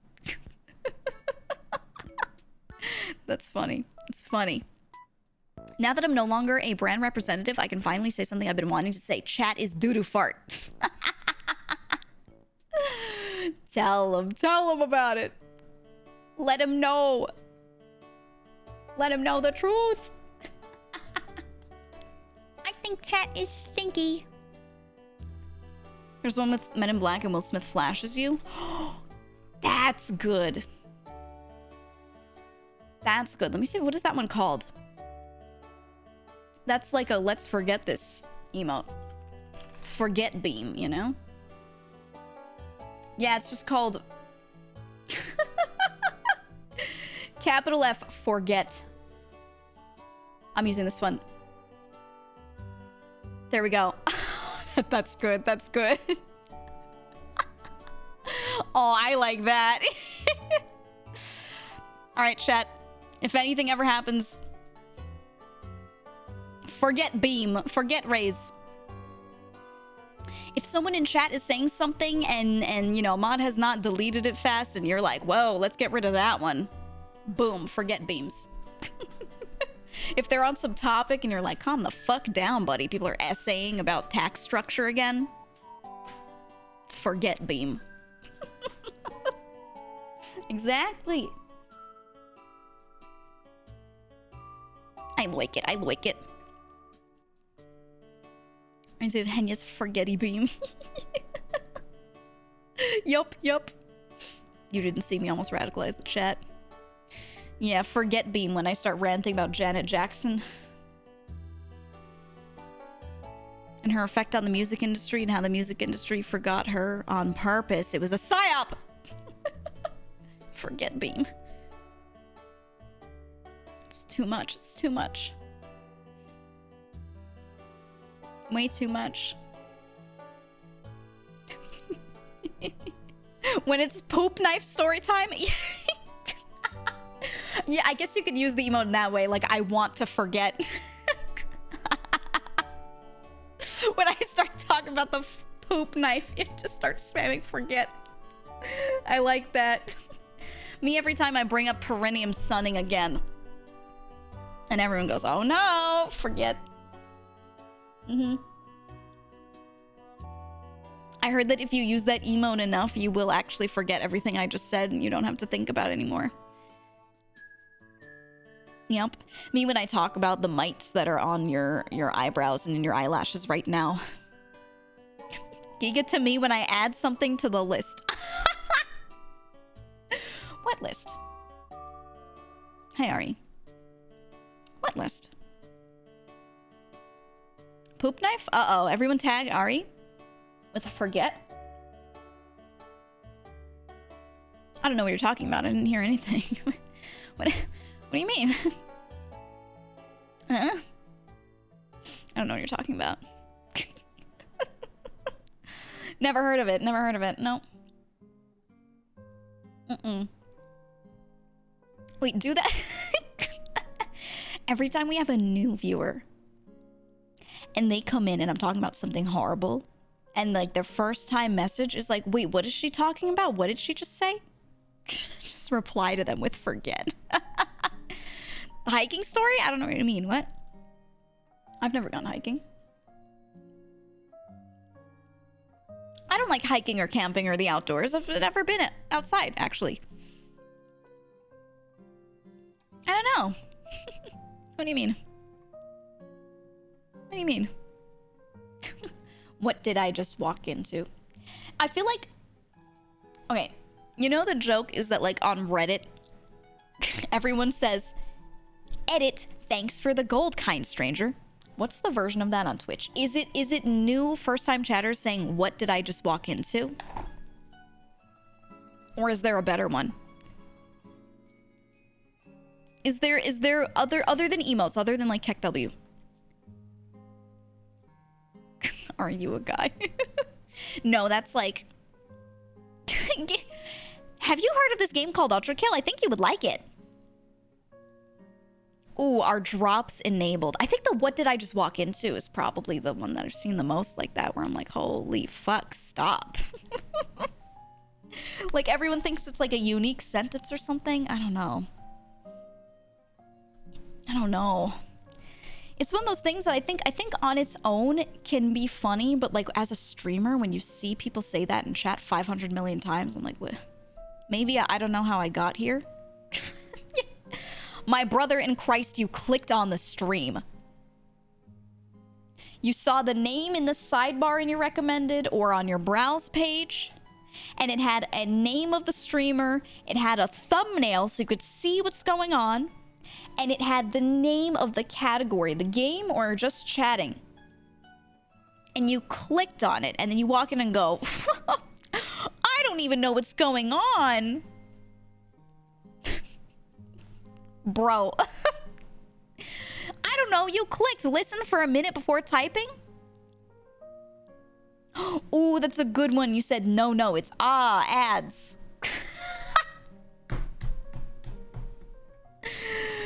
Ooh, yeah. Ads, XD. Ads, no. Bro. Dude. Kuro's chat saying, what the fuck, 7 ads? Yeah. So subscribe. Get Twitch Turbo. You want everything for free? You're gonna have to see ads. I'm sorry. I'm sorry. You know, that's just how it's gonna be. I don't get why they type it in the chat. I will say, as a streamer, it's very annoying. But also, here's my secret sauce. I never opted into the ads program. I don't have many mid-roll ads. They're very infrequent and very low. Because I was partnered when they did the switch from the old ad system to the new one. And I never opted in. So I never, midstream, never see people come in and go, oh, ads. Unless they just clicked on and they're getting pre-roll. Mid-roll, I like never see it. But I wonder how much money I'm losing out on in ad revenue for doing that. Genuinely, I have no clue. I don't know how to calculate it. I have no fucking clue. And most people that chat are subscribed, like the majority. So I'm like, I don't know. Try it 1 month, but you can't opt back out. You can't opt back out. If you opt in, you've accepted like an agreement for it, and then you're in it. So I don't know. You can reduce the frequency of them. You can spread them out. But you can't get rid of them. My cat's sneezing. Wolfie! Bless you. There's a big one. He sneezes a lot. He has like cat allergies. Hooray for grandfathering. Yeah. Do you hear him? Can you hear that? Wolfie!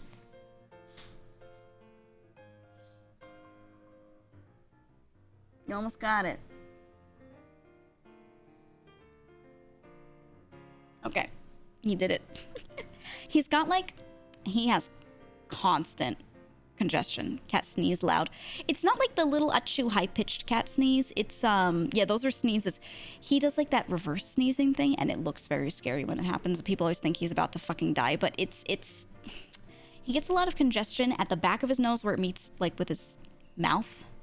And like his nose will just suddenly get blocked and he just starts going, you know, and like trying to clear it, but he's not good at clearing it. So he does all these like little sneezes over and over. He's like, you know, and when he finally does a real sneeze, sometimes he'll have like snot. You just see it come out, and I'm like, ah. But yeah, he just has a permanent problem with it. That's just how it is. I don't know. I've taken him to the vet so many times to have them look at it, and they're like, it's a congestion thing, and he's just, you know, he's got some allergies. Reverse sneezing is really scary if you don't know what it is. Yeah, because it can almost look and sound like they're choking a little bit. Like people legitimately like think their animal's about to die because their whole body kind of moves, but it doesn't actually like hurt them that much or anything. So And he shows no signs of discomfort. It's like a hiccup where like his diaphragm's just doing it. It's just doing it, you know, and it's happening. But yeah, when I remember when he first started doing it, I was like, oh my god, he's dying. But you know, you get used to it when you work with animals. Yeah. He gives no indications of discomfort. So I'm like, okay, all right, okay. My cat does that as well, but it's because the herpes virus acts different in cats and she just sneezes a lot. Yeah. Some of them get like frequent colds and stuff. For him, it's allergies, I believe, and we give him some allergy medication. I have to. I try to give it to him when I can, when it's getting bad, but when it's getting really bad and I like need to give him like a full dose, I have one of my brothers or like my mom, someone come over and hold him while I sit there because I have to give him kids Benadryl and it tastes like that bubblegum flavor and he does not like it. And it's liquid. I can't put it in like his food. He's not going to eat it if he smells it. So I have to get someone to hold him. I've tried to do it myself and I can kind of do it. I can like wrap him in a towel and hold him, but it's such a pain. And I don't want it to be a prolonged thing, so I just like try to get someone to come over so they can grab him. Or vice versa, I hold him. Yeah, it's kids Benadryl.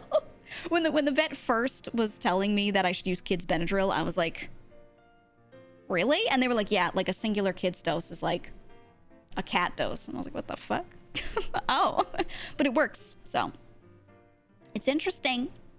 Yeah, that is odd, but it's so weird smelling like a bubblegum flavor thing and then like giving it to your cat.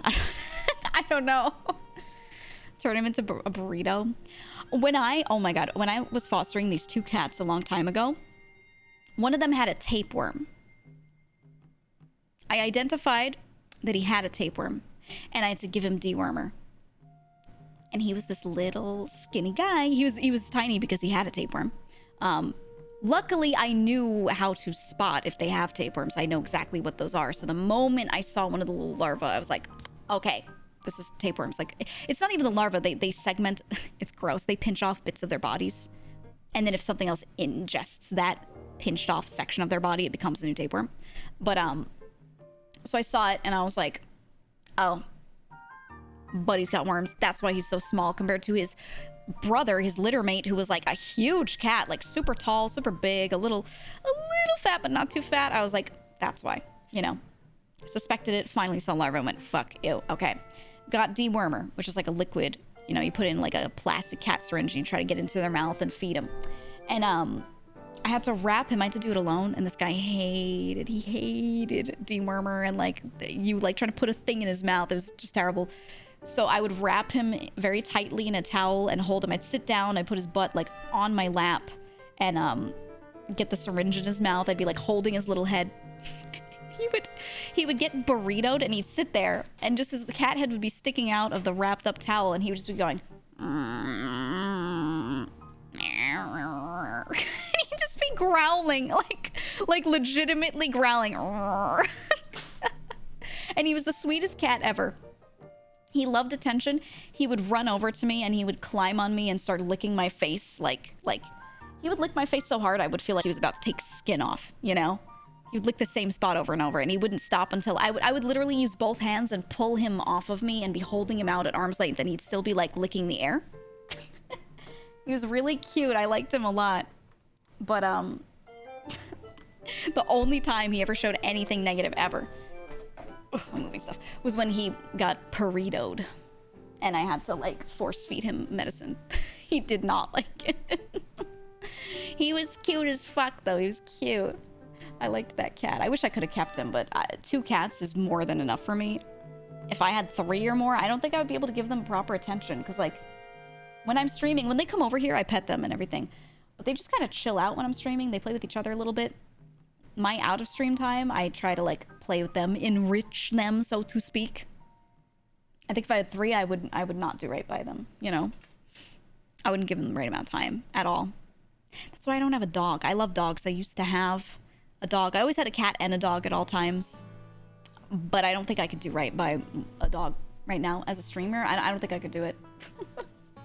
No way. Unless I was an IRL streamer and took the dog for walks, you know? Like, that would be it.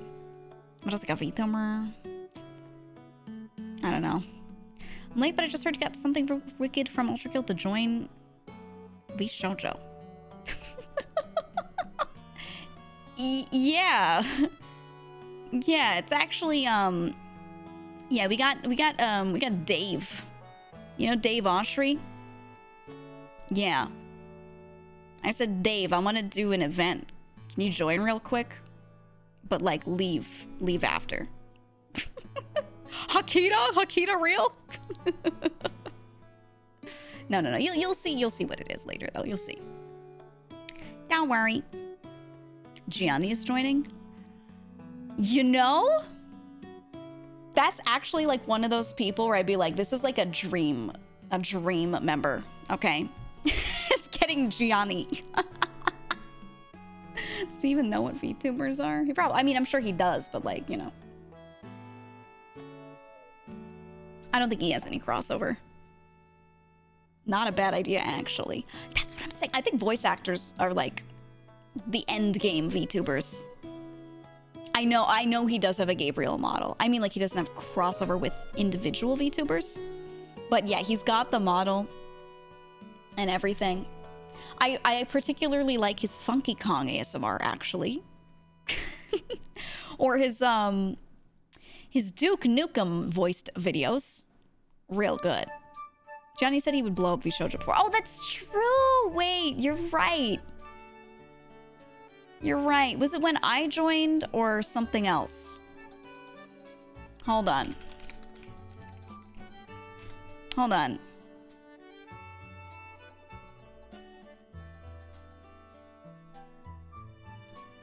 It was because,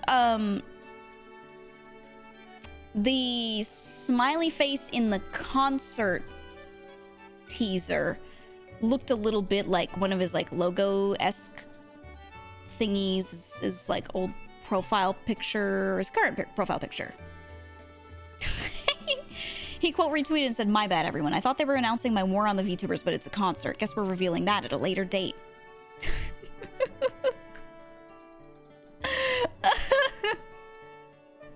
And I see replies of people going, "It's not Gianni, is it?" Oh, that's so funny. Where was his actual tweet, though? He had a good one. He had a really good one. Where is it? I can't find it. He said something like he was gonna blow up VShojo, and I was like, let's fucking go. Oh, man. So good.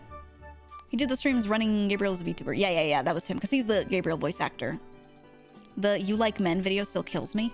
He has some of my favorite, like, randomly voiced content, and I like it because you can't even tell it's a video by him until you look at, like, what channel posted it. He has one 3 days ago, and it just says Duke Nukem Villager. 11 seconds long. Damn, that beetle looks badass. How about you take my chair for it, bastard? Yeah, that's that. It's just an 11-second video. And it's Duke Nukem Villager. The art for it's really cute too. It's like a rhinoceros villager, but it's got like Duke Nukem hair and like he's like strapped up, you know? Oh, he has this other one called Evil Columbo. Evil Columbo. Oh, no more things. I'll get into your hair. Yeah, that's one of those ones. I'm like, how many people are gonna understand this? When the aliens were real. Okay, remember the Peruvian alien thing? Those damn alien bastards are real. The government confirmed it. Yeah. What the fuck? Why don't I feel anything? Is it just because I'm so used to hearing new headlines supposedly confirming the existence of aliens? Yeah. Or maybe they just aren't a sufficient enough distraction from the crushing weight of an unsustainable economy. How the hell can I care? Are they gonna help me pay rent? It's like a full minute of this. It's so good. It's just shit posts. It's just shit posts. Or Gabriel's message to Bike Thief. Did you take a gray bike from these railings on the night of the 25th? You are going to die! I am going to ultra kill you! I will spend the rest of my life tracking you down. I will find you. You will never sleep again. God will not save you. I am coming for you! You hear the huh right at the very end, too. Just good shit posts. It's just good, man. It's just good. All right, he's my new dream member. Can we get him? Can we get him? I want him. I will ultra kill you. Oh, it's used as a vine boom. Yeah. Oh, I love it. Giga, do you have the stream elements bot? Technically yes, but I turned off most of the basic functions. You can make the bot yell at people when they say ultra kill. Oh, I can make it so if someone says ultra kill in chat, it goes silence machine. Yeah. Oh my god. Or I can just yell at them right in chat. Interesting. I will consider it. I will think about it. I sure will. I'm so down. We would surely not have used such a function.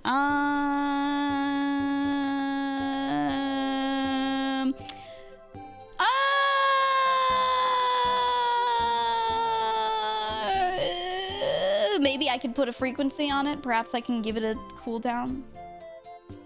Maybe. Can I? Hold on. Hold on. You know, that's a great question. That's a wonderful, wonderful, wonderful question. Chatbot, chat commands.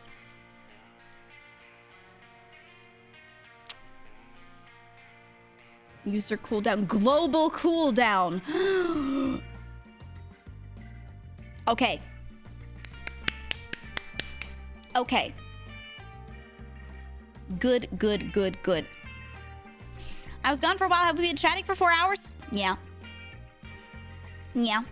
We have been. Yep.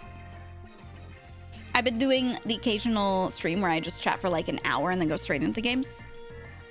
So I'm like, yeah, occasionally I'll just do a stream again that's just only chatting.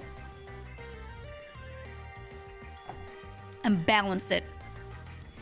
Unless, you know, unless you want me to. Oh no, don't make me open Pikmin. Oh. Oh no. Oh, it would be so terrible if I just opened Super Auto Pets and checked out the new weekly pack during this lovely afternoon. Oh. Oh, that's crazy. Oh no, not Super Auto Pets. How's Pikmin anyway? Is it fun? It's one of my favorite games. I like it a lot. It's very odd because I don't think there are any games like it as predecessors, and then there aren't really many games after it. It's cute. I think you should play it. Only if it's GameCube Pikmin. Yeah, they made 1 and 2 available again. Right? Didn't they like release them? Cheer 100. I love crosswords. I don't like doing them too often because I cover chat, so I can't like... I do them, but then there's no chat like the whole time. So... And some crosswords I do super fast, and then some I do slower, just depending on what kind of questions they're asking, what the content is. So if I have chat covered for literally an hour... I mean, last time I did them, it took me a while to do that crossword, and people actually sat there the whole time and just hung out. But I still feel weird if I'm, like, not looking at chat for a long time, you know? Did you ever finish 4 on stream? No, I did not finish Pikmin 4 on stream. I did not. I felt like people were tuning out a little bit, and I was like, oh. But I finished a lot of it in Discord, and some of it on my own. And it was good. I liked it. Have you seen Backpack Battles? It's Super Auto Pets and Backpack Hero. I was wondering, I looked at this and I was like, is this Backpack Hero? Which I liked, but I'm gonna be honest, I played it once. I opened Backpack Hero. I started a run. First ever run, beat the shit out of the game. And that was it. And I was like, okay, cool. And then I didn't open it since. And maybe I just had great RNG. Maybe the game is just a little easier or something. But man, I got through it. I don't know. I like roguelikes. It's too easy. Yeah. But this is PvP. Oh, the new one's PvP.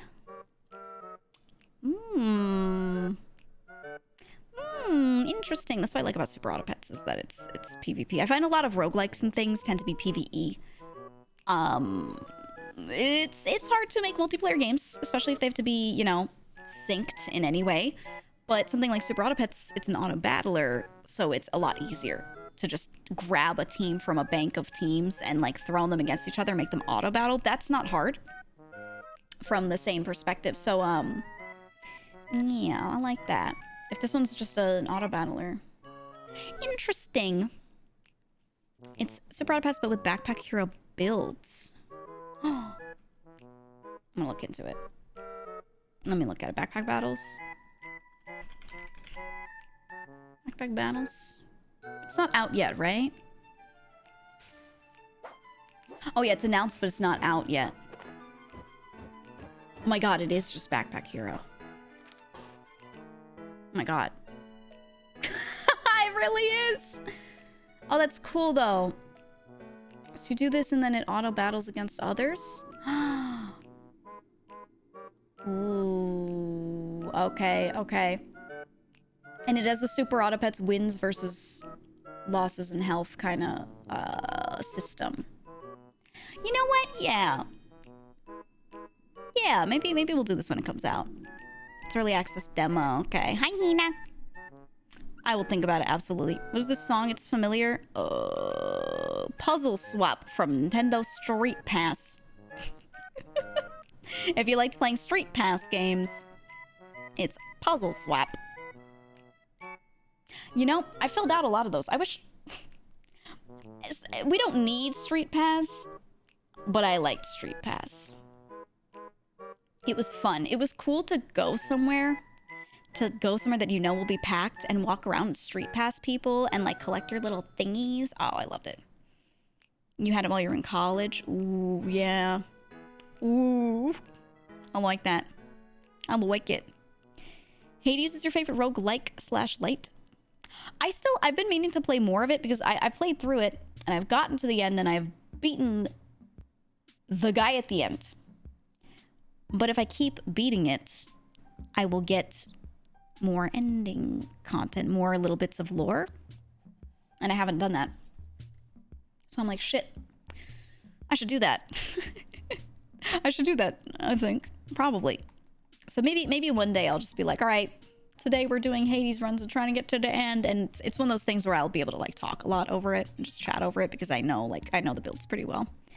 You gotta do the whole thing to get to the final ending. Yeah. Exactly. Gotta finish like 10 runs for the whole story. That's what people were saying. I think I'm on like just a couple of runs where I actually killed him. I think. Yeah, I don't think I've done that many where I've actually killed him because I was trying to do it all on stream and not off stream. So, you know, and throughout a stream, I mean, those Hades runs, if you get to toward the end, take a long time. So I feel like, yeah, it's tough. 10 runs for the credits, everything for the whole story. Ooh, okay. Noted. Maybe I should do that. When I beat my first run, I was only like 60 or 70% through the story.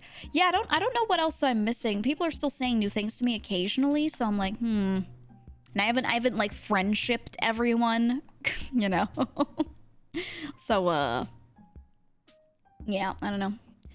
Would you stream the Elden Ring DLC if you're interested? I'm unsure if you like or played Souls games. I've played all of the Souls games. I have not really streamed them. I streamed Dark Souls 3 a little bit and then realized that I just liked playing that one off stream because at the time the backseating was crazy and I didn't have like a huge mod team, you know. I streamed day 1 of Elden Ring, but my GPU did not do well with Elden Ring and I had to wait for patches to come out to fix it because the game kept crashing and it even crashed my entire stream too. The game wouldn't just crash, it like closed, like OBS fucked up. So I only streamed it one day, and I couldn't really do more. And then by the time the patches came out that made it said it would not crash for my GPU in particular, it was weeks later. It was weeks later. So I was like, but I've been playing a little bit of Lies of P, which I really like, actually. That game plays beautifully. If you like Souls-likes or you wanted to get into one, I don't know how to describe it. The game feel. It feels so nice to play Lies of P. Like, it's so good. And I kind of regret not streaming it because I'm like, the aesthetic is so cool. It's beautiful, you know? But I don't really stream Souls-likes, so I don't know. I remember Tree Sentinel being nigh impossible to fight because of the lag on day one. Yeah, mine crashed when I got to, like, one of the first giants. It wasn't even a boss. It just crashed. It was just too much, so, yeah. But there's one coming out next week that I wanted to look at. Lords of the Fallen is the name, I think, right? Hold on. And I am curious to see how that goes. That's coming out already? Yeah. It's the 13th. It's the 13th. Let me look at it. Yeah, the 13th. So that one, yeah, we'll see. I hope it's good, yeah. I mean, the aesthetic, it being so incredibly, medieval fantasy-esque. Kind of like, yes, Dark Souls kind of is too, but it leans into some of the aesthetics like really heavily. So it looks cool. It looks neat. And I watched some people play it. They gave a couple streamers early access to it. And I saw a couple people playing it, and it looks really good, genuinely. But I feel like with Souls-likes, a lot of them look good, and I can't tell if I like it or not until I actually like pick it up and play it, like physically feel how the combat feels. I don't know. So I'll probably try it. Maybe I'll try streaming it. I'm not incredible at Souls-likes though. I don't know. I'm like a really long time Monster Hunter player, and I've played through the Souls games. But I don't pay attention. Here's the thing. I'm gonna piss like some chatters off, right? Because I don't pay attention to what builds are optimal. Oh god, the dude's talking to me. There we go. I don't pay attention to like what builds are optimal. I do what I want and then just level enough if my build sucks. Which people hate. And when I say people, I just mean like, you know, people in quotation marks. The Dark Souls chatters that come in and just tell you how to build, you know, people, so to speak. Should definitely play Dino Sword when it comes out. I've been looking at it. Yeah, the Soulsoids. Everything is viable in Souls.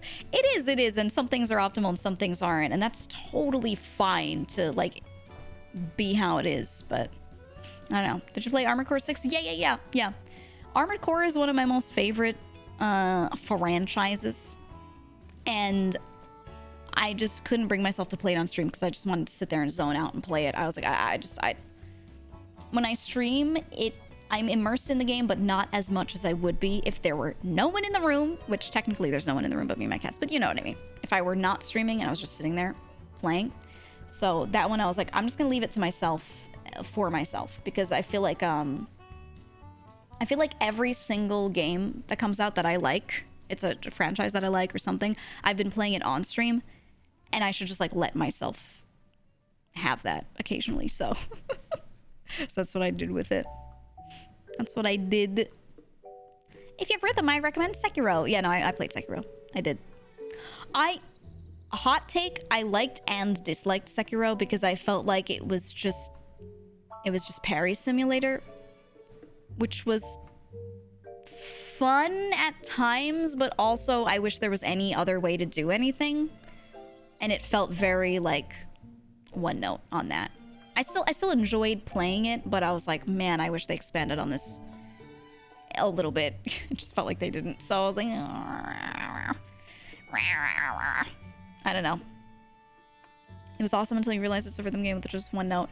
Yeah, and like I said, that one note was still fun. The timing to parry, every enemy that you're fighting, every boss that you're fighting has a different rhythm. So, yes, that's cool, but yeah, it's very not replayable, right? Like, I didn't want to go back through and do it. Whereas Elden Ring, I would load up and play again. You know, it's fine. So, I don't know. You have to use Moonveil.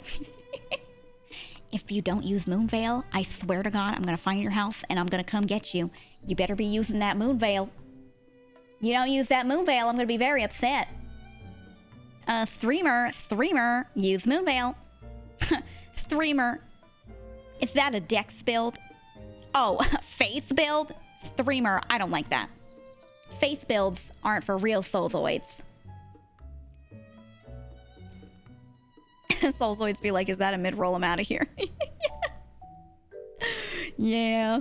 Liza P hit that perfect balance. Yeah, I was doing Dex because I liked, like, right in the beginning when you're using, like, the rapier, I was like, oh, I like this weapon. I like the way this feels to play. I'm gonna do this.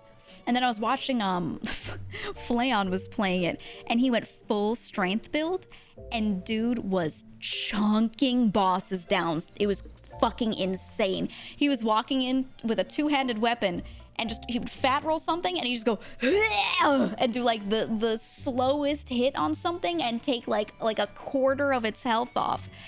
And I was going insane, and I was frantically typing to Bettle, because Bettle was watching, and, like, the two of them were obsessed with Liza P, and I was playing at the same time too, and I was typing to him, and I was like, can you believe this fucking guy? Can you believe him with this weapon? Because we were both doing Dex builds, you know? I was like, look at this motherfucker, like, he's sitting here, and he's just using a two-handed weapon, and he's just fat rolling, and then he's just chunking him down, and he's like, it's insane, I can't believe it. The strength build, it makes me want to try it with a strength build to feel how different the game would feel, you know?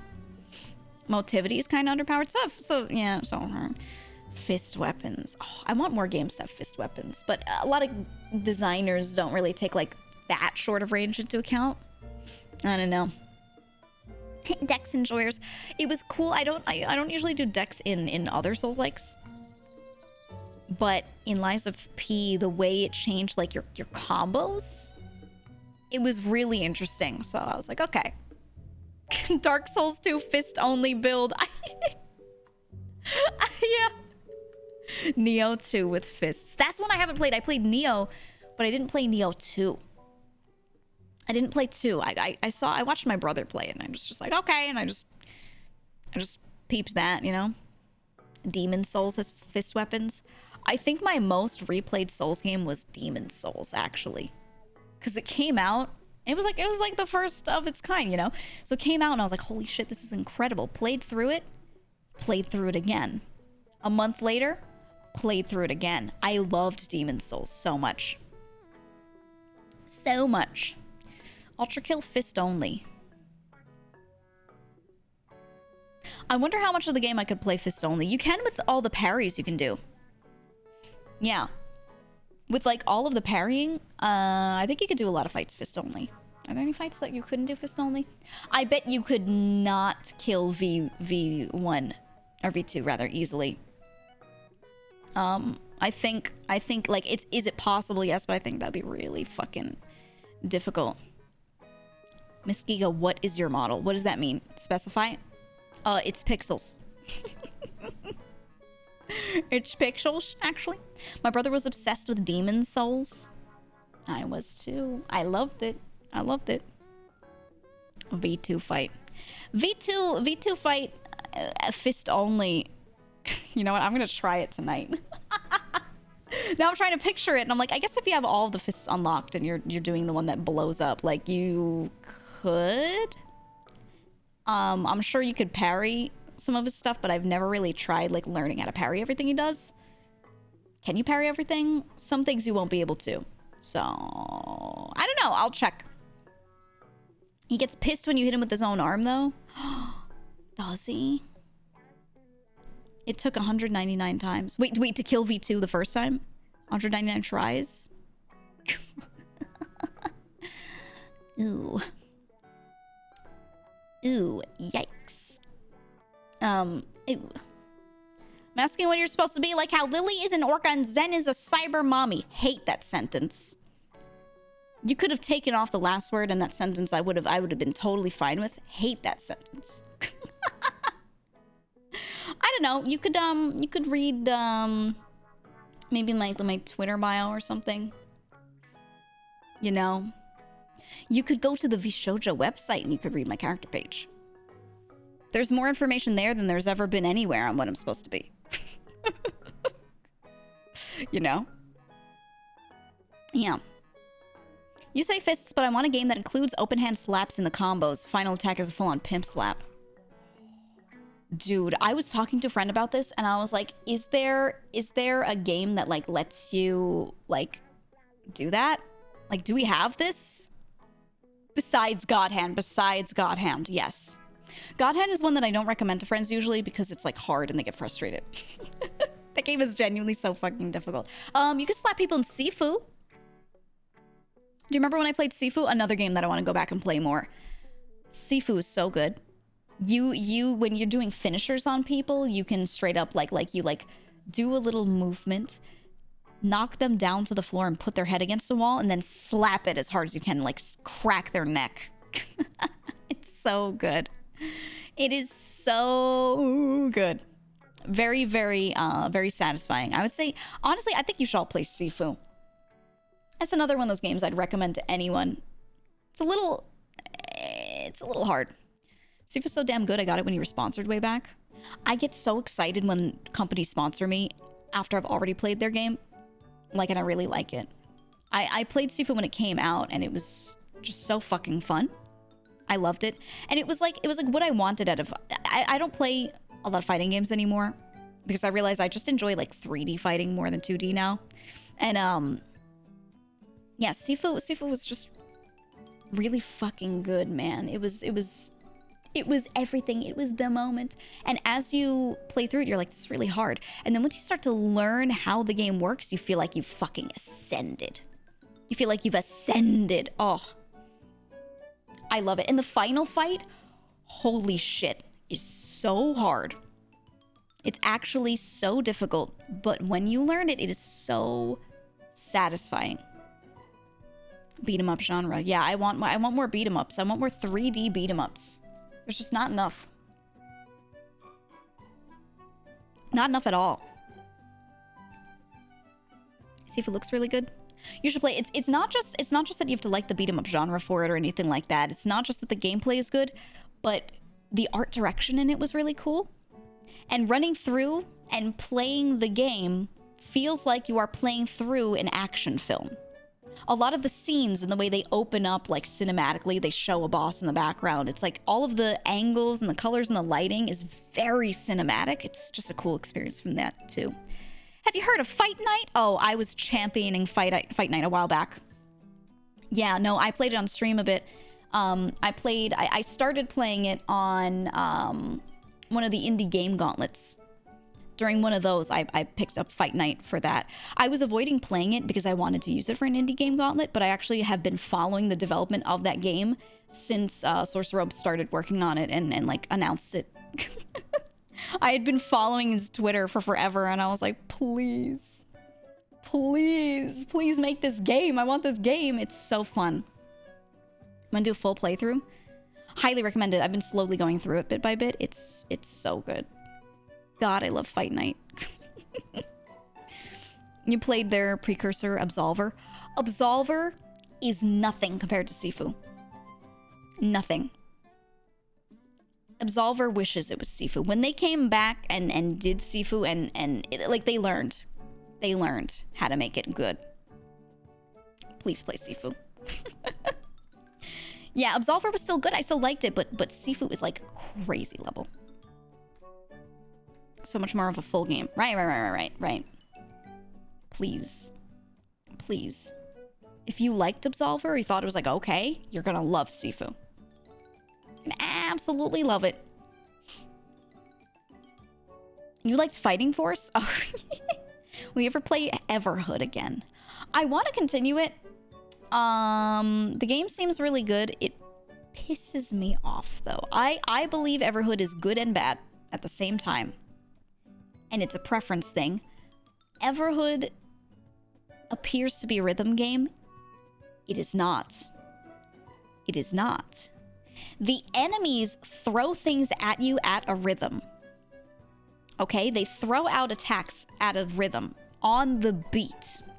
You, when you are jumping over those things or moving out of the way of them, you do not press the button on the beat. You doing your actions is not linked up with the beat.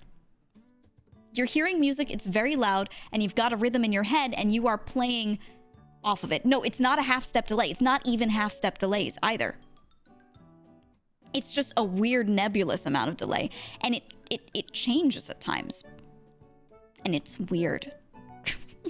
Okay? And I don't like that. Morgo complained about the same thing. Yeah. I like everything else about the game, though, and still would say... I would still recommend people play it. I still like it. But honestly, if you want to play it optimally, like you want to do the fights the best way, you turn the sound down. And you just do it visually, and you will play so much better. Which sucks, because the music is so good. Every attack reaches you at a different timing, doesn't it? It feels like it does. Yeah. Yeah. It's tough. And once I was able to, like, get over that, I liked it. At the end of the day, I do like the game. It's fun. The writing is funny. The style of play is interesting. But it made me so mad realizing that, like, it was not actually on the beat. Everything else was great. Everything else was wonderful, and I liked it. I'd still recommend you try it, but yeah. Every attack reaches you at different timings, so following the beat to a T would throw you off. Yep. But, I mean, it's still good. It's still good.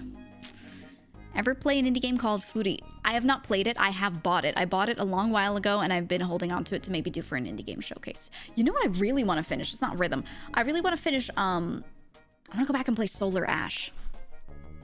Solar Ash. I played it on one of the other showcases, and it was visually so cool. It was like a platformer shot of the Colossus. You're fighting these huge enemies. 3D game, 3D platforming. But instead of fighting them, you're like doing these interesting 3D platforming puzzles along like their bodies. It's cool. It's cool. So I don't know if there's much interest in me playing it again. Maybe I'll pull that. But yeah, I'd like to for sure. Maybe I'll do it on, maybe that's a good YouTube one. I don't know. It was really fucking cool. And it was fun. It was just fun as fuck. Visually, it was neat. It's a fun game to watch. Is it? Do you like it? But he's wicked. That one's kind of a little bit bullet hell, right? A little bit? No, I didn't play Metal Hellsinger yet. And I played a bit of Hi-Fi Rush. That one was fun, but I don't think I want to stream it. But definitely a good game. Definitely a really, really good game. I don't know. Solar Ash was cool. Let me show you a picture. The story was very, kind of like Cocoon, very artsy and up its own ass a little bit. Which I don't mind if it's well executed. It's one of those things, if you execute it well, it's fine. If you don't execute it well, it's cringe. You know? Fine line. I'm trying to find the first boss so you can see it. I'm trying to find it. First boss. Ooh. I'm trying to find a good picture of him, but all these screenshots are shit. Man, that's how you can tell it's indie and it hasn't had enough players when, like, you can't find, like, these really good cinematic pics you're trying to find. Game was cool, though. Here. I found, okay, hold on. Let me grab this one. So I wanted to show one where you could kind of see, like, what it looks like to play it for anyone who didn't watch me. So you have, the first boss is this big snake thing, and it has, like, bone plates. It looks like a, kind of like it's just a spine, right? So what you're doing is you're running along it, and you're, like, skating around on those cloud-looking formations below, and you jump onto it, and you can only touch the white parts, those bone-looking parts. The inner parts, if you touch them, you die. So you have to try again. So you're skating up and jumping and 3D platforming along its body and pressing a series of buttons. And then when you get up to the top, you do like a Shadow of the Colossus, like sword stab in its head, like a final hit, right? and then you get knocked off and some of the bone falls off. And now the platforms are smaller, so you have to do it again, but now like, you know, harder. And it does that sequentially until you get like enough hits on it. That's the way the game plays. You do these cool like boss fights in between some exploration stuff before that. Some small enemies, but not really a big focus. And I really liked it. The gameplay was really fucking fun. It felt really satisfying.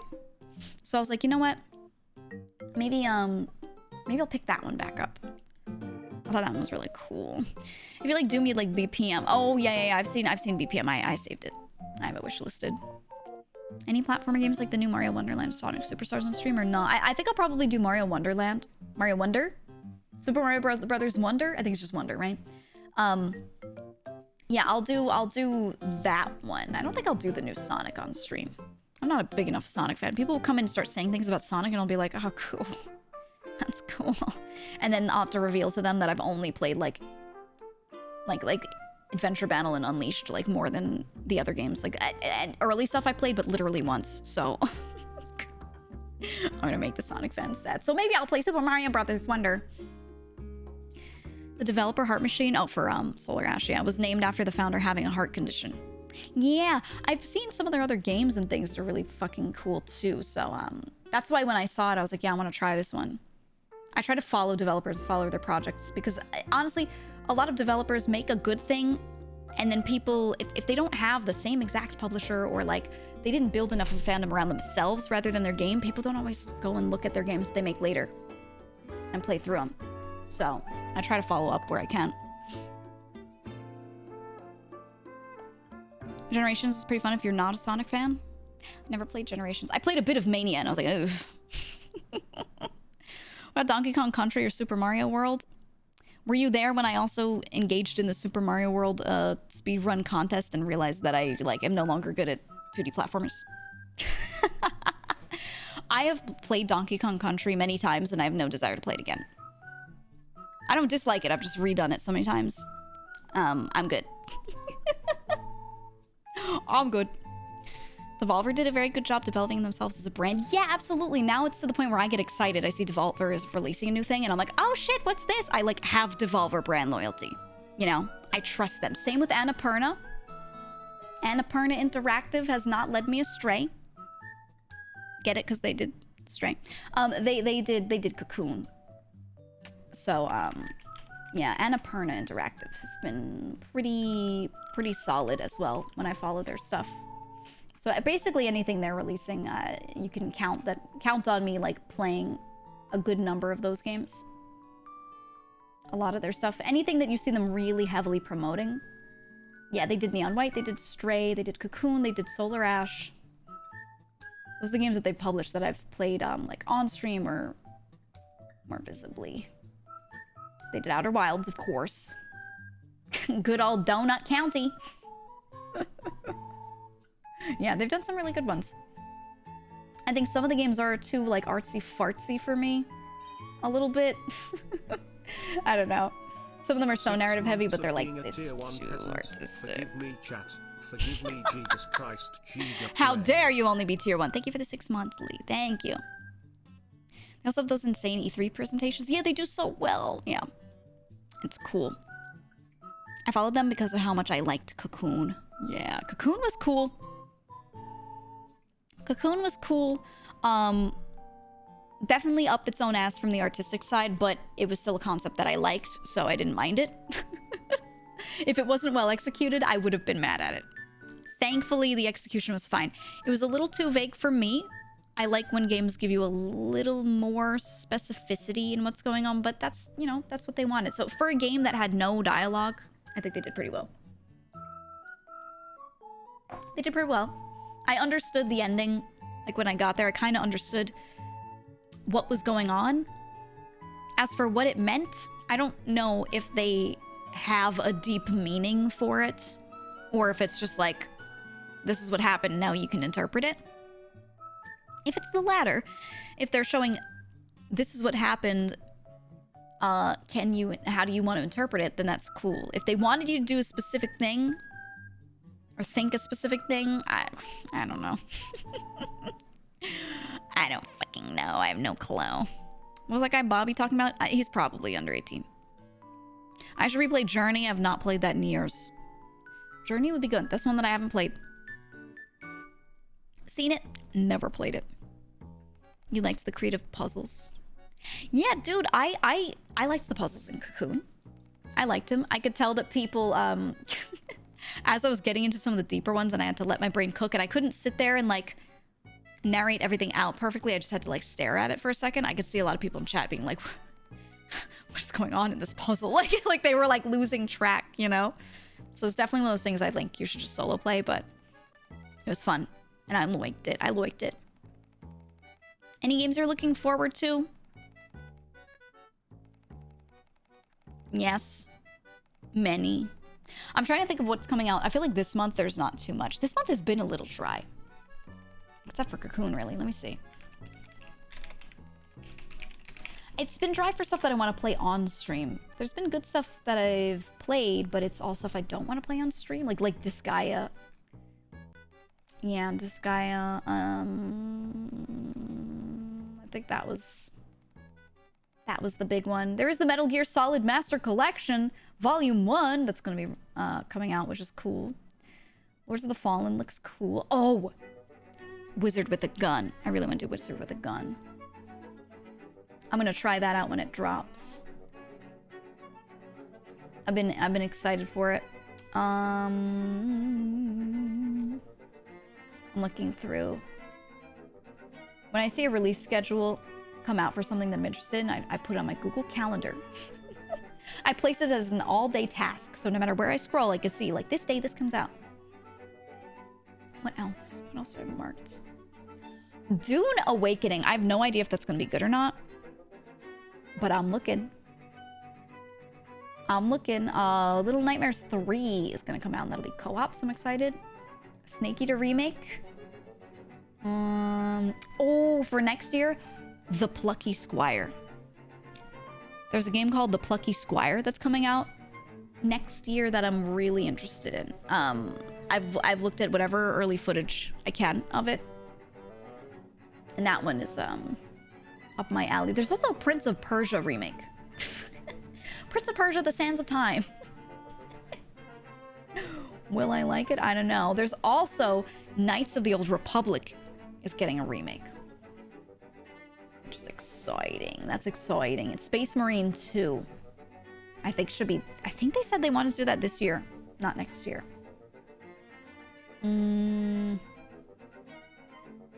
Super Mario Wonder, of course.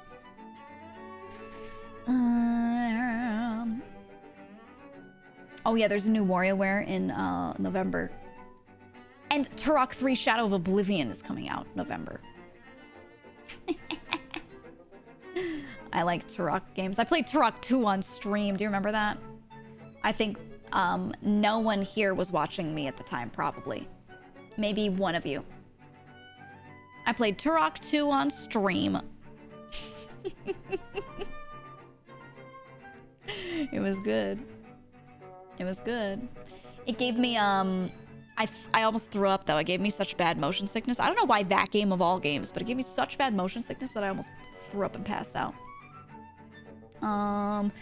We just mentioned 2 HD next year. Paper Mario 1000 Year Door Remake next year. I'm looking forward to those. Oh, they're putting Skull the Hero Slayer on Switch. Ooh. Ooh. That'll be good. All right, I got to the PC list. What have I written down? Yeah, Wizard with a Gun is looking good. Oh my god, Hot Wheels Unleashed 2. Hot Wheels Unleashed, their Hot Wheels racing game, the first one, was actually really fun. It was really fun. So I'm actually looking forward to that one. Total War Pharaoh. I wrote that down as a maybe. Maybe. Who knows? Pal World. Pal World is for January early access. You know I'm gonna play the shit out of Pal World. If it's even a little bit good, it is happening. It is absolutely happening. I think that's most of... Oh, Fable. Apparently Fable 2024. which I think is a remake of the first one, right?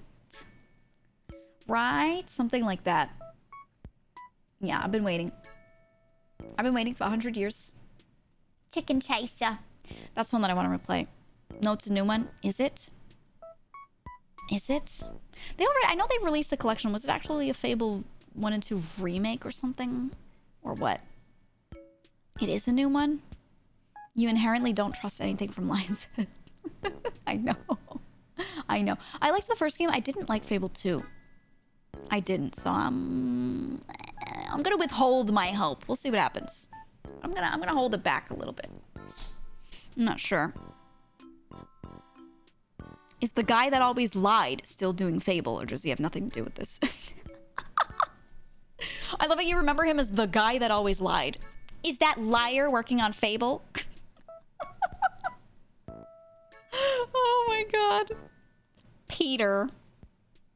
That lying, cheating ass Peter. Is he still on Fable? Oh man. Fable was fun. Fable was fun, but it was... I watched someone replay it. And looking back at it, I was like, it's a little on the nose with everything, I feel. Not bad. I don't want to say the word cringe. It's very on the nose, you know? Fable 1 through 3 was good for me. Anything after was meh. There were more than 3? Lies of Peter. Yeah. That's the real lies of P. The real ones. Yup. Reach just waited to post a new teaser? Did they? Let me look. What do they got? I'm just search for them. Ugh. Ugh. It takes me too many clicks to open their Twitter and it's pissing me off.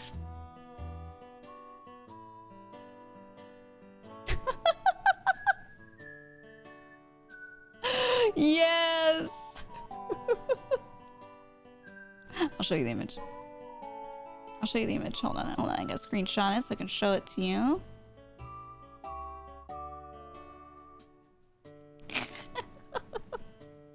I'm so excited for this. You don't even know. It's so funny. Oh no, guys! Attack of the Cockroach Woman! Of Shoujo production. Oh no! Oh. Just you wait. Just you wait and see. It's so scary. Ooh! Ooh! Oh no! It's my favorite B horror movie. I'm so excited.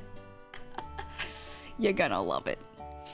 You're gonna love it. Attack of the Cockroach Woman!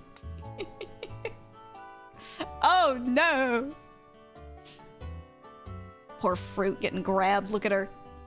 She's gonna kill Fruit! No! Kuro token mail.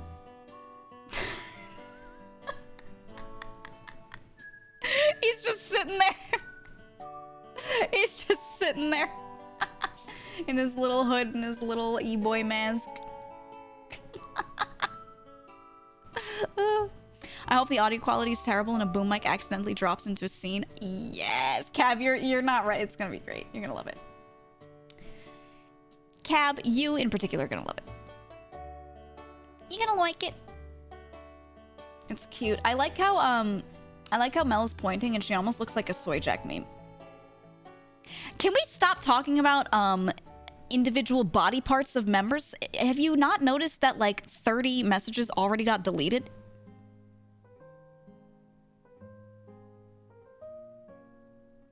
Do you want me to never show you anything? I'm trying to talk about how Mel looks like Soy Jack. Okay? This is very important. This is very, very... We've got other matters at hand, guys.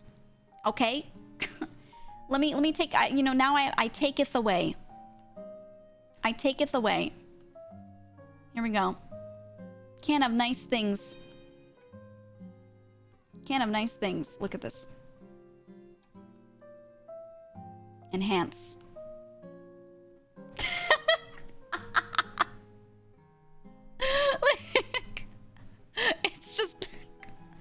Mel pointing. Oh my god. No way. Ooh, Mel. Wait, ready? There you go.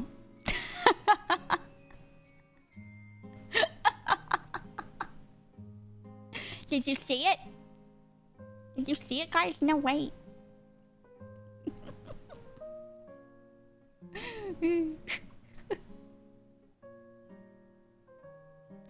Send it to her. Post on Twitter and tag her right now. Wait, don't all of you do it. One of you. Exactly one person. Surely you can all agree that only one will do it. Send it to her on Twitter right now. I'll send it to her. Ready? Ready? Fuck. Ready? There we go.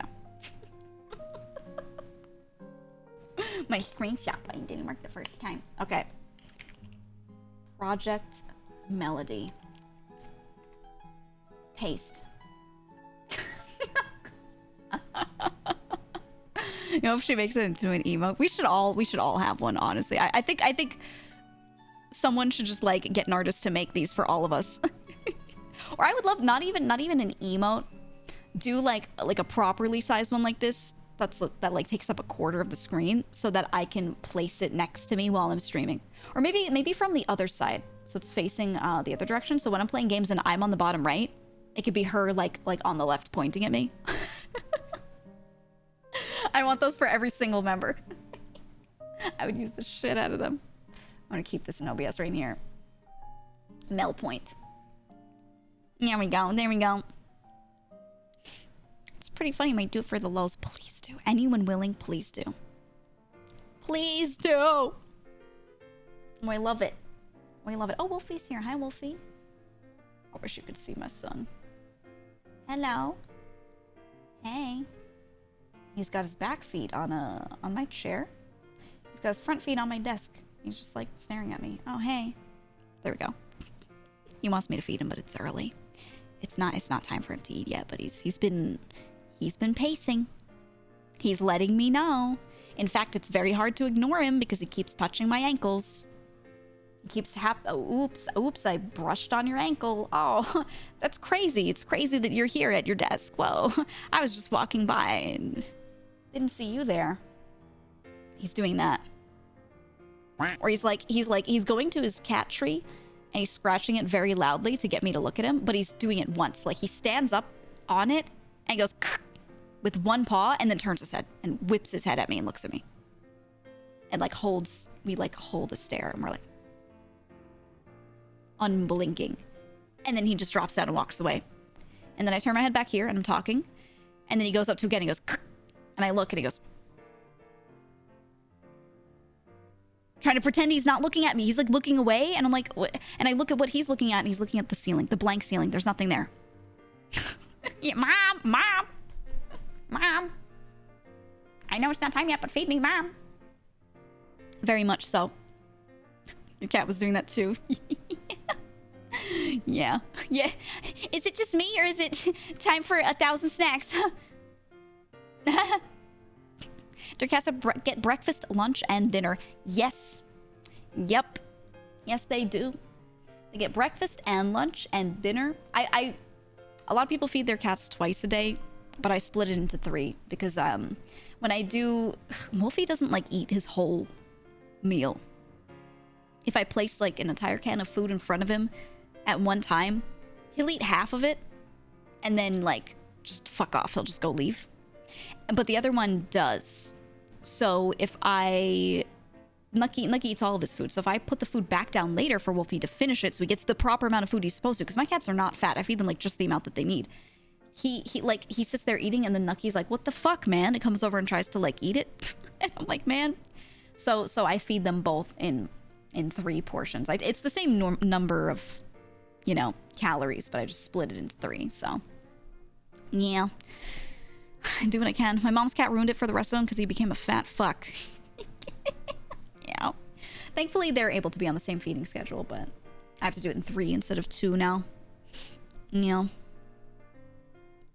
Why do cats do that? I have other cats that will leave food. I don't know. I don't know. Some cats are like, they'll eat everything you put in front of them. And then Wolfie, yeah, he kind of likes to graze a little bit. He does well with the 3 meals thing though. Like it's just enough food, but I don't know. We have 3 meals and then right before bed, mandatory snack time. Mandatory. And I give them greenies because I actually notice shit differences if I don't give them to them. If I skip the greenies for 2 days, there's actually a difference and it's a negative. It is not a good difference. So mandatory greenies time late at night for fiber. Yeah, mandatory snacks. Yeah, they love them. They love them. But it's to the point where like, if I'm getting ready for bed and I haven't given them snacks, if it's bedtime and I have, they'll be sitting on the bed just staring at me, waiting for me to like get over there and be done with what I'm doing. If I have not given them their snacks, I'll do all the same stuff, but they will be sitting in front of their food area, just staring at me. Doing the same thing, just different locations, you know? And it's funny. And I'll never forget, because they'll never let me forget, because they will stare at me from there, and then if I try to go to bed and they're still there, they just go like, meow, and like, you know. I will know. I will know. Cat shit is foul. I actually think dog shit's worse. I don't think cat shit's that bad, and if you're cleaning the litter box regularly, you will not be affected by it. If they know how to bury it, not all cats really do it properly, but if they do, it's not that bad. Yeah, they're nicely contained. Dog shit smells so rancid for me. I can't do it. I can't do it. To me, it's so much worse. Dog shit, objectively worse. Yeah, Ryuko actually works with animals, so... You open to adopting middle-aged men? I want snacks. Dude, it was so funny. One of my friends said something. There was one of her parents was trying to, like get her to get a boyfriend. They were like, why aren't you dating anyone? And, you know, and they kept bothering her and she was getting pissed off. And she said out loud, she said, I don't want another son. I already have a dog. I was like... Because a lot of dudes, when they become a boyfriend, they like become that woman's son in some ways. They're like, can I have snackies? You know? I was like, oh shit. It also depends on the person they're with, because like if they have a naturally like caring personality, the dude just like becomes a dog half the time, you know? Because it's nice. If he likes it, it's nice. If she enjoys that, it's nice, you know? But she like doesn't like that. So I think she had like the last relationship she was in before that was a dude that really just like wanted a mom, not a girlfriend, you know? Like you could just apparently through his actions, right? So it was very like, it's just so funny hearing her say that. Because she was just so frustrated with her last situation, man. It's me, I'm the pet basement troll. Yeah. That's how it is. One of my friends with 2 kids says, no thanks, I already have 3 boys. Yeah, you lump the husband in. That's funny. That's funny. I will say that if I'm with my mom and, because a couple of my brothers come over often and like they'll come over and they'll eat food and I'll make them like clean something or do a thing I don't want to do in exchange for like feeding them, you know? And I'll be like, oh, I have to go home now, Mom. I have to do this thing. And I'll always go, I have to feed the boys. And like, did you hear him? Meow, Wolfie.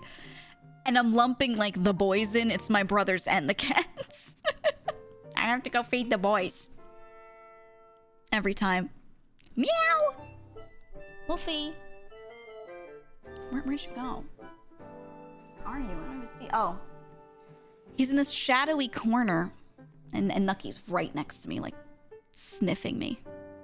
It's a loud meow. Wolfie does that, and he walks... He'll never do that right next to me. He walks into another room. Because if he does it right next to me, I'll be like, hey.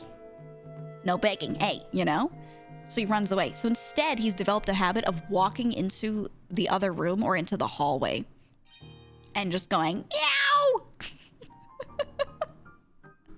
Perfectly balanced, you know? Perfect acoustics. Or he does in the bathroom a lot. He does in the bathroom because the acoustics are crazy in there. It's insane. Sato, thank you for the tier 2 for 10 months. Thank you so much. But yeah, he's just He's next to me just staring. Wolfie. Just because it's a little overcast doesn't mean it's nighttime. And he'll never speak on command unless we're like in the kitchen. Wolfie, speak. Or maybe he will. Speak. Speak. He's waving at me. That's wave. Speak. He's waving at me. He does all of his other tricks at once. Wolfie, speak. My God, he never does it when the mic is on. He never does it. He can wave. Yes. My cats can sit on command, they can speak on command, and they can wave on command. But the speaking one, he likes to not do unless I have a treat in my hand. We are standing in the kitchen, and I am standing up, not sitting down in my chair like right now. Wolfie, will you ever learn to speak outside of your exact conditions that you like to speak in? No, I think the answer is no. It's more than mine does. He does a lot. I'm teaching, and Nucky's actually the smarter one, and I've been teaching him circle, where I take my arms and I make like a circle like sideways, like my arms are vertical, and he jumps through it. I'm teaching him to jump through the hoop. We're working on it. He does it if it's low to the ground, and I'm like slowly moving it up. My smart boy. My smart boy. Wolfie can't do circle. That's too much for him, right, Wolfie? Yeah, it's a lot. All right, now Nucky's on my desk. Okay, all right, you got it. Why? The sharks, man. The sharks. Wolfie doesn't love us. He doesn't know, you guys. He thinks I'm just talking at my computer screen. And he's like, why is she doing this? My cats have no idea what I'm doing. I'm just sitting here making noise in a corner of a room for hours. And then I magically procure food. And then I go to sleep. And then I talk at the screen for hours again. And then I procure food for them once again. And then I go to sleep. And they're like, I mean, if it works, it works. They have no clue. They think you're insane. I don't think they think at all about any of this. I don't think they think critically. I think so long as they get food, that's great. And then when they think it might be time for food, they let me know, and that's it. I think that that's all they think about. And that's it. That's it. It's the extent. Right, boys? I do have to feed them in a couple minutes. They don't get fed at the same times every day, but they get fed in the same intervals. Whenever I give them their first feeding, it dictates the rest. So I do have to feed them soon. Soonish. Did your cats change during the pandemic from you staying at home with them more often? No, I stayed home the same amount. Because, I shouldn't be laughing. I started getting a little ill before that, so I was already staying home a lot. And then during the pandemic, I did still go out and do some work, because I still had to go and give presentations. So I would go and stand in like the front of a room, and people would stand like, be sitting across and be like far away. So we still kept that part of the job going. And I was the only person who would occasionally, thank you, Nucky, who would occasionally go into the office, and like everyone else would stay home. So I still did the occasional thing. But before that, I was on the same schedule. I was always like staying home most days, and then going around and giving things to other people and going to other companies occasionally. So it was largely the same. I did stay home more during the beginning of COVID, the first couple of months, but they were pretty used to it already. So, you know, it was all right. It was all right. Stayed home before it was cool. Yeah, a lot of my work was consulting and bouncing between different projects with different companies. So I could either go into an office and work with a few people in an office all working on different projects at different times. So it didn't really matter if we were in the same office, or stay home and do the same thing. So I just stayed home and did the same thing. Most of the time. I went in when I had to. Probably like once a week, maximum. And then other days I would have to like be mobile, and I'd have to go to other places and talk to other people and be in their offices and stuff. And that was fine. But that was usually like a half of a day doing that maximum during one day. So it wasn't bad. I don't know. You switched from full on-site to full remote, and you're still remote now. Yeah, that is a big change. That is a huge change. Yeah. A lot of my friends like did not know how to handle it, and I was like, "Oh, I got you. Just play video games." Oh, I got you. Just play more video games. You won't go crazy. How do you deal with nerves and presentation? I used to get nervous when I first started doing it, and now I don't anymore, and I think it's literally just like, do it more, forehead. Be confident when you're saying, know what you're saying, be prepared. And that's the best you can do. The rest of the nerves, you just have to get used to it, really. Yeah, just practice. Just practice. Put yourself out there and specifically do things that you're not comfortable with socially, like that are a little bit much for you and make you feel nervous, to get rid of that and to get used to, like, talking to new people. And, you know, it's literally just a time put in thing. That's all it is. But yeah, having a lot of visuals. So if you're giving a presentation and you only want to show them certain charts and graphs, have a packet in your own hands of all the extra info that you might want to say something about but aren't necessarily showing it. Because when you're giving a presentation or you're pitching something, you don't want to overflow like with all of the details and overload people's brains with 5 million charts. You just want to put like a few key visuals and a couple words up on the screen, and then the rest is you talking. But do like a full featured presentation without the fat trimmed in a packet and have it in front of you. So if you forget anything, you were just like going through that. You know what I mean? My cat is once again walking in front of my phone. Can you tell? Nucky, pacing back and forth doesn't make food appear faster. With each time I pace, I shave off 30 seconds of the food timer.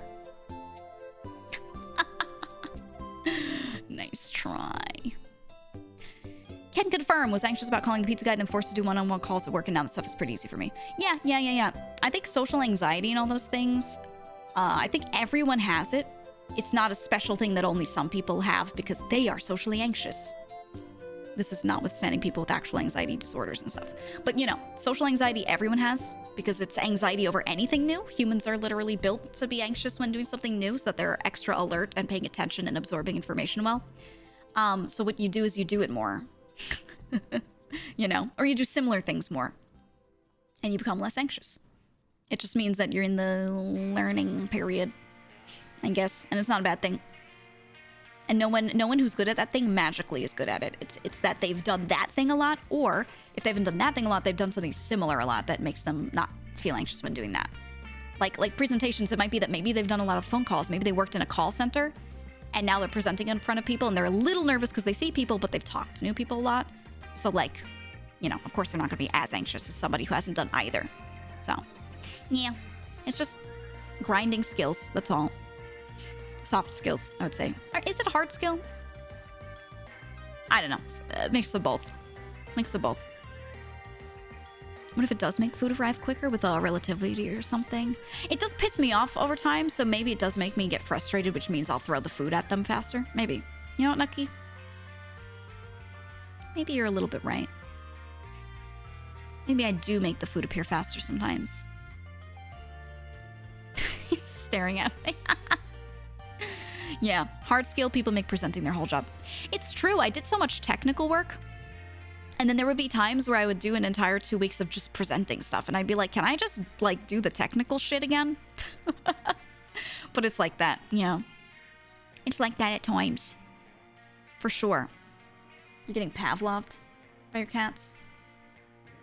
I am. Now Wolfie is sitting there. He's, like, shaped like a loaf, and he's on a cat tree next to me, facing directly away from me. He's trying to pretend he's not looking at me.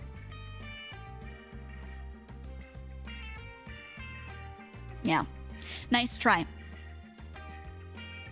Wish I'd have known that when I was a kid. You really do just have to eat the discomfort and move forward. Yeah, you know, when I was taught these sorts of things when I was younger, like if I got anxious or nervous about something, I was taught it exactly the way I said it, which is like, oh, being nervous or anxious is a normal response of the body, of the mind to something new. And it goes away as you do it more.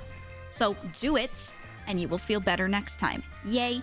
And, you know, I'm fine with delayed gratification, so I was able to do that. But if you don't teach kids about those sorts of things that way, they're going to feel the anxiety and go, it's bad, and then, like, stop right there, which kind of sucks, you know? So that stinks. What type of technical stuff did you do? That's where I stop. No further detail. Technical stuff. Yep. Some of us never really got comfortable with being uncomfortable. Yeah, it's a good way to put it. That's a good way to put it. She's an astronaut. Yeah. Yeah, right. I was an astronaut. Can you just tell people that when chatters ask? Actually, she was an astronaut, and they'll be like, "Oh my god, no way." My god. My goodness. Yeah, I'm just her.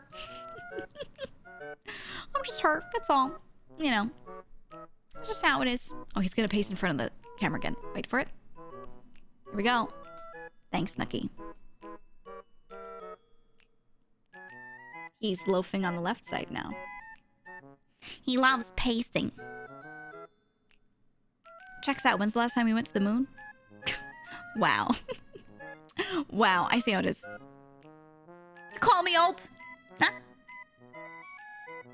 You call me old? Interesting. Interesting. You should do the first VTuber broadcast from the ISS. I have no desire to go to space. No desire. Even if they make it, like, really accessible and everything, like, no. No. I don't think I want to. You're wrong, but okay. Maybe I'll go to space in, like, 200 years. You think I want to go modern times? We are so primitive and behind in that tech still. I am good. I am perfectly fine right where I am. Yeah, I like having an atmosphere. Definitely. Behind who? Nothing. No one in particular. We're just behind the benchmark of where I would want to be before I would go to space. You know? Forget. Forget now. You know, yeah, no, I'm just not a fan. I don't want to go up and get the funny astronaut catheter. I don't want to eat the space food. I don't want to, even if it was brief, I wouldn't want to, like, lose bone mass if I had to be up there for a while. No. No, being in zero gravity does not seem fun to me. I don't think I like that. So, yeah, I'm good. I think gravity's great. The funny what? The astronaut catheter? Do you not know? Do you not know about how they do everything? It's not cool. They got like a cup or something. So it depends on the person, and it depends on the mission, and it depends on what they're doing. But, you know, it's also easier for dudes. So, you know, women have to do certain things. And I'm okay. I'm good. I'm good. Mission is doo-doo. Yeah, forget beam on that one. I don't think you guys want to think about that too much, right? I'd rather be the one that does research. You mean down on the ground? I was gonna say, if you're researching up there, you're still shitting. But yeah, you gotta... I'd rather be on the ground, for sure. Absolutely. It's easier for dudes when they don't lie about their endowments. No, it's still easier. It's still easier because you can still aim in some way, shape, or form, and women cannot. Cannot. All right? It don't matter. It don't matter.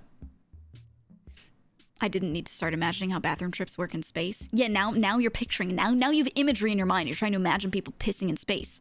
Does that seem fun to you? Oh, space would be so... It'd be so cool to be an astronaut. I'm good, man. I'm all right.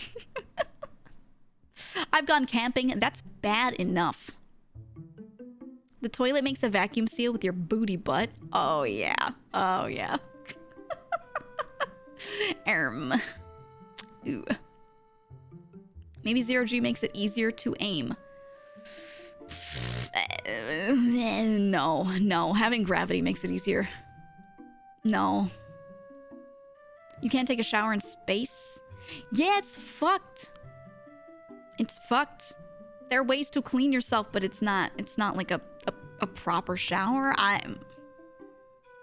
You know, I wash my face at the beginning and end of every day, and I have a whole skincare routine. You want me to dry the fuck out up there? No. No. I'm too crazy with it, with the moisturizer. Ryoshi, thank you for the sub. I go hard with the moisturizer, you know? I would go crazy up there. It's one hell of a discussion to get back to. Well, would you do it, Biku? Would you shit in space? Would you? No? No? You don't wanna? Go to space, become raisin. Dude, yeah, I can't even... When I travel anywhere, if it's not a humid environment, because I'm used to humid environment,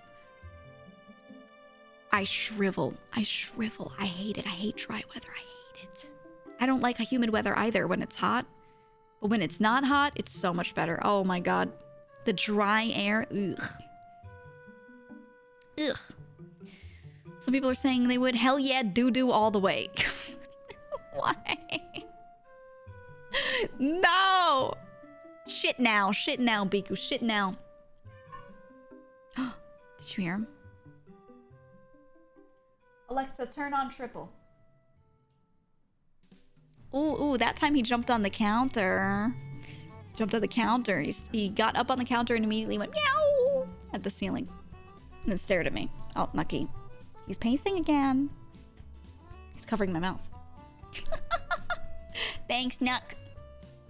Thank you. Your Alexa's freaking out. Alexa, shit now. Shit now. Alexa, play fart sounds. Alexa, shit now. Did she do it? Did she do it? Did it happen? Did it happen? Mine randomly triggers all the time. A lot of time when I talk, it thinks I'm saying its name. So I moved it across the room.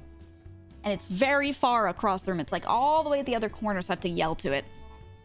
Because I don't need it next to me and I'm talking and it's like, the traffic's great, actually.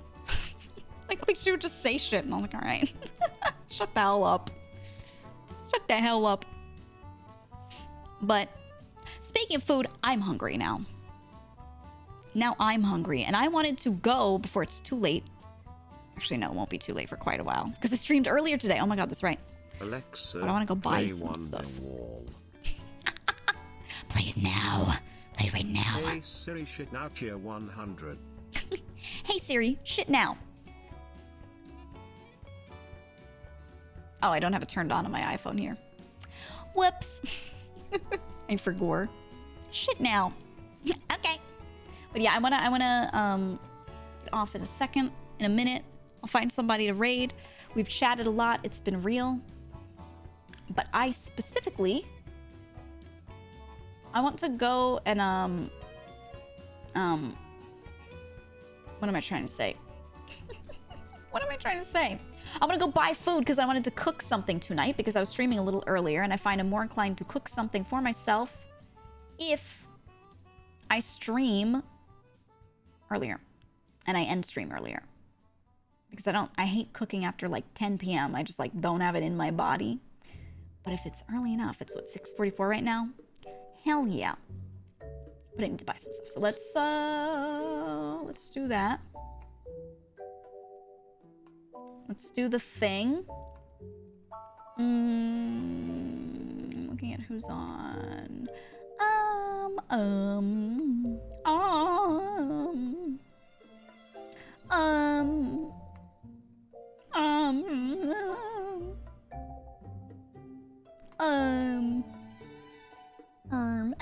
Sorry, I'm just clicking through all of them.